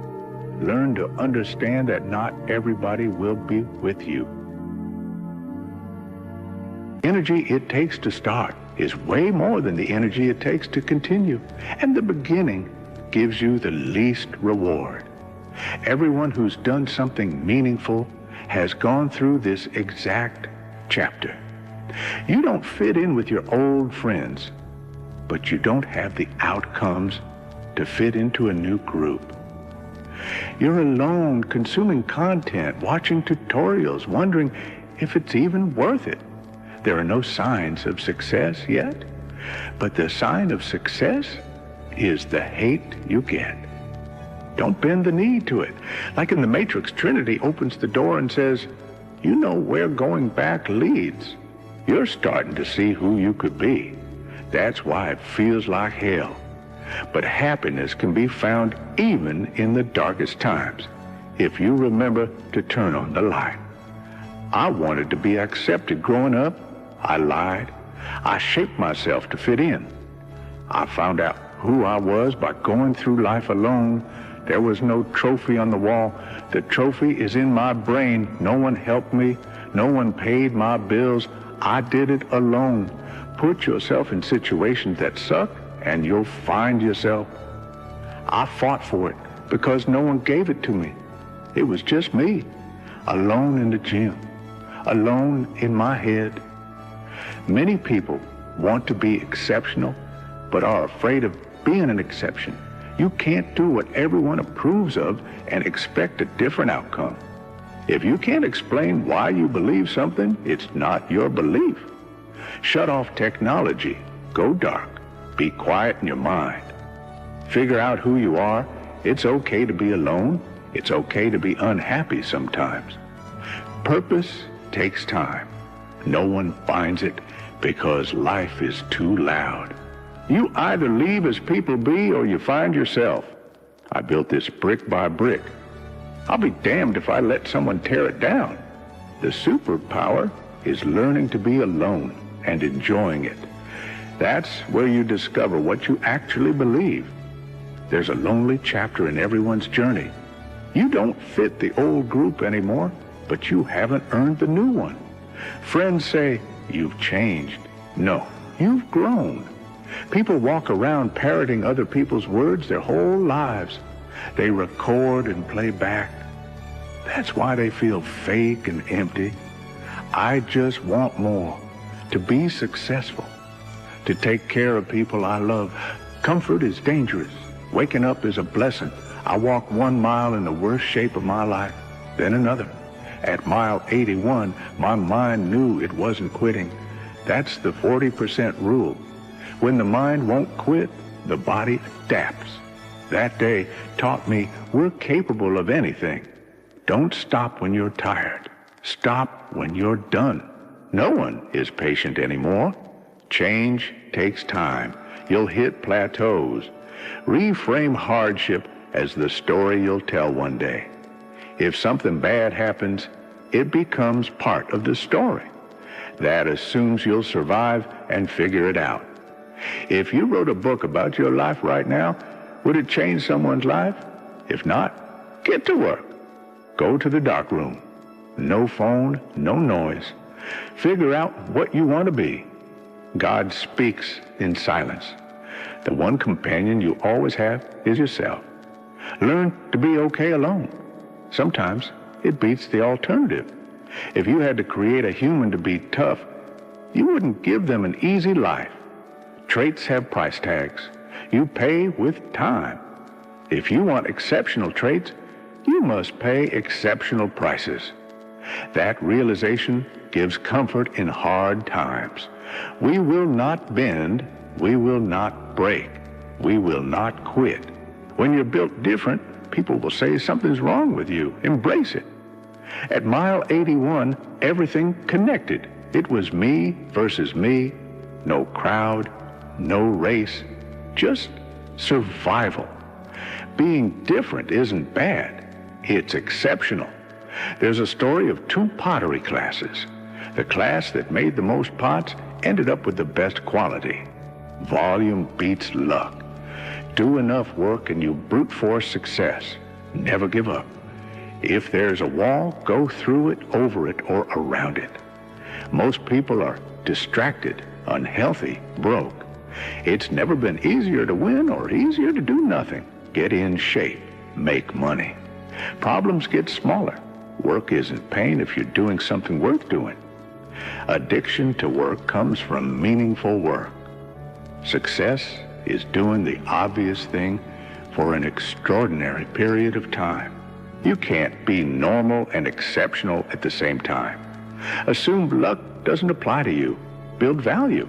Trade time for skills. No one is coming. No one will push you. You must parent yourself. It's easy to quit. What's hard is showing up again when nothing changes. Fear creates or destroys you. Face it and it shrinks. Avoid it and it grows roots. Champions aren't special. They persevere. Being average becomes sickening at some point. That's when the spark hits. You get up and go. You keep going. It happens to everyone eventually. When it does, be grateful. You're alive. Potential is inside you. Always has been. Clubs, parties, fitting in. Those are distractions from facing yourself. Make yourself a companion you respect. Someone honest. Someone accountable. You'll lose sleep. You'll doubt. You'll stress. That's what hard feels like. Everything worth doing is hard. If it's hard, good. Fewer people will do it.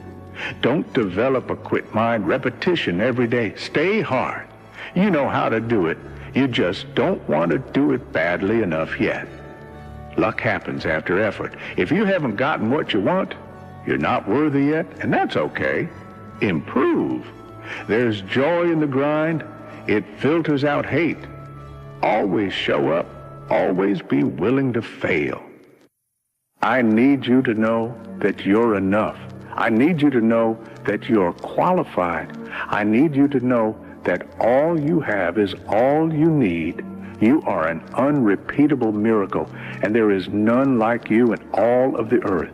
And if nobody told you today, let me be the first to tell you, there is none like you in all of the earth.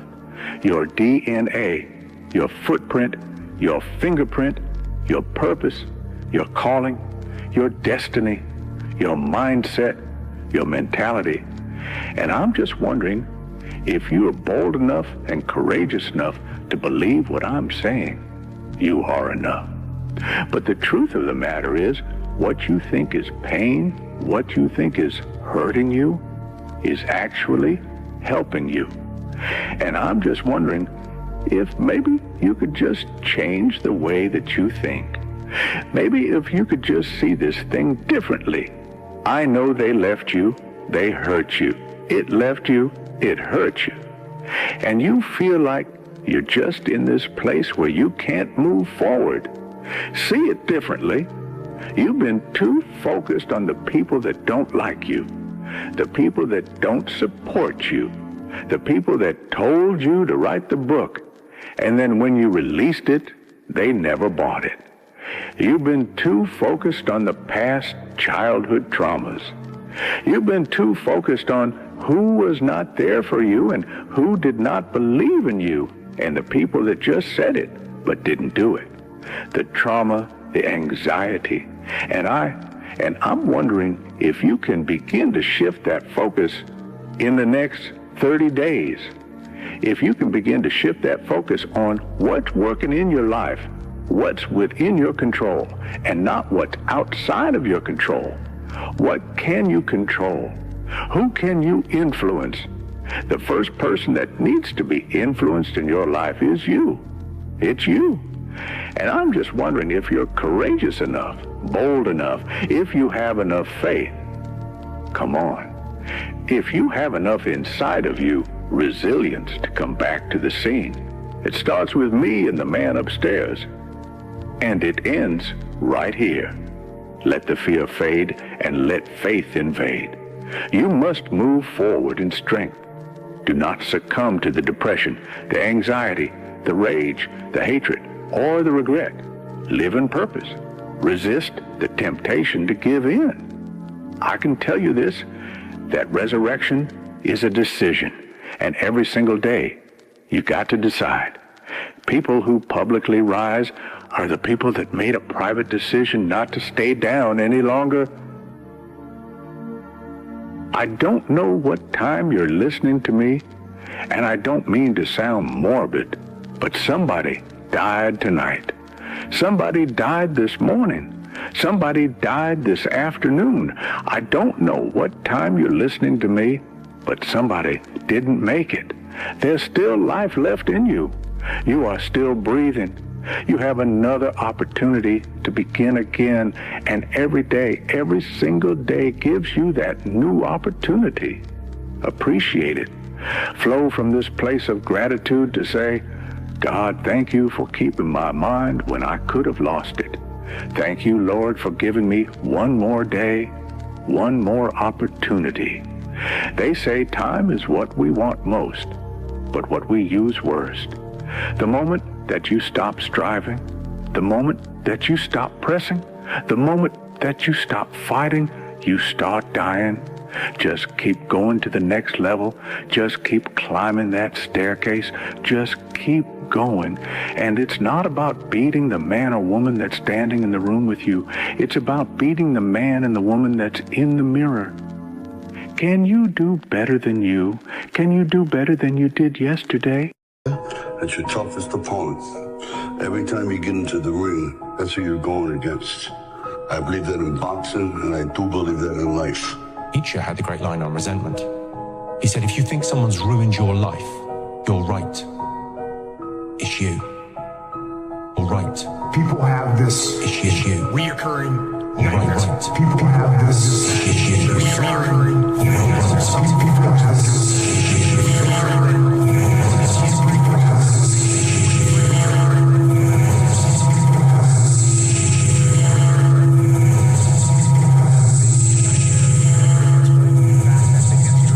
down. That thing is you. There's no hacks, bro. It's you against you. You against you. And if you misunderstand that, you have a real problem. If you misunderstand what I'm saying right now today, the problem is you. You misunderstand what I'm saying right now to fix it. The problem is you. If you misunderstand what I'm saying right now to fix it, and how you do it, the problem is you. If you misunderstand what I'm saying right now to fix it, how you do it, the problem is you. If you misunderstand what I'm saying right now to fix it, how you do it, the problem is you. If you misunderstand what I'm saying right now to fix it, how you do it, the problem is you. If you misunderstand what I'm saying right now to fix it, how you do it, the problem is you. If you misunderstand what I'm saying right now to fix it, how you do it, the problem is you. You really want to do this or not? Because if you actually want to do it, what's going to stop you? Nothing. And if you don't really want to do it, what's going to stop you? Just about anything that comes up. Just about any obstacle that gets in your way becomes an excuse not proceeding down that path. Your excuses will destroy you and take everything that you ever wanted from you, if you let them. Go try and accomplish something that's hard. You may win, you may lose, you may succeed, you may fail. I'll tell you what, you'll be better. And you're gonna fail, and you're gonna fail, and you're gonna fail, and you're gonna fail, and then you're gonna win. And I don't blame them. But don't be mad when you're laying there in your bed and you're in the hospital and you're 70, 80, 90 years old, you're thinking, man, I feel like I didn't do something. Because you did. You didn't do it. You didn't do shit. You may have lived a great life, man, but you're always gonna feel empty inside. Your biggest enemy is you. My whole book is about you battling yourself. People don't understand it's you against you. The only person that gets in your way is you. Nobody else. It's you. You know, the war that you have to really fight is the war against yourself. You have to fight the war against yourself. Now, it's not easy to look in the mirror and to change your own life. It's hard as hell. You have to take responsibility. You have to learn new things. You have to feel uncomfortable. Good, because discomfort is how we grow. That's how we become strong. If you run away from discomfort and resistance your whole life, you will always be weak. Motherfucker, is you versus you. And it makes me so mad. Every day I walk this earth and I see average all over the place. And they want to ask me, how did you do it? I can't tell you how, because you're not gonna do it. You're not gonna do it. You're gonna continue being out, because every day you wake up, like he says, like get the coffee, make the pancakes, kiss the girl, kiss the kids. You wake up, right to work. Immediately your mind is in action. No one wants to do that. No one. I don't blame them. If you want to be successful, you have to change this. This has to change. What makes it hard is your lack of belief that it can happen for you. See, but you got to change though. If you keep doing what you've been doing, you're going to keep getting what you've been getting. So if you're at a place in your life and you ain't happy with it, you have to change some things. If you believe it, if you really believe that you could be something, if you have that little voice in your head saying, hey, you got talent, you could do this, then follow that voice. Imagine that you're in a movie, and imagine the movie begins now, and you're the hero of the movie. What would that guy do? What would that guy do right now? Because you are. You are able to get up every morning, have no passion, no drive, no motivation, no shit, and still get up with that kind of fire. You will be successful in life. I guarantee you that. And there are those of you in this room, you are great. You are phenomenal, and you're not walking in it because you don't know who you are and what you want. You are capable of doing anything. You are capable of all of it. You got to change the internal dialogue.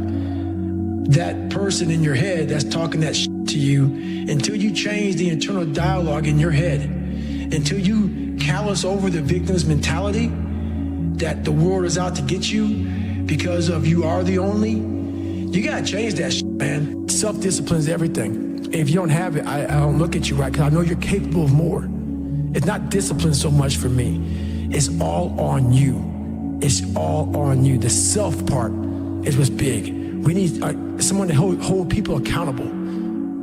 That shit, man. We count on people too much to get us through it. And we look to our right, we look to our left, we're looking for help. And if you can build that self, you can build that total accountability in oneself. And it's not about being selfish. I'm trying to create a better me. So hopefully people who are hearing this are taking it the right way, can say, I can run a mile. It ain't about running 205. I was doing 4 being a city. It ain't about all that shit. It doesn't matter. I want you to see how far you can go. And that's all it's about, yourself. Well, what you're willing to forego today's pleasure for tomorrow's advantage. You were blessed with a strong mind. Like, the hell you talking about? I was blessed with a strong mind. That's something that you have to develop. You develop that over years, decades of suffering and going back into the suffering. Because human beings need to hear this. They need to stop hearing these hacks on this and that. There's no hack, bro. There's no hack. Yeah, you may this and that and saunas and this, and all this that yeah, it's great. There is no fucking life hack. To grow that thing, how do you grow it? Do it and do it and do it and do it. That's the hack. The hack is gonna suck. Everybody wants the view, but no one wants the climb. I just beat me. If I can keep beating myself, if I can keep doing that, then that means that I'm in a battle with the only person that I really want to beat, and that's me. If I can continue to outdo me from the day before, then I'm ahead. Is when I realized a human being, we have the ability to go in such a space if you're willing to suffer, and I mean suffer. Your brain and your body, once connected together, can do anything. And this 30 miles was the life-changing moment. I was out of it. I was in the worst pain in my entire life. I was, to me, on the brink of death. I was so driven. And I'm not gonna say motivated, because motivation's crap. Motivation comes and goes. When you're driven, whatever's in front of you will get destroyed. You lost that fight, Rock, for all the wrong reasons. You lost your edge. All right. I know your manager dying had you all messed up inside. But the truth is, you didn't look hungry. Now, when we fought, you had that eye of the tiger, man, the edge. And now you gotta get it back. And the way to get it back is to go back to the beginning. You know what I mean? Maybe we could win it back together.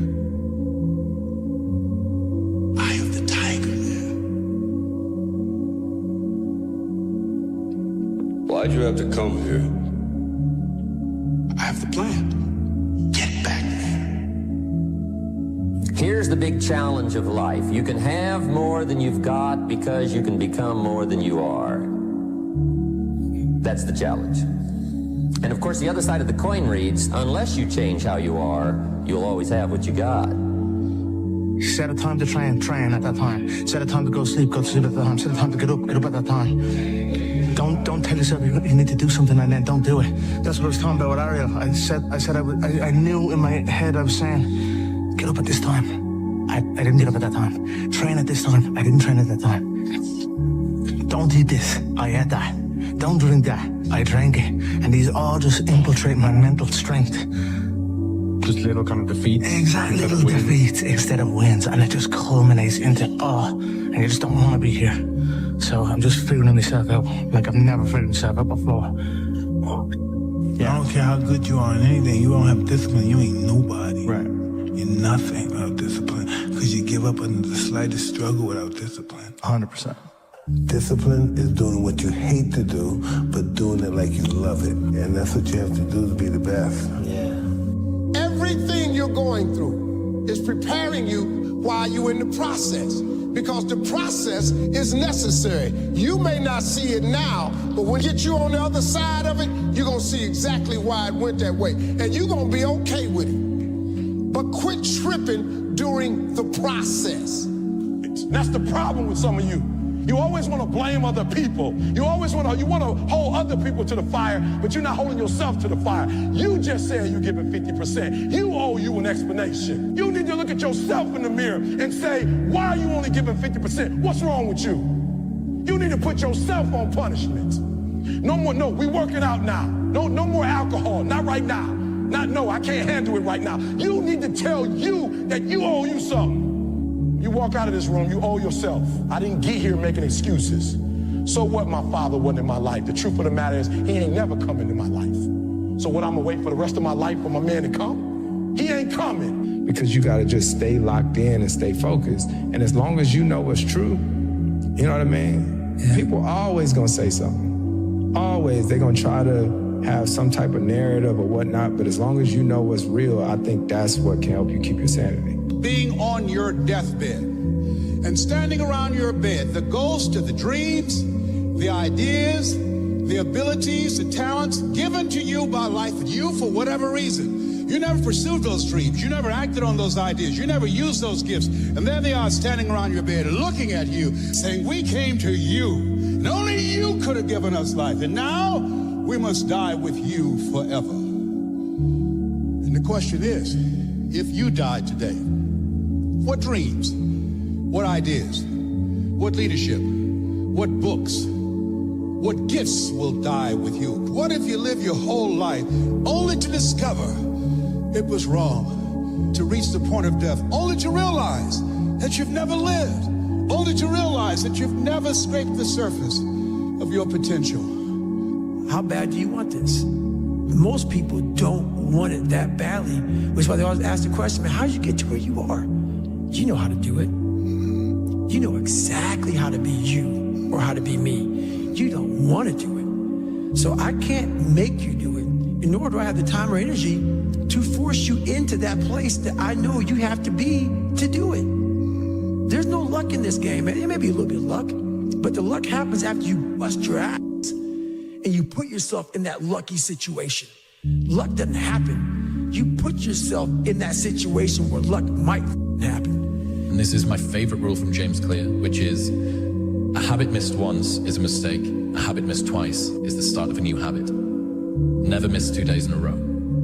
You have no idea how great you really are, because you are using such minimal of what you have on what it really takes to extract greatness from nothing. For so many years, I wanted to be balanced. But then I was like, well, nothing great was ever achieved by people who tried to be great at all things. Just get started. Just get started. The longest time in the world is the hesitation between thought and action. It can actually be forever. You can hesitate for 1 second to get started on something, a workout, a project, a task, something that you know you should do. You can hesitate for 1 second. That 1 second of hesitation, all of a sudden it turns into 5 seconds. And then 10 seconds. And then 10 minutes. And then just like that, you drifted into the eternity zone. 1 second became an eternity because something that was gonna happen is now never gonna happen, ever. Why is that? Because you hesitated. So don't take that chance. Instead, take action. A body in motion tends to stay in motion. A body at rest tends to stay at rest. You've had enough damn rest. Go take action. I need you to confront you. I need you to confront you because you're the one holding you up. I need you to confront you. I need you to look in the mirror and tell you, you are not gonna do me like this no more. You're not gonna continue to sabotage me. You're not. You're not gonna keep procrastinating. I need you. You're not gonna keep thinking like that. I need, listen to me. This is the one thing I get so frustrated with humans. I get upset with humans when you go out to eat and they don't bring your food out the way you want your food out. And you are so upset and you let them have it. But then you disappoint you when you don't let you have it. You give you a pass. You give you a pass. You are not where you're supposed to be financially, and you gave yourself a pass. You know you're better than that. You know you should be further in life, but you keep letting you slide. It's time you punish you. The biggest risk to your future isn't your competition. It's the distractions you insist on keeping in your life, rather than doing the things you know you should be doing but aren't. People delay doing things they don't like for longer than it takes to do them. Find something difficult to do. You need that. You're not built for comfort or pleasure. Like if that comes along, good. You know, if you have a day where you're comfortable and there's some things around you that give pleasure, have some sense and enjoy it. But don't be thinking that's what your life is aimed at. That's contemptible. It's almost like you have to have the ability to go to the deep end no matter whether or not you'll ever go there. And some people are like, well, I'm never going to go to the deep end. But you should be able to. You know, so often, the best way to contend with problems, with issues, with adversity is action, is by taking action. The more you sit and the more you wait and the more time you spend with that adversity, with the upper hand inside your head, the worse it's going to get. Self-love is holding yourself to a higher standard than anyone else does. I think it's believing in the 85-year-old version of you, who's exactly who you want to be, and then ruthlessly looking at the discrepancy between the pittance of a human that you are now compared to that man or that woman, and then step by step breaking down the many differences and starting on the first one and pulling the thread. What's important to you?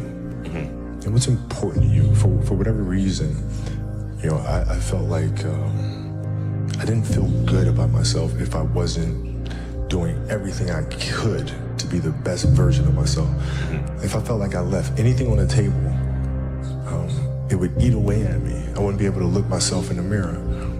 And so the reason why I can retire now and be completely comfortable about it, because I know that I've done everything I could to be the best basketball player I could be.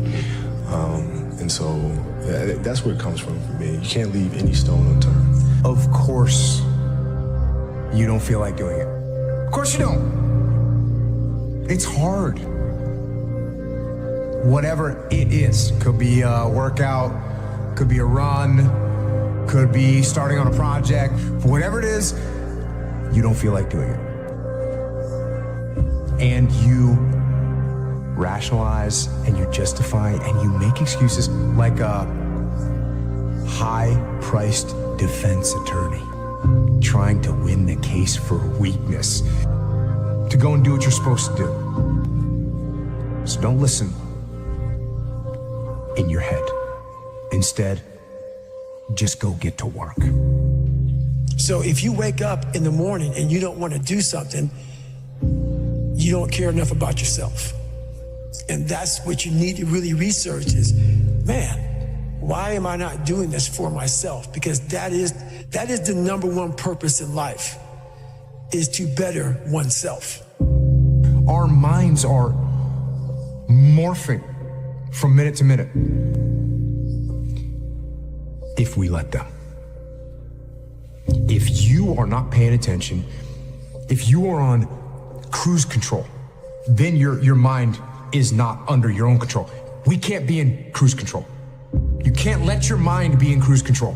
You have to be cognizant of what you're thinking. You have to be cognizant, you have to be aware of how you are being influenced. How bad do you want it? There's two options. To continue forward, pushing upward. And if you do, that dream is given birth, and forever you will live in the reality of it. If you stop, quit, throw in the towel, I promise you there's no distance you can travel far enough to find that dream again. For it is dead. And in its death, it's replaced by regret. You got to take ownership of what's going on in your life. When you're not where you want to be, and you say it's because the boss doesn't like you, or it's because the girl treated you this way, or the guy did this, like all those things, you got to take ownership of them. Yeah. And if you're blaming all these other external things, you're not going to make any changes. And that's going to be a problem.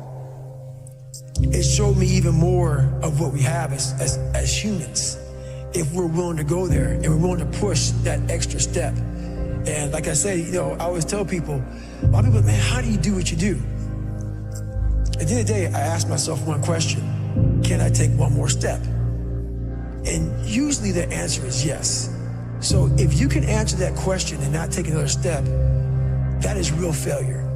That is real quitting. It's up to you. The ball's in your court. No more f***ing around.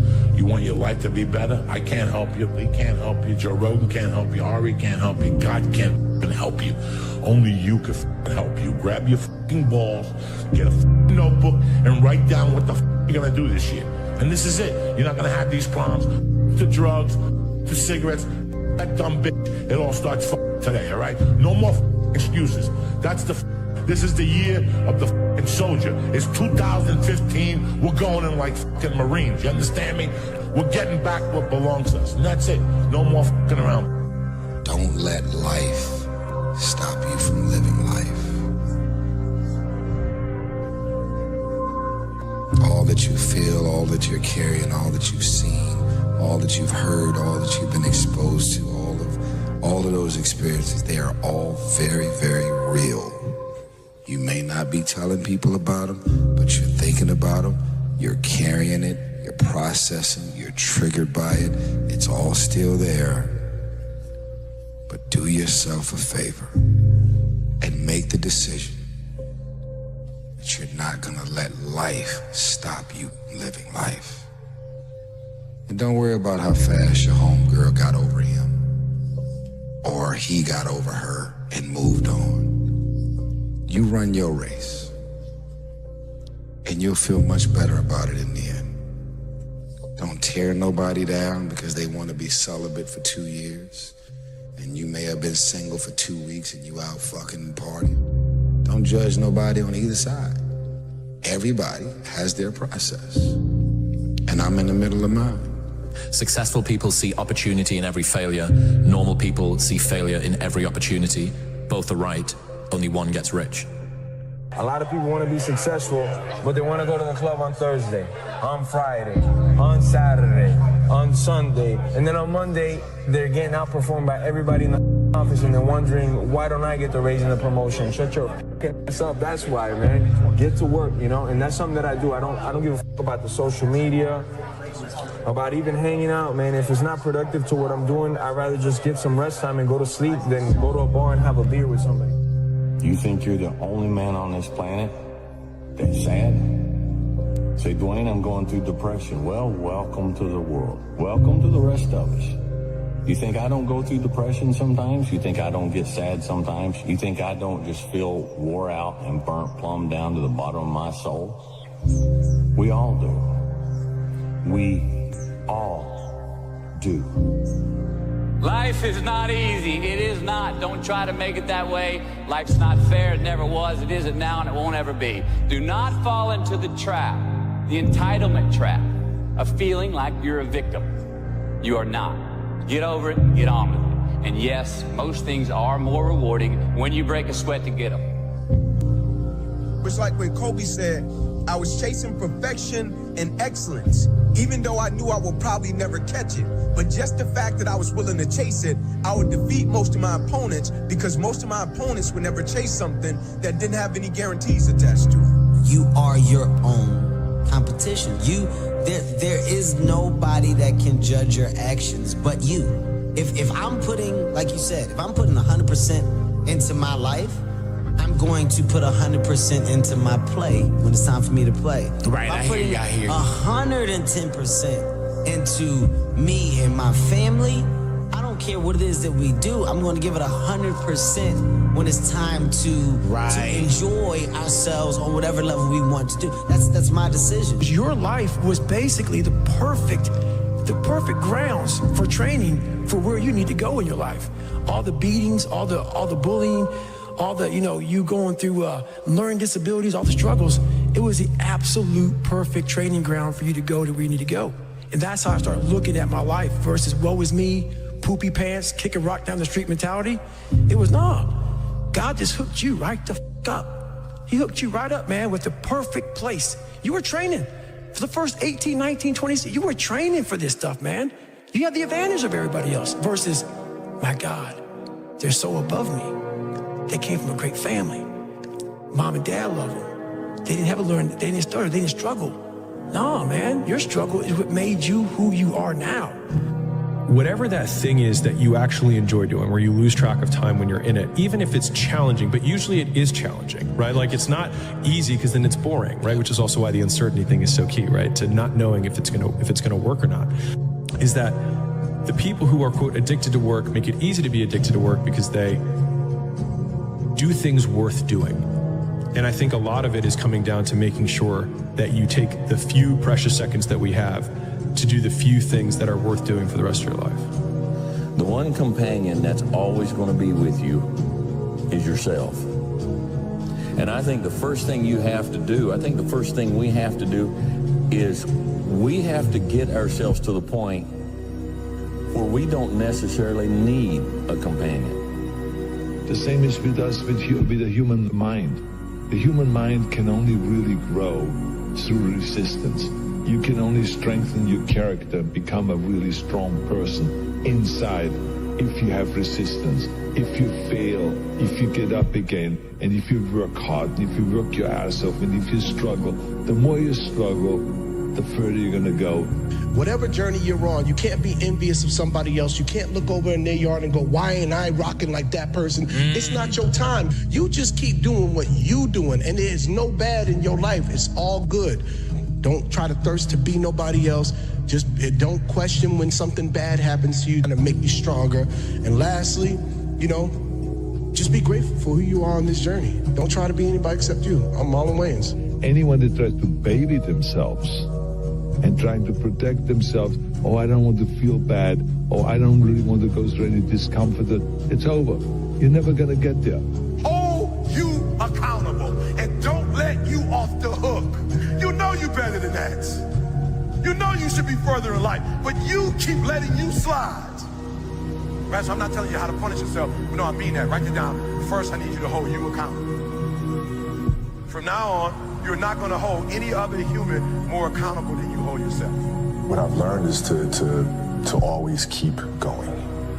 Always. I've come to find out is that, no matter what happens, the storm eventually ends. And when the storm does end, you want to make sure that you're ready. And so I've really learned to put one foot in front of the other, good, bad, or indifferent, because eventually that storm passes. You can have what you want in 5 years, but there's two conditions. You have to know what it is, and you have to aim at it. Figure out what you want. Write it down. Figure out what you could do to start moving towards that. Okay. Do that with your family relationships. Do that with your friendships. Do that with your career. Do that with your education. Think about your misuse of alcohol and drugs and other things that might drag you down. You want a drink? It's like, okay, what do you mean by that exactly? How often? How much is too much? How are you going to constrain that and why? Develop a vision. And you have to do that in dialogue with yourself, right? It's like, if I could have what I wanted, what would satisfy me? And you might think, well, I could never get that. And I could say, well, maybe not, but I'll tell you one thing, man. You can move towards it. And I know that everyone who knows the underlying neuroscience knows this. Almost all the pleasure is in the moving toward. But if you set up a goal that you think is, just on the edge of conceivability, then every time you move even a tiny bit towards that, you're going to think, good work, man, good work. You get a little kick from that. You get a little stronger from that. The minute that you understand that you can poke life and actually something will, if you push in, something will pop out the other side, that you can change it, you can mold it. That's maybe the most important thing, is to shake off this erroneous notion that life is there and you're just going to live in it, versus embrace it, change it, improve it, make your mark upon it. You can't sit back and say, I'll start in half an hour. I can't do that. I got to start now. And then after I get back from starting, I got to start again. And then when I get done with that run or that study session, if it wasn't good enough, I got to go back again. Because repetition is what taught me everything. So you can honestly outwork anything. What is the pain you're prepared to swallow the most? Nothing worthwhile is going to come without discomfort. So you got to realize that it's up to you to decide what it is you truly want. And it's up to you to accept what pain you are willing to accept. Because if you struggle and you flounder and you refuse to take responsibility for yourself and become that version that you know you're supposed to become, you will be miserable. 100%. You will have every single regret a human being could ever fucking have in their entire lives. And the flip side is this. You could put in the work. You could put in the time. You could say, I am not going to settle. I am going to become exactly who I'm meant to become, because I know that it's not just going to serve me, it's going to serve my family. It's going to serve my community. It's going to serve my city, my state, and my country. And it's going to create an immeasurable ripple effect of people who know that they can do it too. And guess what? That's going to be hard. But at the end of the day, even if you come up short, even if you don't become exactly what it is you want to become, you will have created so much good in this world that you will not have regrets when you die. So the choice is yours. The choice is stay how you are, keep pointing the finger, keep blaming everybody, and we'll continue to be this shitty version of society that doesn't take responsibility for anything and defers responsibility to all these people that want us sick and fat and lazy and dependent on them. Or you can say, I am done with this. Today is the day. Today is the day that I will look back 10 years from now and say, that was the day that everything changed. Yeah, and I said it the other day, and you have to realize, you have to know, you have to accept that all your excuses are lies. They are lies, all of them.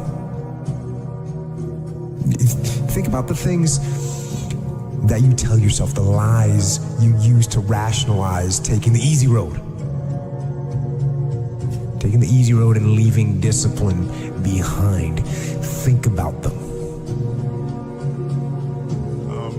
Those times when you get up early and you work hard, those times when you stay up late and you work hard, those times when you don't feel like working, you're too tired, you don't want to push yourself, but you do it anyway. That is actually the dream. That's the dream. It's not the destination, it's the journey. And if you guys can understand that, then what you'll see happen is that you won't accomplish your dreams. Your dreams won't come true. Something greater will. You have to work every single day. I think that's where the confidence comes from. Because when nobody's looking, that's the time that really counts. That's the time that really matters. But the finished product is the easy part. It's like the working out at 5, 6 a.m. and then all the practices and all the extra conditioning, like that's the hard part. But when push comes to shove, when I'm in the fourth quarter and it's 2 minutes left to go, I know how much I train. I know how tired I've already made my body. This is nothing. And so I can get through it. That work that you do every single day is key, because that's what you're gonna be able to fall back on. And that's what you're gonna be able to like rely on when push comes to shove. So every single day, like I said, I love it. I love to work out, wake up and train early, eat right, break my body down and then rest and build it back up and do the same thing over again. You don't have time. That's a lie. You don't have support. That's a lie. You don't know the best way. Who cares? That's a lie. Or you're too old, or you're too young. Of course you're too old or too young. Lie. And there's you're too busy. Sure you are. That's a lie. Until you say, yeah, I'm gonna take action. Nothing changes if nothing changes, man. And I'm not preaching at you. I'm just, I just want to remind you, because I've spent a lot of time in my life sitting around wanting things to change, and not being able to make them change, and not thinking I could.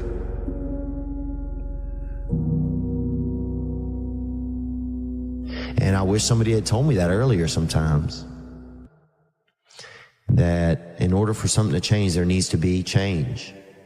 Most people will not understand your obsession, your drive, and your determination. Success is a lonely journey. That's just a reality. And most people are not going to understand why you're so driven, why you're so obsessed. And if you try and make them understand, you're going to end up frustrated.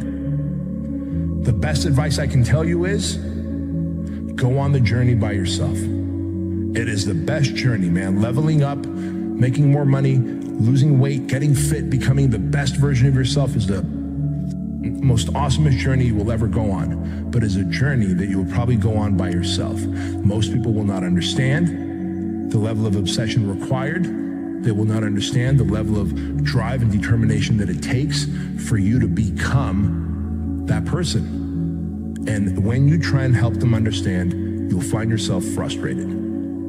I remember when I first started comedy, my dream was to one day headline Madison Square Garden, and I would tell people that, and they would all usually roll their eyes, or they would they kind of laugh at the notion of it. I told you that was my dream. Boy. And I said, one day I want to headline Madison Square Garden, and I remember you stopped what you were doing, and you looked me in the eyes, and you said, I'll see you there.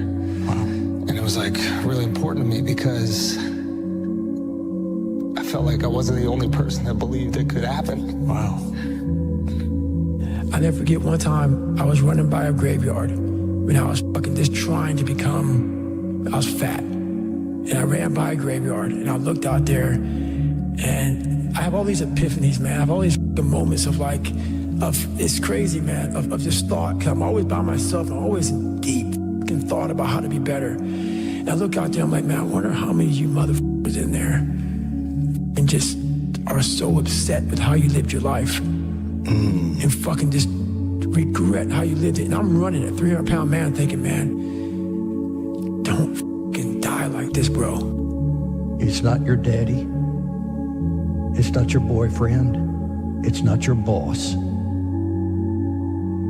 You are the solution to your future. We all like to take this 4-lane highway, the easy highway. It has fucking signs, it has restaurants. We all love that 4-lane highway. We always step over the shovel. And all I did was I picked up that shovel, and that shovel, I made my own path. And you may have big boulders and shit. They may be getting 200 miles up the road faster than you. But going through this path of life, this journey over here that you make yourself, that's incredibly difficult. When it comes out the other end of that motherfucker, some glorious shit that you can't even explain to people. And we're afraid. Bottom line is most of us, even the people who have all these theories and shit, it's easier to accept the fact that I'm just not good enough. I wasn't made to do that. And yeah, some of us can't be LeBron James. But I'll tell you right now, man, we can do a lot of shit when it comes to this pure arm guts and willpower and getting through shit. We have a lot more than what we think we have. A real man in the dark, when nobody's watching, he putting in work.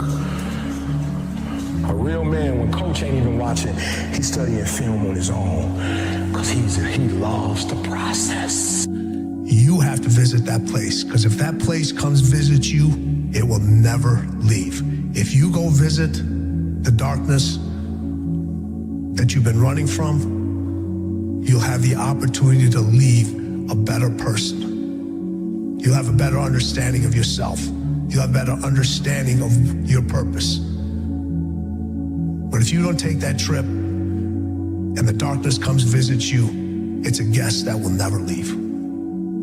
Are you in a place where you are ready to actually shift and do and execute on why you're here?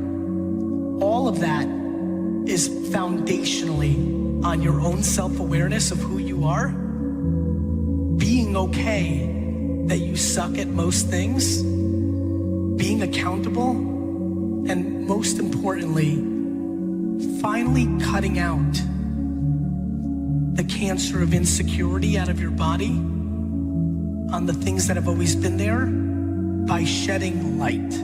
Don't be upset by the results you didn't get from the work you did not do.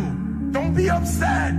Don't be upset you didn't do it. Don't be upset you didn't get the results because you didn't do the work. Don't be upset. I don't want you to be upset. I don't want you to be angry. I want you to be like E.T. I didn't get the result because I didn't do the work. Bottom line, I didn't show up on time. I didn't do what I said I was going to do. I hit the snooze button. I made an excuse. I didn't make adjustments, right? I need you to understand. Look. Don't be upset with the results you didn't get because of the work you didn't do. And how do you deal with regret? I mean, ultimately you learn from those. So no. Because even the regrets, the bad things or the stupid things, you learn not to do bad things or stupid things. All those things are beneficial in some way if you can get through them. If you the dumb shit that I've done or the bad mistakes that I've made, they've taught me. You learn. That's why failure is so important. Failing and fucking up and making mistakes. It's very important. That's how you learn. The bad feeling that you get from something that you shouldn't have done or wish you didn't do or wish you did better, especially failing at something where you half-assed it and you just feel like a loser, that just teaches you. It teaches you to get your shit together. I was like, if I set my goals high, I'm gonna hit something. I literally said, if I go aim for the moon, I'm at least hit the mother stars. You'll only go as far as you dream. I tell that to comics all the time. They're like, I just want to make a living on it. And I'm like, that's all you'll do. You gotta dream big. Yeah. But fuck universe doesn't reward humility, man. You might be humble with everybody else, but you gotta tell the fucking universe, hey, I want to be bigger than life. Yup. Yeah, but you don't understand my life, David. Yeah, I do. That's the thing about it.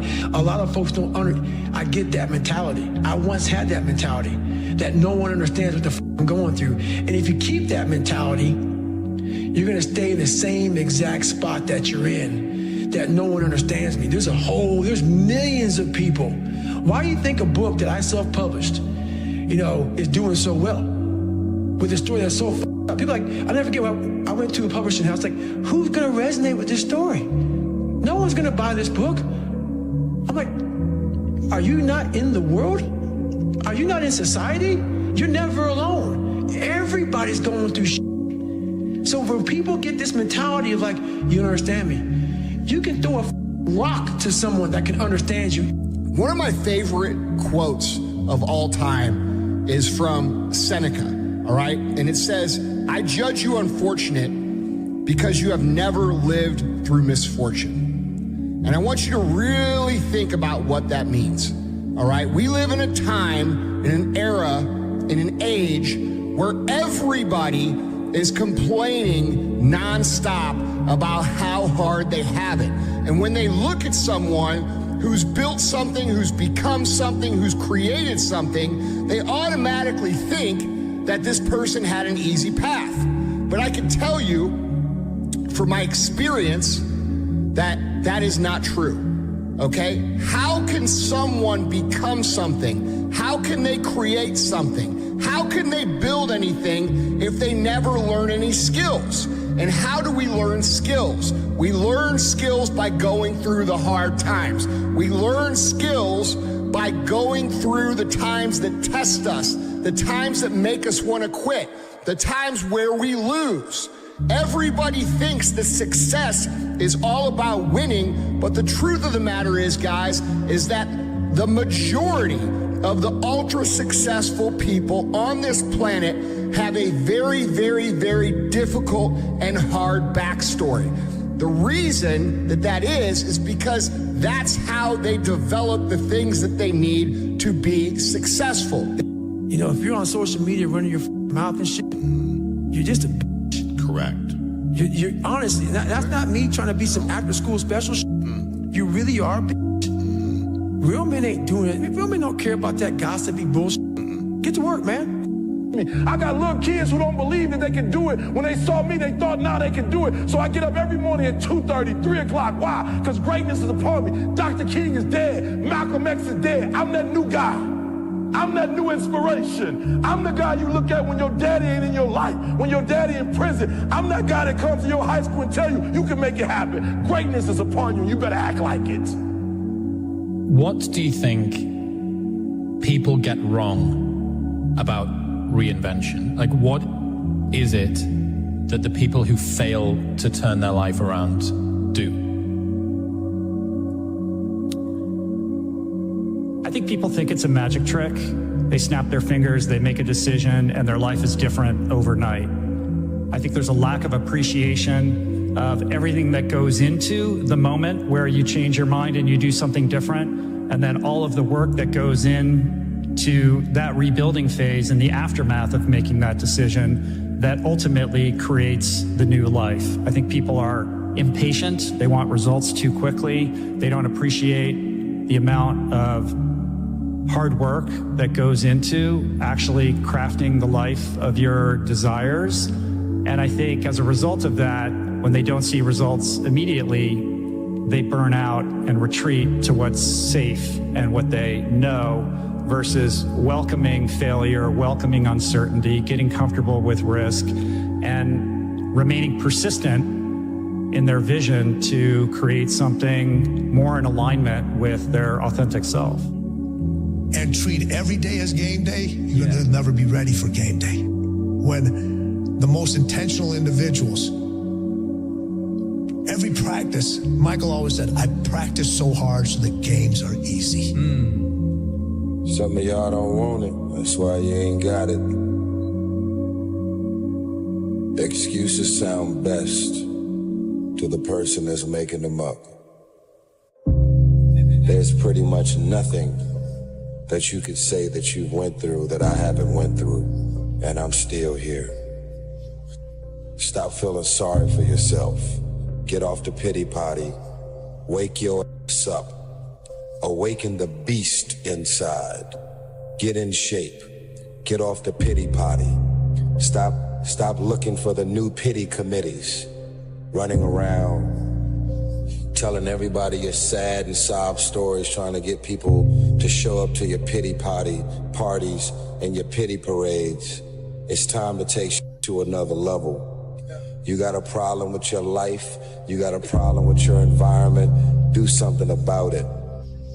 If you ever see me in a Rolls Royce, a private plane, a 6 or 7-star hotel, living my life to the fullest, don't hate on me.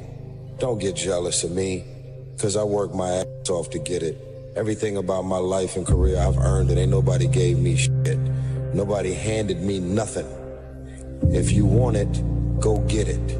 We're in a culture that is driving everybody towards this idea that happiness is purchased through luxury, comfort, and ease. 100%. The truth could not be, more different from that reality. That if you want to find peace with yourself, self-understanding, self-knowledge, self-esteem, all of these things are going to be found only through evaluating what your normal is and putting yourself in situations that you don't want to do.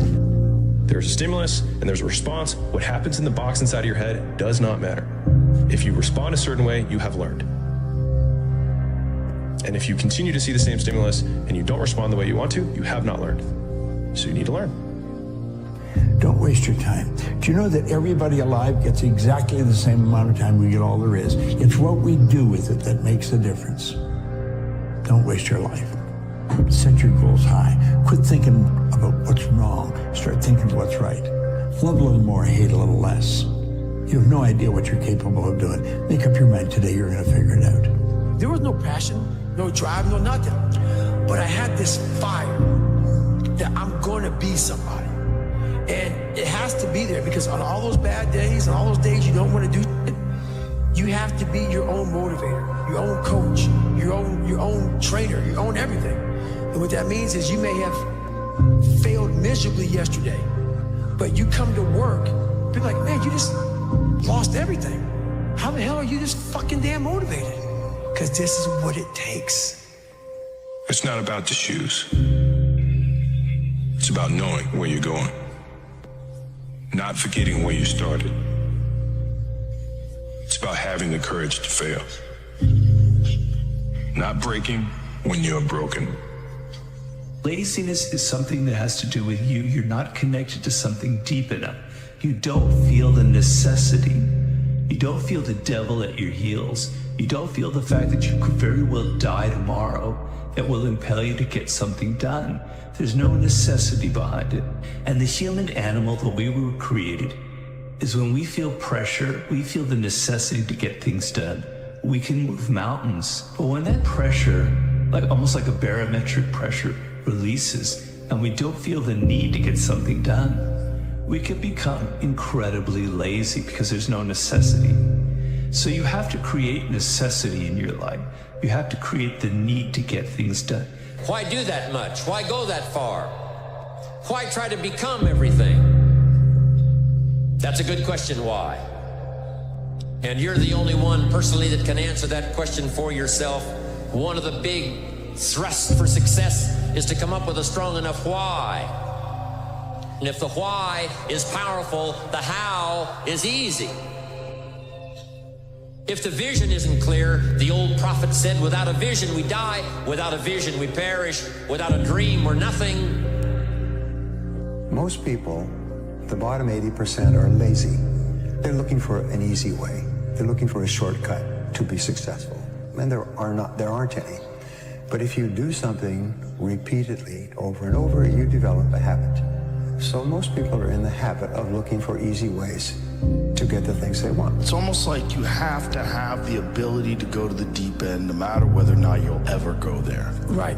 Yes. And some people are like, well, I'm never going to go to the deep end. Mm-hmm. But you should be able to. Yes. What are you willing to give up? What are you willing to sacrifice? What are you willing to forgo?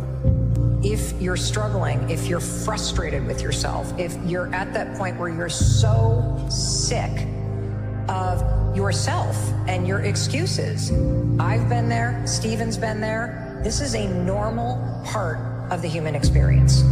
And at some point, either the pain is going to get big enough, or you're going to bump into somebody's story somewhere on this planet who has been in the position that you're in right now, facing the stuff that you're facing right now.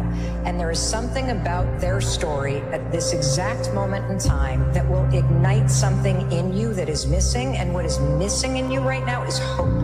Here's to the crazy ones, the misfits, the rebels, the troublemakers, the round pegs in the square holes, the ones who see things differently.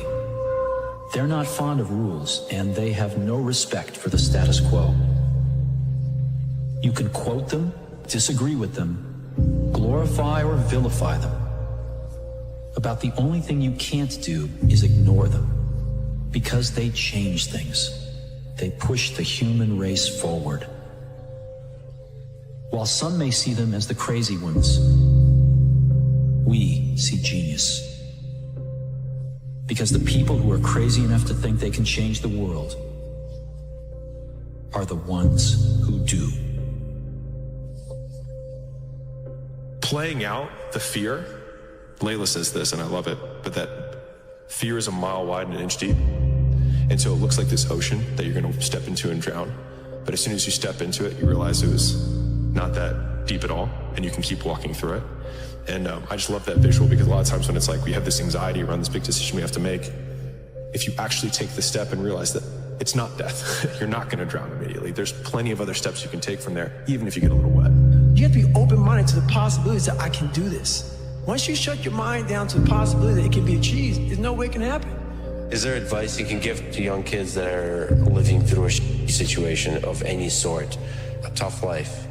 Try to find a thing that you really enjoy. Try to find a thing that you're passionate about. Everybody thinks they're a loser. Every young person thinks they're a loser. At least a young person in the situation I was at. Like, I didn't know I wasn't a loser until I started winning, until I started doing martial arts. Martial arts taught me that, like, I could get better at stuff, that I wasn't really a loser. I want to maximize what I can. I want to be the best that I can be. I want to do things well, and I don't want to leave stuff on the table, but I don't want to be chasing the end goal so much that I never actually enjoy the process of getting there, because ultimately that's really all that matters. But you're going to look back at any destination and realize that it was 99.9% journey and only, one day of celebrating achieving the thing. You're lazy, you know exactly what to do. Exactly what to do. Because even me, in my state of, I can't read or write, I knew exactly what to do. It just sucks doing it. Hey Theo, this is Greg from Indiana. I actually just wanted to call and tell you, so I was at work the other day, and I've just been kind of in this rut at work. It's not a bad job, but I just really want to get out of it. So I was catching up on some of your podcasts, and you said something that resonated with me. You said, nothing changes if nothing changes. I thought about it, and I went home and I applied for a job I'm probably not qualified for, but I was like, I'll take a shot. And the next day I get a call from them, have the interview, goes well. She said she's going to set me up with an in-person interview. Never even had it. They emailed me a few days later, and I got the job. So now I'm going to be doing a job that I think I will appreciate more and enjoy more, and I'll be making double the money that I'm making now. Bro, that's awesome, man. That's really great. Congratulations for trying something new. Yeah, it's crazy to sometimes think what can happen if we decide, I'm gonna see what happens when I decide that I am qualified. What happens when I decide for myself that I'm gonna do something different? I've made huge developments while I was staying up until 4 in the morning, 5 in the morning running a nightlife business. You can make huge